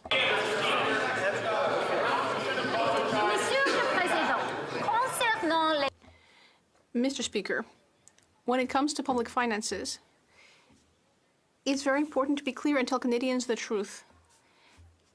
And for that reason, it's important to quote objective authorities like credit agencies, which continue to give Canada a AAA credit rating. My question for the Conservatives, that all Canadians and Quebecers should ask: what will the Conservatives cut because of their austerity ideology? The Honourable Member for Châteauguay-Lacolle. Mr. Speaker, Canadians are working hard to buy a house, but we know that the Leader of the Opposition believes that slogans and attacks on municipal leaders will lead to more housing starts. Now, on this side of the House, we know that the federal government is responsible for leading the effort to make housing more affordable. Can the Deputy Prime Minister and Minister of Finance tell the House about how measures in the fall economic statement will enable us to build more housing more quickly? The Honourable Deputy Prime Minister. I'd like to thank my colleague for the question. Mr. Speaker, our government knows that we need to build more homes more quickly.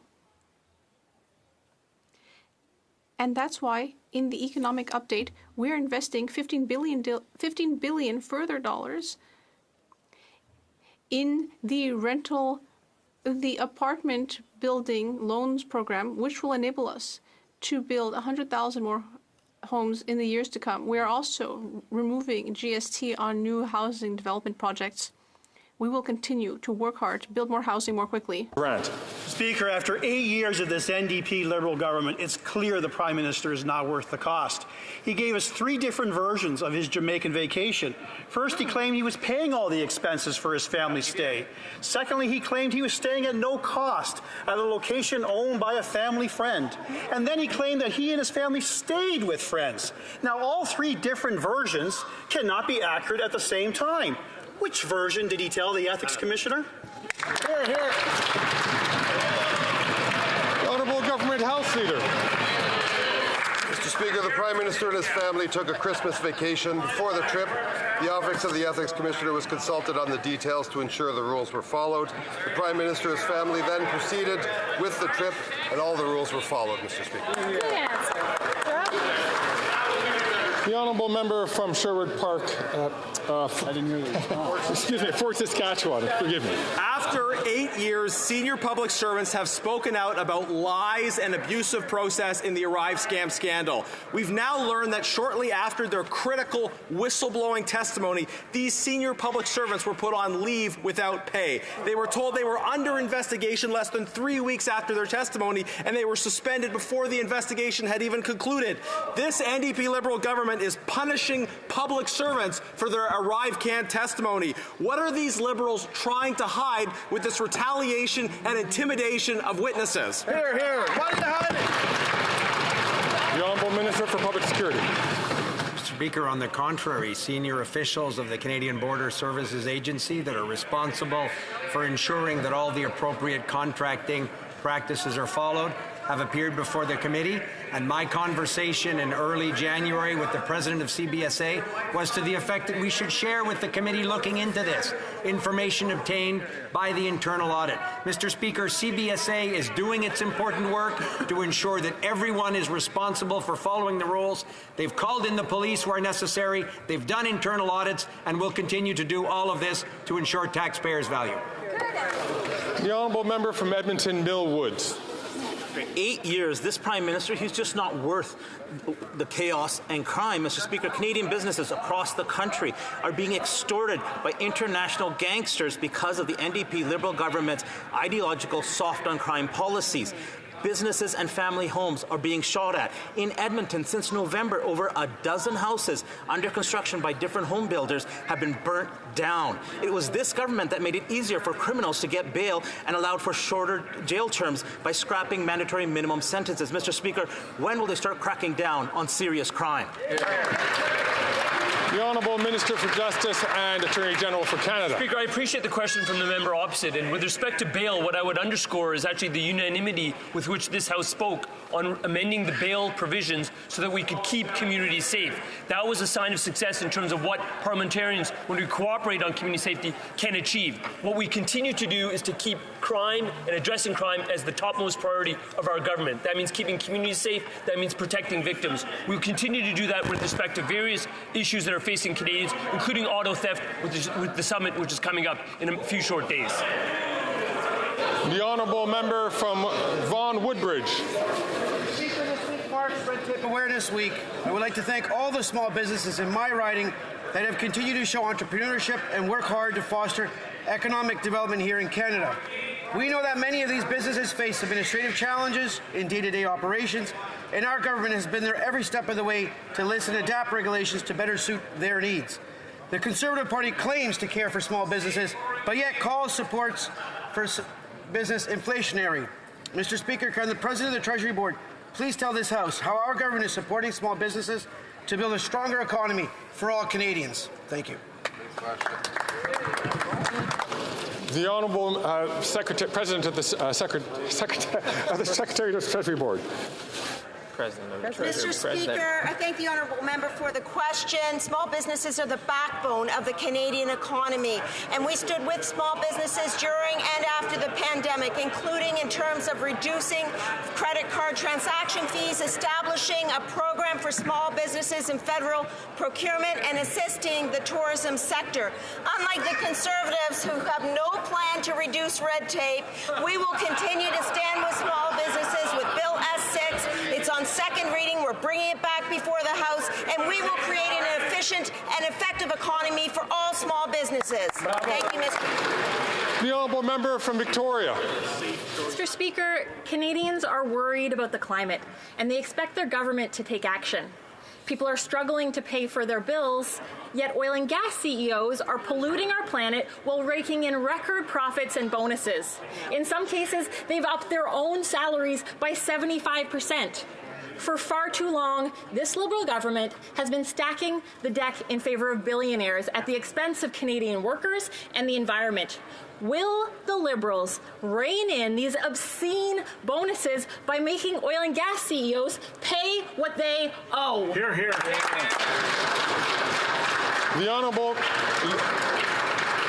The Honourable Minister for the Environment and Climate Change. Thank you, Mr. Speaker. I would like to welcome back my honourable colleague to this House and say that I agree with her. I think that the profits of these companies must be addressed in this House, and that's what our government is doing by putting in place measures like no other countries in the world have put. We have put forward the world's most ambitious target to reduce methane emission, a very powerful greenhouse gas, to reduce them by at least 75% by 2030. We've eliminated fossil fuel subsidies, the only country in the G20 to have done so, and we're also in the process of putting a cap on the emissions of the oil and gas sector. Thank you, Mr. Speaker. The honourable member from Saanich, Gulf Islands. Thanks, Mr. Speaker. We're on the theme of Liberal promises that keep being broken.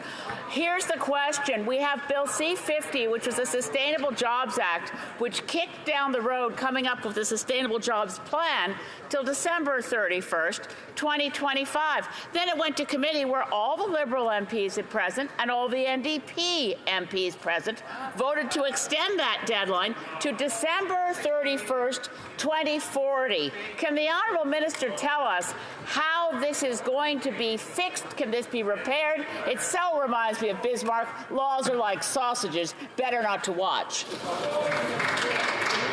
The Honourable Minister. Thank you, Mr. Speaker. Following months of Conservative filibustering and obstructionist tactics, they proposed over 21,000 amendments to the Sustainable Job Act in an attempt to stop workers from getting a seat at the table. When it came to a vote on these amendments, the committee was chaotic. The Conservative members were actually shouting over top of each other. A handful of the thousands of Conservative amendments were passed by the committee in the chaos. I encourage the Green Party leader to review the 9 amendments that I have put on the notice paper that address and rectify this issue now.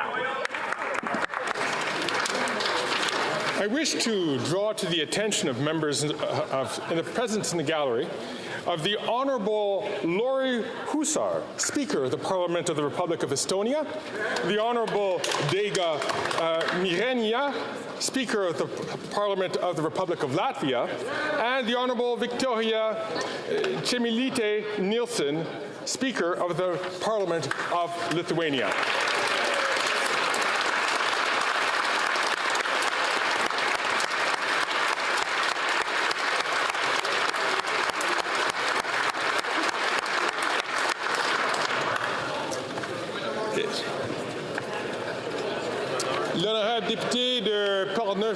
The honourable member for Portneuf-Jacques-Cartier, rising on a point of order.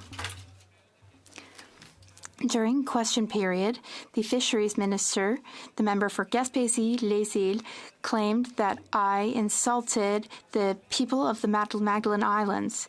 If people listen to the audio feed of what was actually said, well, I would like to ask the minister to...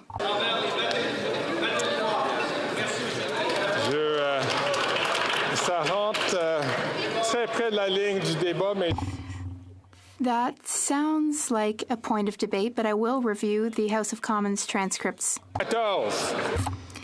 It being 3:15, pursuant to order adopted earlier this day, the honourable member for Montcalm, rising on a point of order. Mr. Speaker, I would like to make 2 points of order. Should I do them one after the other? All right. Mr. Speaker, could you please remind the member for Bellechasse-les-Etchemins-Lévis that we cannot knowingly mislead the House? The Bloc Québécois voted against the Liberal budget, so we do not support it. That's my first point of order. Thank you. That is a point of debate. I hope that this second point of order will be a point of order. Well, next time I will raise a question of privilege. Second, Mr. Speaker, unfortunately, it pains me to have to inform you of this, but before the House, you did not have control of this House, and that breached my parliamentary privilege during question period because I could not hear questions and answers. But it goes beyond that, Mr. Speaker. It was a breach of my privilege to have healthy hearing, to protect my ears. Yet again today, I felt that you lost control of this House. I could not hear questions, nor could I hear answers, unless I raised the volume to a level that is harmful to my hearing health, Mr. Speaker.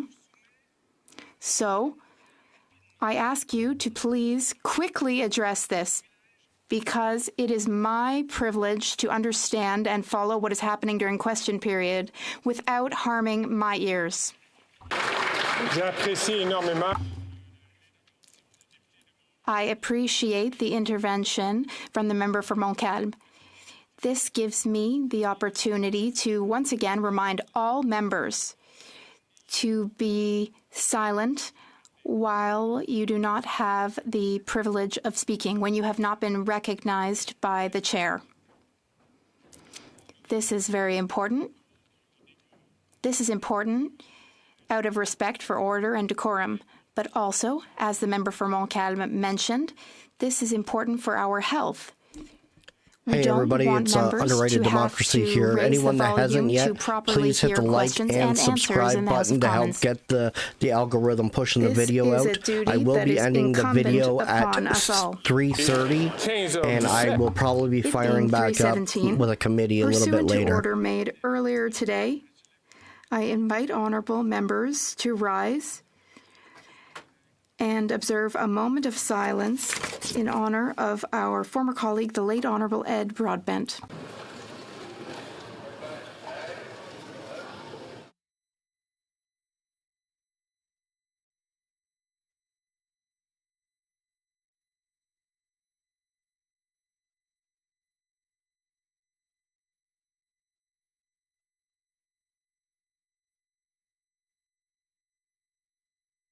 Yeah, question period's over, so I'm going to be ending the stream at 3:30 so that I can do some edits from today's video, and then I may be on. I'm not 100% sure yet. It depends on the content of the committee that they have later about the Canada-Chinese relations, but we will see. I may live stream that as well.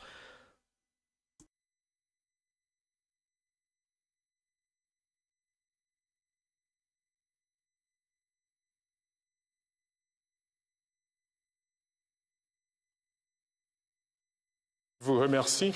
C'était un grand Canadien. Thank you. He was a great Canadian.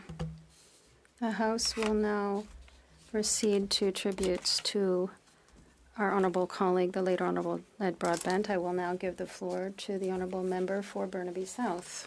Thank you very much, Mr. Speaker. Thank you. I want to begin by extending my condolences on behalf of all New Democrats to the family and friends and those who loved Ed Broadbent, his partner, Francis, his family, and of course his many friends. I also want to take a moment to thank the Prime Minister and the Canadian Heritage for yesterday's state funeral. It was a fitting tribute to Ed and his incredible life. And I want to thank everyone who helped to organize it and who participated, particularly the Broadbent Institute. I shared this story at the funeral, and I want to share it again. Every time I was at an event with Ed, and I could see him in the crowd, and I was speaking at that event, I would always take a moment to invite people to applaud the legendary Ed Broadbent. I'm not sure he always wanted that type of attention, but I did it anyway. And I also took a moment to say, looking Ed right in the eyes, I would always say, Ed, you're who I want to be when I grow up. And Ed, as a very generous and compassionate person, would laugh as if it was the first time I had said that. And initially, it was maybe a bit tongue-in-cheek. And every time I said it, I meant it more and more. And I wish and I hope Ed knew how much I meant that.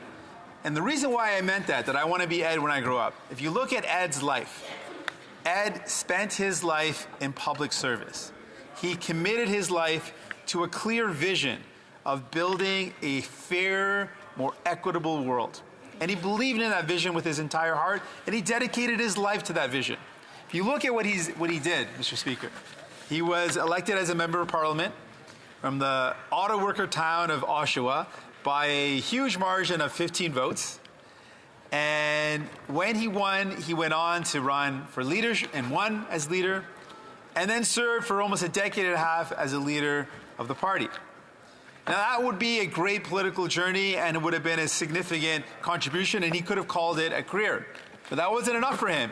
After having served as leader and retiring, many years later, he was asked to run again. And folks in this House will understand what that's like, to be the previous leader and to be asked to run again, and he agreed under Jack Layton to run again, and he won his seat in Ottawa Centre as a member of Parliament once again. Then when he finally took his retirement, again, one would say he has done his service. He has fought for working class people the way he wanted to. But it wasn't enough for him. In his retirement, when most of us would think of lots of ways to spend our retirement, he then founded an institute in his name. Didn't just found the institute, the Broadbent Institute, but was an active participant, constantly finding ways to push forward and grow the institute so it could be a place for working class people, a place for the activists, and to train the future leadership for the movement. He was persistent in his clear pursuit of a vision of social democracy. That's not all. On top of being very active with the institute he founded, most recently he wrote a book, again laying out his vision for social democracy. That's why it's who I want to be when I grow up, to never stop giving back, to dedicate one's life to a vision of a better world. And he made it clear what a better world would look like. For him, Ed Broadbent believed in democracy. But for him, democracy wasn't just the idea of having the right to vote, that the political right or the civic right was not sufficient, wasn't good enough. One also had to have the true elements of democracy, meaning people needed to have economic equality, economic justice. What that meant is you needed to have the right to vote, but also be able to earn a good living, to be able to have a safe place to call home, to be able to get to and from the polling station in safety, and to be able to participate meaningfully in society. He was a true believer of democracy in all of its elements. He also made it clear that he was not satisfied with New Democrats just being the conscience of Parliament. He made it absolutely clear he wanted to be Prime Minister. He believed we needed to use our power in this place to make life better for working people. Ed Broadbent croyait qu'il fallait... Ed Broadbent believed that we needed to use the government's power to do good, to tackle those with power and protect the most vulnerable. He believed that Ottawa needed to work for people and not for billionaires. It wasn't enough for him to be the conscience of Parliament. He wanted to be Prime Minister. He didn't engage in false debates where it was a choice between respecting one's principles and winning an election. He thought that it was possible to do both things. In fact, the only way to win was to show Canadians a political platform based on principles that put their interests in top priority.